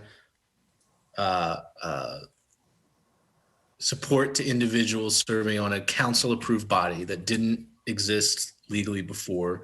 So we adopt it. There's the second unresolved question of what do we need to do to legally under state law have those individual budgets, work that out over maybe even just beginning email, maybe a work session is better, but because it seems like we're not obviously not going to get there tonight, but it seems like that may be relatively quick to resolve in terms of we just need to decide a dollar amount, the specific expenditures, confirm that those specific expenditures that would be in the policy are also all things that are allowed under state law, and then council as a whole vote on it, if that makes sense. So basically approve this now so we're conforming with state law, and then work out the specifics and then just make an amendment to it. Or maybe that's more convoluted than That's what I was going to suggest. I agree too.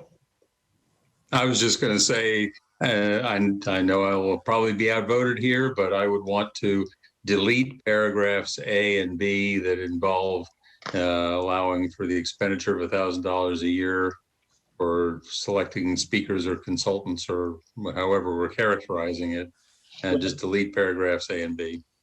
Well, that may be worth doing if we're just moving that dollar amount into this more general, or not more general, but specific line items. I don't know what other thing. And I think the other thing was the removing the specific language around a few minutes or whatever, just because of the difficulty of defining that. I agree with removing those letters that Councilor Snook just itemized, knowing that we're going to talk about this more broadly and maybe more appropriately, and also clarifying the time frame of the minutes. I think another thing that may simplify it too, as long as you don't change your budget amount for the mayor and city council budget, add to it or take from it, we can move the amounts within your budget allotment. So, we don't have to go into the line items prior to the approval of the budget. We just can't change that total amount. No, you, because of state law, this was something that the Richmond City Attorney actually pointed out. The state law actually says if individual counselors are going to have discretionary spending abilities, there have to be line items within the council budget for those that discretionary spending. Okay. Time of budget? Wow. Okay. Wow. It was just for those specific lines. Everything else can be flexible, but if we're having anything that's discretionary spending related. Right. And what the statute says is that you set those discretionary expenditures and you have to spend within those line items, and to change it and to move money around during the year, you actually have to come amend your budget. Well, I still think it's worth doing, but it's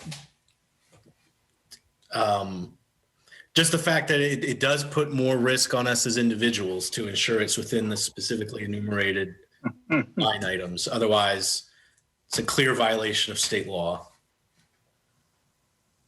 And I'm comfortable with that, but it does introduce new risk. So for tonight, we're going to approve, maybe we'll move to approve the amended city council rules and procedures as presented, but in this case, clarifying, removing the comments related to the time limit or time amount of staff's time, as well as A and B, which is under the purchases of goods and services, to remove the dollar amount for now, knowing that we're going to be specifying discretionary amounts for council with more specificity than that in our approved budget. Are we going to be doing that before we approve the budget then? You would need to do that, yes. Which is before the 13th. And does that have to be each individual counselor has a special line item? Yeah.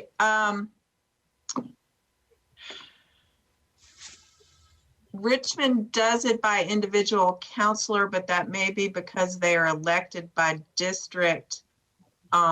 If you all, so let's say you all set, let's say it was $1,000 for spending individually.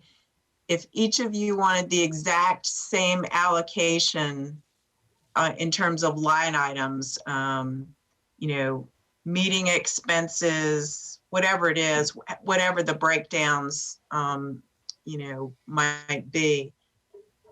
As long as you all were comfortable having those identical breakdowns, it could be done, I think, with one, I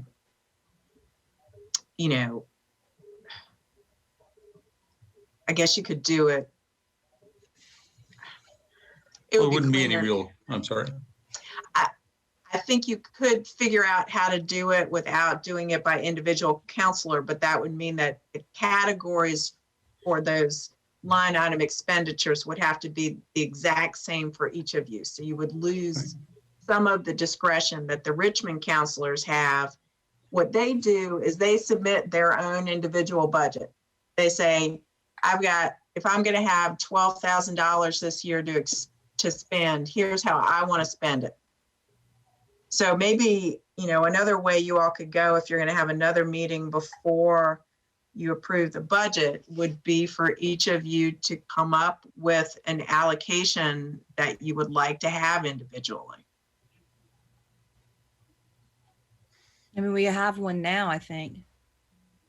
We do? Well, you have $1,000, but you haven't said within that $1,000 whether you want to spend it all for one thing or whether you want to spend it for three things. The mayor was reading off a list of things that one of the Richmond counselors listed as being the things that he or she wanted to spend their allocation on. Well, I mean, I guess I was referring to like our travel, and we have like $5,000. No, that would be different. So you would still, those are separate from the discretionary expenditure line items. So I guess we each could provide to Ms. Thomas, say we're saying it's $1,000, how we might want to spend that money over in the fiscal year, and providing her that, and then we can approve that during a next meeting.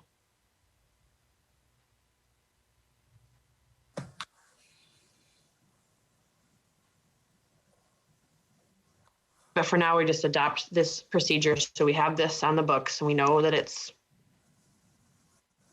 there. Where is the part that's going to authorize spending money? I mean, the only place I see $1,000 mentioned is in paragraph A, dealing under 3, dealing specifically with compensating speakers at public meetings. Is there another place? Heather's motion would take those two paragraphs out. Right. Then what you would need to do would be to come back with a further amendment based on the discretionary individual spending that if you agree on that between now and when you adopt the budget, you would also do an amendment of this policy to acknowledge that. But so that would require two things: expenditure policy that says, yes, we're going to do this, and the line items within your budget. Further question on this. Let's say we pass this. I go out and I do something with my $1,000 that is not okay under state law. Am I covered by the city attorney to represent me, or do I have to take care of myself then? This is kind of one of those, like, when you say it's up to your own, it's more on you. What does that mean, I guess, when it becomes, I know this is late at night. If you go spend your money for a reason that is clearly contrary to the new policy that you just adopted, then that's going to be a big deal. Could get you in quite a bit of trouble. You may or may not. I don't know. Okay, thank you. If it involves a criminal offense, most likely you would have to hire your own attorney. If you prevailed, you can ask city council to reimburse your expenses. Okay, I was just kind of like, what does it kind of mean when we say, then we take on this risk ourselves?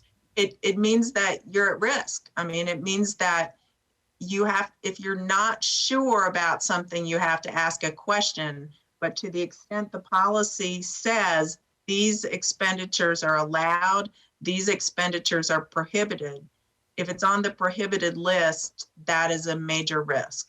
And if it's not listed at all, then we have to ask. Yes. Okay. I just need to be very clear myself what I'm potentially signing on to. Okay. Are we comfortable, like tonight's scope, it's like midnight. We are going to pass this policy and then we can provide Ms. Thomas with, I guess, our first pass. I mean, I'm just not sure where we should, I mean, we're tight on time here in terms of like when we're going to have our budget done. If we want to have discretionary approvals. And then this policy will have to reflect that. Well, I don't think that I plan on spending anything between now and the 13th. So I don't understand, there shouldn't be anybody violating any rules. So I think we could see if there's another agreement, unless there's agreement for this just as written.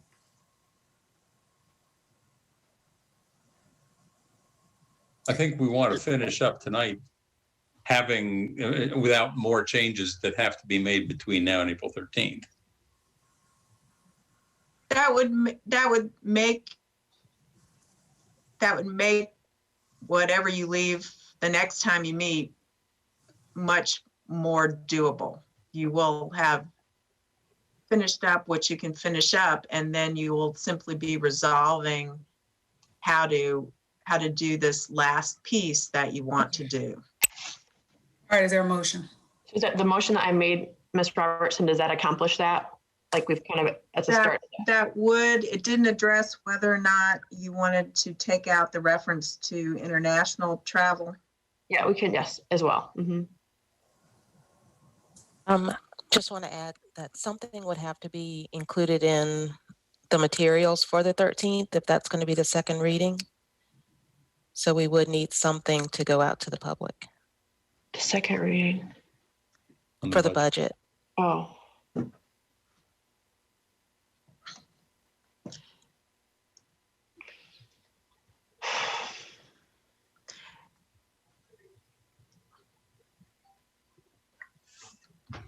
But what's that deadline, Ms. Thomas? Well, it's quickly approaching. I think I need to have those materials out no later than this Friday.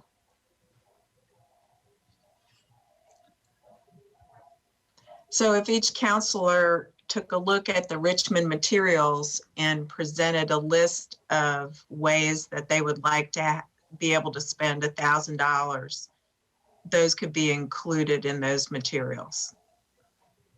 And Mr. Boyles and I can let Ms. Hamill know that some amendment is coming. That's fine.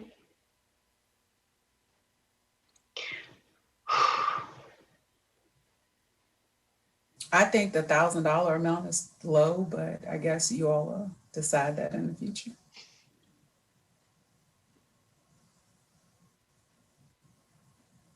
All right, was there a second?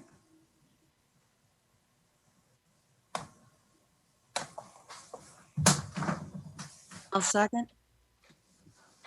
All right, Ms. Thomas. Mayor Walker, No. Vice Mayor McGill, Yes. Councillor Hill, Yes. Councillor Payne, Yeah. Councillor Snook, No. thank you. It's 3-2. All right, next at 12:13, we have the Orange Dot Report 4.0, I hope. Hi, you still smell, so that's a good sign. Oh my, I applaud y'all's stamina. That's all I can say. It's a good thing I cut back my PowerPoint presentation from 70 slides to the few that I have left. I'll get you all a cup of coffee, but I don't want to get into any kind of trouble. So Mayor Me. Walker, I appreciate you. I appreciate you inviting me here tonight, and I think I'm hoping that what I'm going to present tonight, which I will do fairly quickly, maybe ties up some of the conversations that we've had throughout the evening, because it touches on a lot of what you all discussed tonight and what you discuss quite a bit, which is jobs and housing and the economic struggles of too many people in our community. And so I thought I would just run through some of that information to kind of point out what you all already know, which is why so many people in our community are concerned about these items and why it matters so much in their lives. So on January 20th, I released the Orange Dot 4.0 report, which was actually the fifth Orange Dot report beginning in September of 2011, which I issued to really highlight the struggles of families in our city. And I have been trying to release these every other year. It's kind of hit or miss. It got slowed by the pandemic, but I'm going to present to you tonight the latest information that we have about the economic struggles of families in Charlottesville. And I start with, what does it cost to live here? And this is looking at data from all kinds of third-party sources that shows that in order to just survive in Charlottesville, a single parent with two kids needs to earn $30,000 to provide for food, shelter, clothing, and utilities. And of course, that money doesn't just come out of thin air. People need to go and work for it. And working causes you to incur additional expenses such as childcare and transportation. So that single parent actually has to make $46,000 a year in order to make ends meet in our fair city of Charlottesville. And as you all know intuitively, and as you probably know if you've done any housing work whatsoever, is that the biggest driver of the need to earn that level of income is the cost of housing. And as we discussed earlier when we were talking about affordable units and housing choice vouchers and fair market rents, the fair market rent for a two-bedroom apartment in Charlottesville right now is $1,266 a month. And that is why that single parent needs to go out and try to earn $46,000 a year to meet their expenses. I thought it would be interesting for you to see how rents have gone up since, and I just picked the first Orange Dot report as my starting point, but between the first Orange Dot report and now, the price of rent has gone up 36% over that time period, from $931 for a two-bedroom apartment in 2011 to $1,266 today. And I can assure you that wages, especially for people on the low end of the income scale, wages have not gone up 36% over that same time period. There are 1,918 families in the city of Charlottesville who make less than $35,000 a year, which has been historically the cutoff between folks who are really struggling in the low-wage economy and people who are starting to get a foothold in a more middle-class economy. And you'll see in this slide and the one that follows that 55% of the folks who are struggling, and that's 22% of the families of Charlottesville fall into that category. So 22% of the families of Charlottesville make less than $35,000 a year. So that's about 1 out of every 5. And 55% of that group is earning somewhere between $15,000 and $35,000 a year. So they're working for a living. They're just not valued. Their labor is not valued. And just to put a fine point on that, under the current minimum wage of $7.25 an hour, that single parent working full-time, 40 hours a week, would bring home $14,400 a year, which would not even be enough to cover rent, much less all the other costs of raising a family. So one of the things that I've taken from the work that I've done over the number of years that I've been trying to address this challenge is that the issue is not the hard work. Folks are working very hard. It's the difference between the wages. Hard work times high wages leads to high income, but hard work times low wages leads to low income.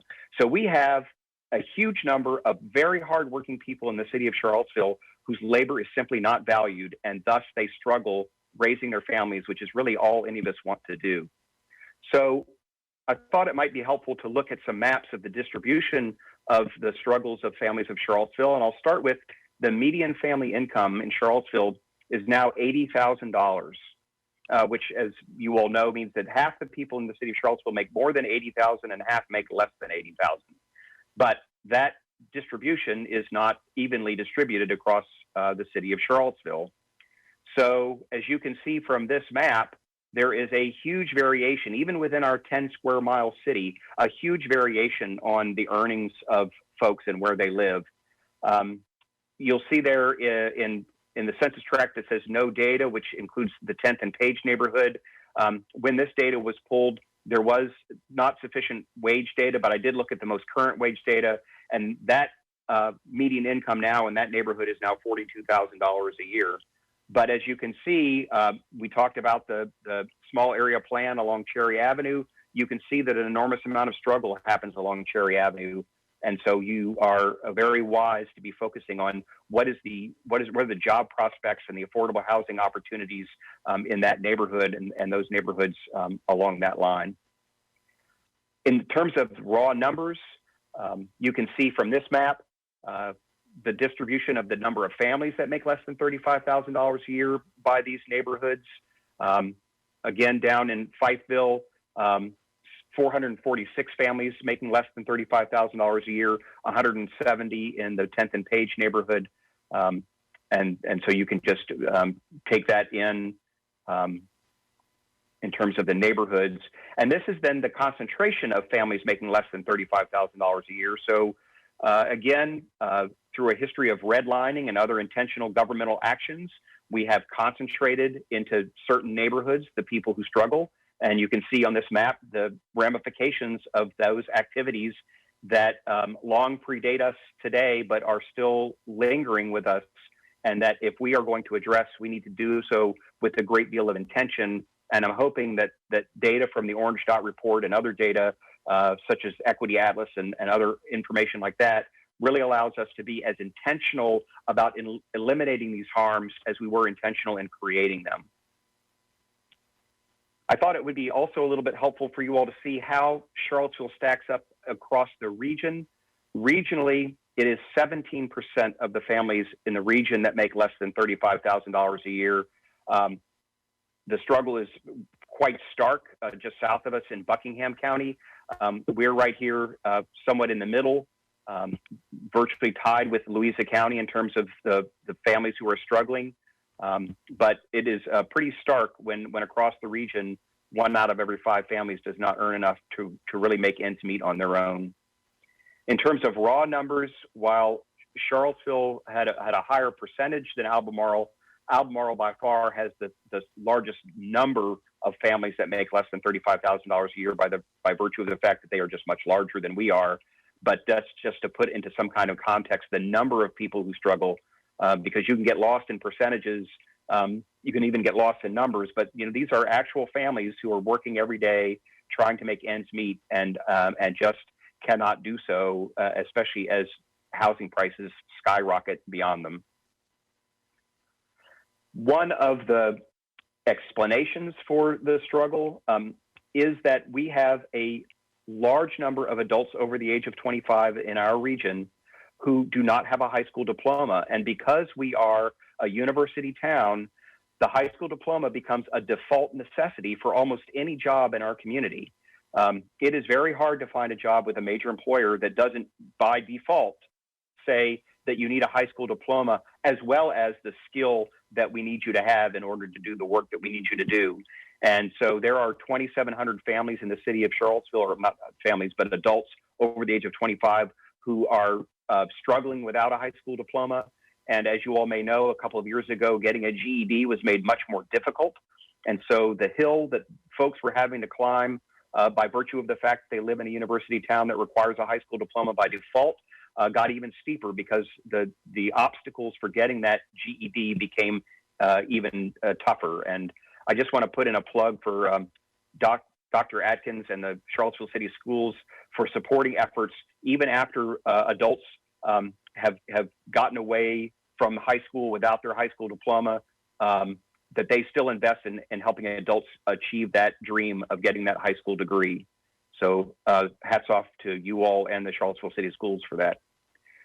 I'm going to close here by focusing on why this is so important. We understand why it's important just from the humanity of it. No parent should have to struggle every month to figure out how they're going to keep a roof over the head of their family, or try to struggle every week with whether they're going to have groceries for the following week, or every day about whether when they go out to their car is going to start. That level of stress is just innately unfortunate for the folks who are struggling about it. But not only is it unfortunate, not only is it a sad state of affairs for that parent that's just trying to raise their children with some kind of decency, but it also costs people their lives.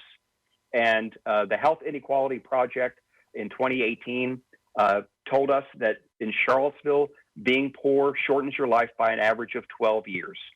So the primary cause of the primary social determinant of your health is your socioeconomic status. So if we want to improve the health of Charlottesville, if we want to improve the longevity of people's lives, we've got to do something about the socioeconomic status of the people who have been left behind in our economy.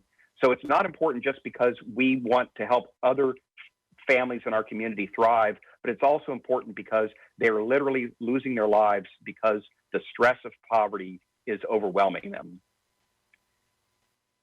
On a topic that is equally important is the racial wealth gap. So not only are families struggling, and not only do you live 12 years shorter, but your circumstances are quite different whether you are a white family or a black family in the United States of America. And as I will show, that's also true in the city of Charlottesville. What we know from national data is that a black family has 1/10 the net worth of the average white family. So for every dollar that a typical white family has in assets, a black family has 10 cents to that dollar. It is a crime. It has been brought about purposefully. And if we are going to address it, we need to do so with an incredible amount of intention. And a recent study by the Cleveland Fed suggested that the major source of that racial wealth gap, while a lot of people point to redlining and the lack of access to home ownership, which is definitely a factor, the lack of inherited wealth is a major driver in the racial wealth gap. The major cause of the racial wealth gap is unequal labor income, that we literally do not value the labor of our black neighbors as much as we do our white neighbors on average. And I will show what that looks like in the city of Charlottesville. As I mentioned at the top of our discussion here after midnight, 22% of the families of Charlottesville do not earn enough to be self-sufficient, but that struggle is clearly not equally shared. 54% of the black families of Charlottesville make less than $35,000 a year, compared to 13% of white families. So if we are going to talk about equity, and if we are going to talk about changing the dynamics of the city of Charlottesville, we've got to be incredibly intentional. Like Yolanda mentioned in her Star Hill visioning process, we have to be incredibly intentional about how do we identify those black families that have been left behind and provide them with all the supports that they need in order to take advantage of the economic opportunities that surround us, but that have been thus far unattainable because we just haven't been intentional enough about doing it. And this is the income distribution across the entire income spectrum. As you can see on the left, the stark reality that chances are, if you're a black family in Charlottesville, you make less than $35,000 a year. When it gets to middle income, the statistics even out a little bit, but then when you get to higher income, you see just an incredible disparity between the incomes of white families and black families. So I will not go into these 10 items that the community can do. A lot of these even based on discussions this evening, are efforts that are underway, but we need to really accelerate these items. Some of them are new, some of them are ones that you have heard before. And maybe when it's not, 12:30 at night, we could talk about some of these, but, we can increase local procurement. How do we provide more economic opportunity for Black-owned businesses or even other local businesses to take advantage of all the local spending that is occurring with anchor institutions that spend an enormous amount of money in our community? How do we make sure that local spend, as much as legally possible, goes to local businesses, especially minority businesses who have been left behind in our economy? I suggest in the Orange Dot report that we pilot an idea called open hiring, which is instead of the very arduous interviewing process that we go through that determines that somebody's a good fit or not a good fit for a particular job, the idea of opening hiring is if the job requires a skill that has an industry recognized credential, which means that you have the skill that the employer is looking for, then the people should be hired in the order in which they applied. Let's take away any kind of implicit or explicit bias and just hire the people who got the skill and want the job. Providing universal pre-K, as I showed again at the top of the presentation, almost $13,000 of that single parent's income goes to childcare.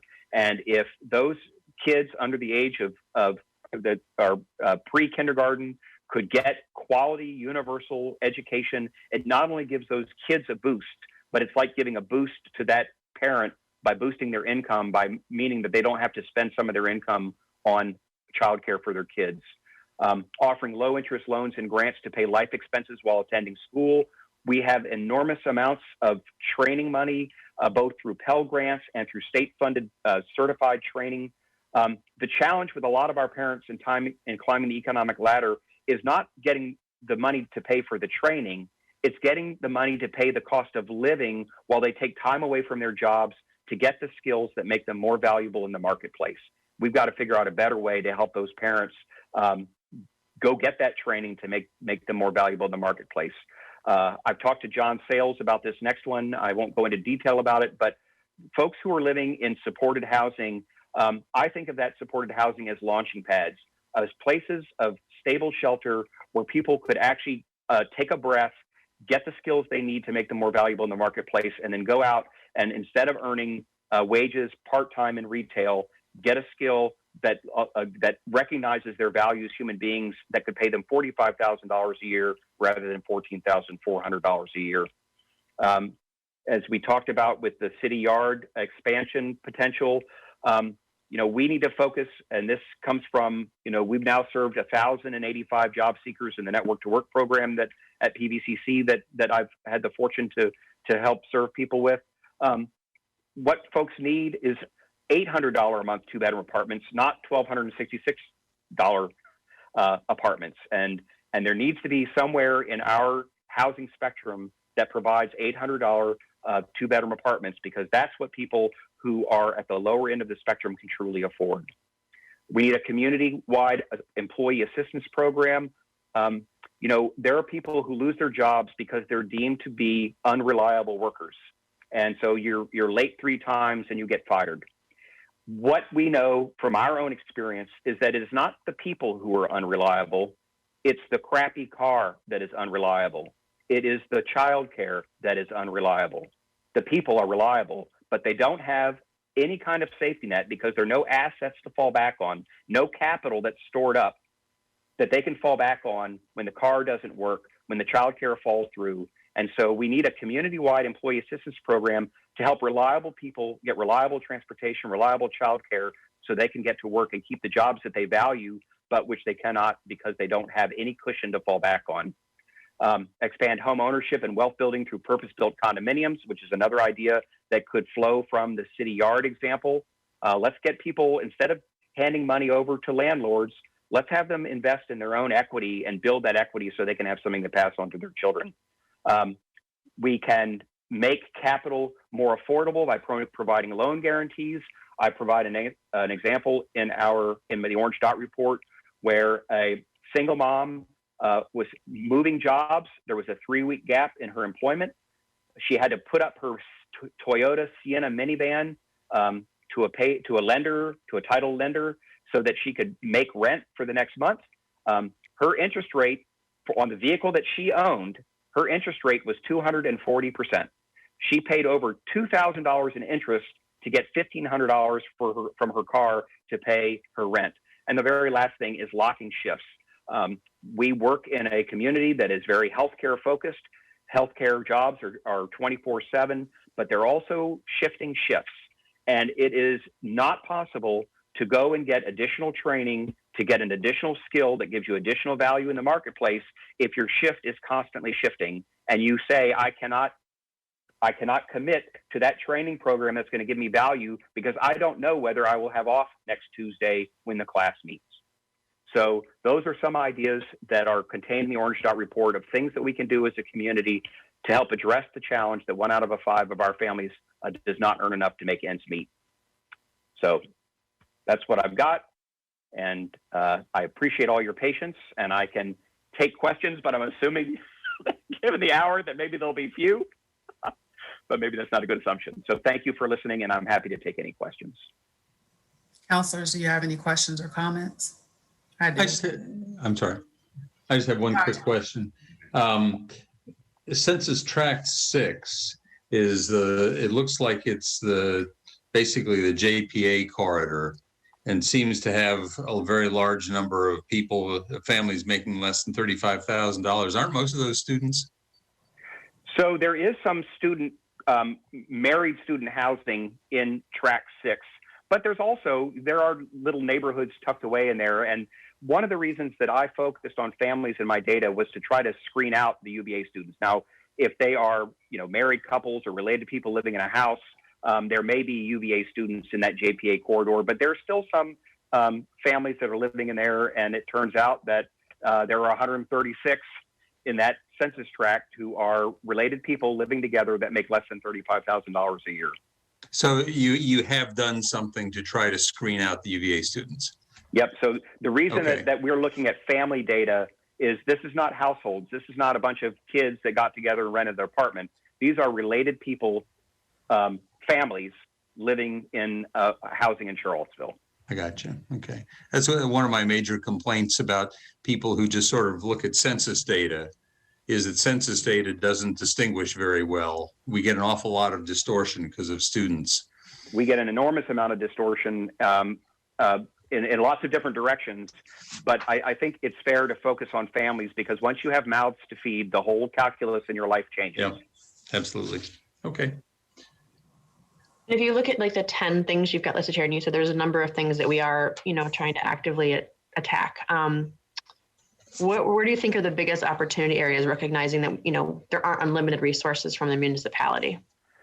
I mean, obviously, while we at Network to Work, think about helping people build their lives, we also need to build the units. There needs to be housing that is within reach, especially home ownership options, which I know is tough as the market is so hot in Charlottesville.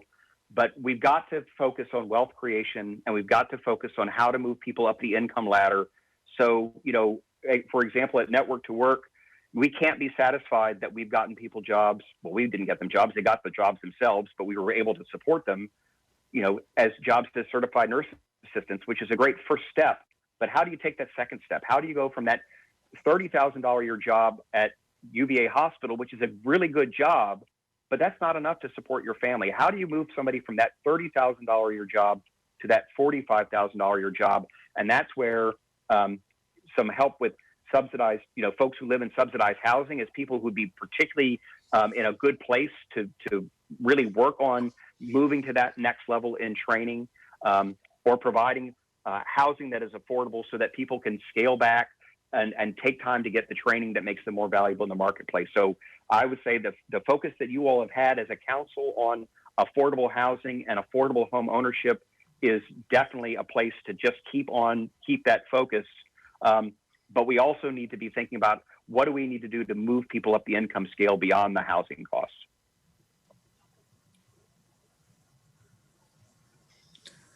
All right, I'll just, Councilor Payne, Vice Mayor McGill, any comments, questions? So this report and everything in it is what like keeps me up and what is always, I don't know if you remember, Reg, years ago when we met. Yes, I do. I certainly do. And we had a meeting and I was concerned then. And it was the same concern I'm going to point out now. But if you go through those counties and you look at the consistency in poverty rates, and if you went to those counties, Lloyd, you were just bringing this up with Albemarle County, and you talked about the investment that they are making. They're not spending the millions of dollars that we are spending per year to fix this. And we are still consistent with them. And that is the conversation I had with Reg years ago.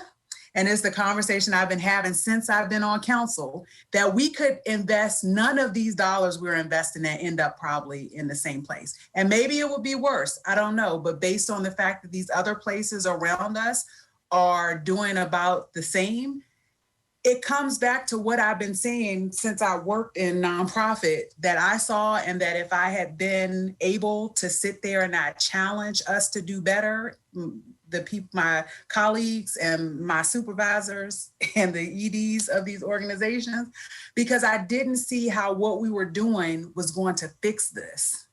And so that's probably the point that I've been making every conversation for years, why people have wanted me out of the door. I think you even do better with direct payments to families with the money that we're giving, because I still feel the same way that I've said since day one, that we are maintaining incomes for people who run nonprofits, but how is the community benefited? And I hope that's something that we figure out with this new measurements and solutions or performance management piece. But that's the thing that probably stuck out to me the most. Yep. And I was hoping Reg remembered that conversation, because I do. And this is really tough work, because, and I'll just put one example out there, is that we talk a lot about work requirements, but we don't have any hiring requirements. That single parent can't make an employer hire them, even if they're desperate for the job. And so our challenge is, what can we put in place to make that opportunity real for the person who is trying to seize it? And we have made some progress. It is not anything like what we need to make, and it is fighting against structures that have been put in place intentionally to keep advancement from happening. But we are making progress, and while it is hard, you can't point to what it is that exactly has led to the improvement. But I will say that when I published that first Orange Dot report in 2011, 29% of Charlottesville's families were making less than $35,000 a year, compared to 22% now. And I just pulled the numbers that are most recent, and we're now at 18%. We're headed in the right direction, but that doesn't mean we need to let off the gas. It means we need to step on the gas harder, because there is so much work to be done. But I hear you, Mayor Walker. There is an enormous amount of work to be done, and it is not easy work. And I will say that one of the things that we do, and to your point about direct assistance. So in our effort to try to get people to that job that pays them the decent wage, we last fiscal year invested $180,000 in trying to help people fix their cars and get the child care. Half the money went to transportation assistance, and it was a lot of car repairs, and half the money went to missed rent. And that's what is holding people back. You miss, if you are an hourly worker and you miss a couple of days of work, you now can't pay rent. And if you can't pay rent this month, then your rent just went up $75 the next month, because that's your late fee. Right. And you'll never get out from under. So now your rent just went up $75 a month forever, because you were off work for a couple of days because there was snow beyond your control. So I hear you, and I still remember what you said, and I'm still, trying to chip away at some of these structures that are standing in our way, but we're not there yet by any stretch of the imagination. And it was and I know we need to close out, but that was just one of those conversations where you had started doing this work, you were really optimistic. Then I come in and I'm like, but, and I had a whole list. And this was after the first report and just from doing my advocacy work.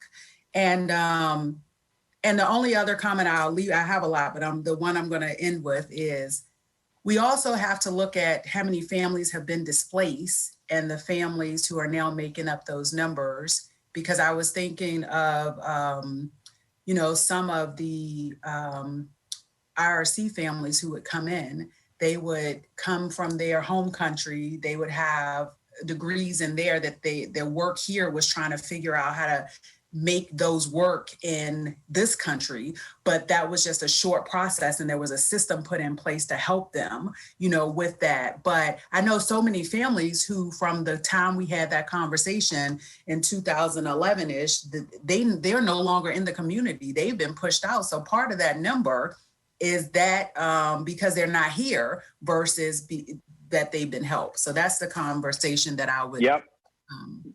And you are absolutely right to say, that's why you can't just look at numbers. You got to look at actual families, actual people. Who are people actually that you're working with actually moving up the income scale or not? Well, thank you. Thank you for sticking with us. I know you were on when we went into closed session, so it's been a long day, but I really appreciate it. And I wish it was earlier and we had more time, but I'm glad that the public will at least get this glimpse of this 4.0 report. And I hope that it sparks future conversations for council. And Lloyd, I hope you at least understand on some of this conversation, the real estate market and why I am always pressing for us to look at that not all housing is good housing, even though we need housing. Because if we're not intentional, it's going to displace a lot of people. And so that's it. Thank you. Well, thank you for having me. I appreciate it. Thank you. Good night. All right. And so we have the, Councilor Hill, do you have the motion for the other business? So for other business, I'll make a motion. I move to authorize the city attorney to retain outside legal counsel to assist the city attorney's office in defending the city's interest in a lawsuit pending within the city Charlottesville Circuit Court, case number CL 21-116.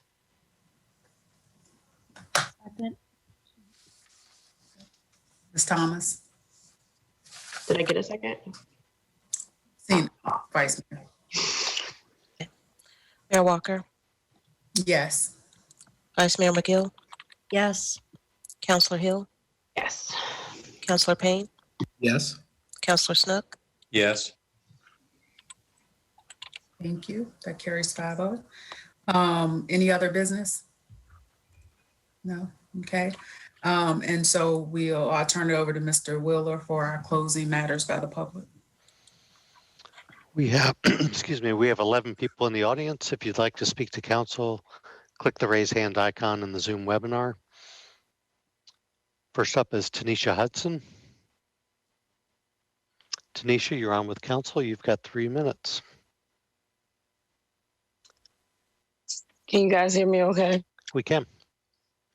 So I just want to cover a few things. And first and foremost, I got to start off with this. Listen, accountability, being held accountable anyway may feel like you're being attacked if you're not ready to acknowledge how your poor decisions impact others. So let me just first start off by saying, I don't know when Heather became the mayor because she's surely acting like the mayor tonight. But she also low-key proved exactly what I said before. Her and Lisa Robertson worked together collectively on the little credit card scandal against the mayor. It's no secret. I mean, it's written all over y'all face. It's written all over y'all face. Mayor, you have to understand, because you so quick to always jump to defense, that ain't everything targeted at you, boo. You take everything to heart and everything is not targeted at you. They just proved tonight what they doing to you was done to Richardson. You feel alone. You feel put in a box. They making this credit card policy now all of a sudden. So why can't y'all answer why y'all didn't pass Richardson's credit card policy? It's so evident what you 4 council members are doing to the mayor. 4 white people targeted a Black person. Everybody in the city targeted the Black city manager. Also his assistant, because you never asked her to stay. We went from 4 Black people, of course, West didn't run again, to 3 Black people, to 2 Black people, and now we're down to 1. And you doing any and everything in your power, Heather, Lisa Robertson, and anybody else that's involved. Just because I don't got your name shouted out yet, don't mean you're not playing a part. Y'all doing anything to not let her win the election again. I'm going to say this one more time publicly, because I told you on the phone to your face, Nakaya. Take your accountability for the role that you played, and we can move forward. You know what this is. Stop acting like you don't know what it is from a race perspective. They're doing it to you. They proved it tonight. They're putting you in a box. They're coming for you. They will continue to come for you. And you know that. The same fight that's up for Richardson is going to be the same fight that's going to be up for you, because they're going to keep doing it to you. And you know that. So stop with the other extra BS, because you already know what it is. It's ridiculous. I mean, y'all live and direct showing racism on TV, going back and forth over a credit card policy, when everybody has been spending, not just the mayor. It's ridiculous. It's so ridiculous. And y'all so petty to just point her out. It's ridiculous. You can sit there and be fidgety all you want, Heather. I don't care. I hope your cheeks get redder. Y'all are pitiful. To hear Cena and Michael agree to certain stuff, that's even more pitiful. It's ridiculous. It is so ridiculous, the things that y'all do, but y'all proving so much. Y'all gang up and you target people and you try to stop them from doing the job that they are experienced to do, that they're trained to do. Y'all ridiculous. Get it together.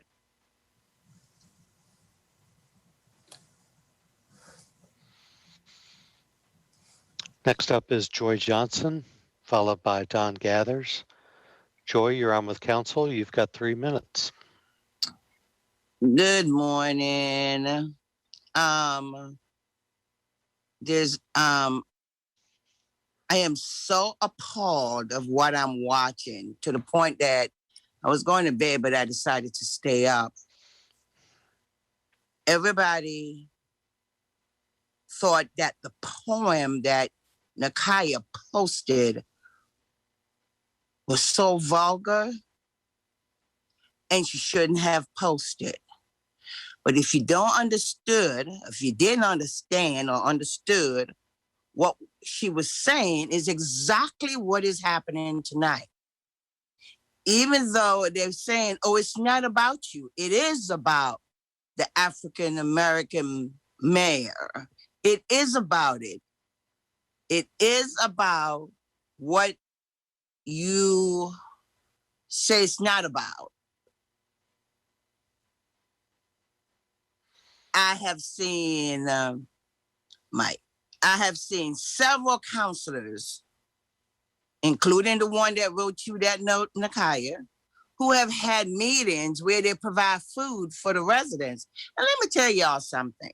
Y'all always want low-income people to volunteer. Most of you, when you all have meetings, y'all getting paid to be in those meetings. They're not. And so to give someone a simpler stipend for coming to the meeting, it is an incentive because most people don't want to come to meetings because they feel like you all don't really care. I am just so appalled that we're talking about equity, we're talking about fairness, and we're talking about removing the statue when you all actually are showing some racist behavior. I'll guarantee you, if she was white, you would not be having this conversation right now. Why didn't you have it before? People's been spending credit cards and using credit cards before. Stop what y'all are doing. Please, I'm asking you, stop what you all are doing. It is not fair. And you know why I can speak to this? They do it to me too. In my leadership role, as far I get it also. But Black women knows that there's few things that you all look out for if we're in leadership role. We ain't a thief and we ain't sleeping with nobody. We don't steal because we know that's the first thing y'all coming after us for. I am just appalled and I'm ashamed. Cena, we need to talk. Michael, we gonna talk. Thank you. Thank you. The last hand is Don Gathers. Don, you're on with council. You've got 3 minutes. I want to once again reiterate what I was speaking on earlier. This city, this council in particular, seems to have as a focus and as an agenda 4 things. Taking care of the developers, parking issues, bike lanes, and the continuing belittling of Black people in positions of power. Again, what's unfolded tonight, what the curtain has been pulled back, and what we see is truly what is vulgar, what is profane, what is even pornographic. You cannot continue these very public lynchings of Black people in positions of power. You cannot continue to do it. Councilor Snook, I applaud you for standing up and voting no to that foolishness along with the mayor, but there's gotta be more. There's gotta be more that you can do and that you should do. I asked earlier, and I will continue to ask, someone needs to explain how it is that acting city attorney Lisa Robertson decided to launch this investigation. Who gave her the authority to do it? Who suggested that she go to the Commonwealth's attorney to try to seek criminal charges against the mayor?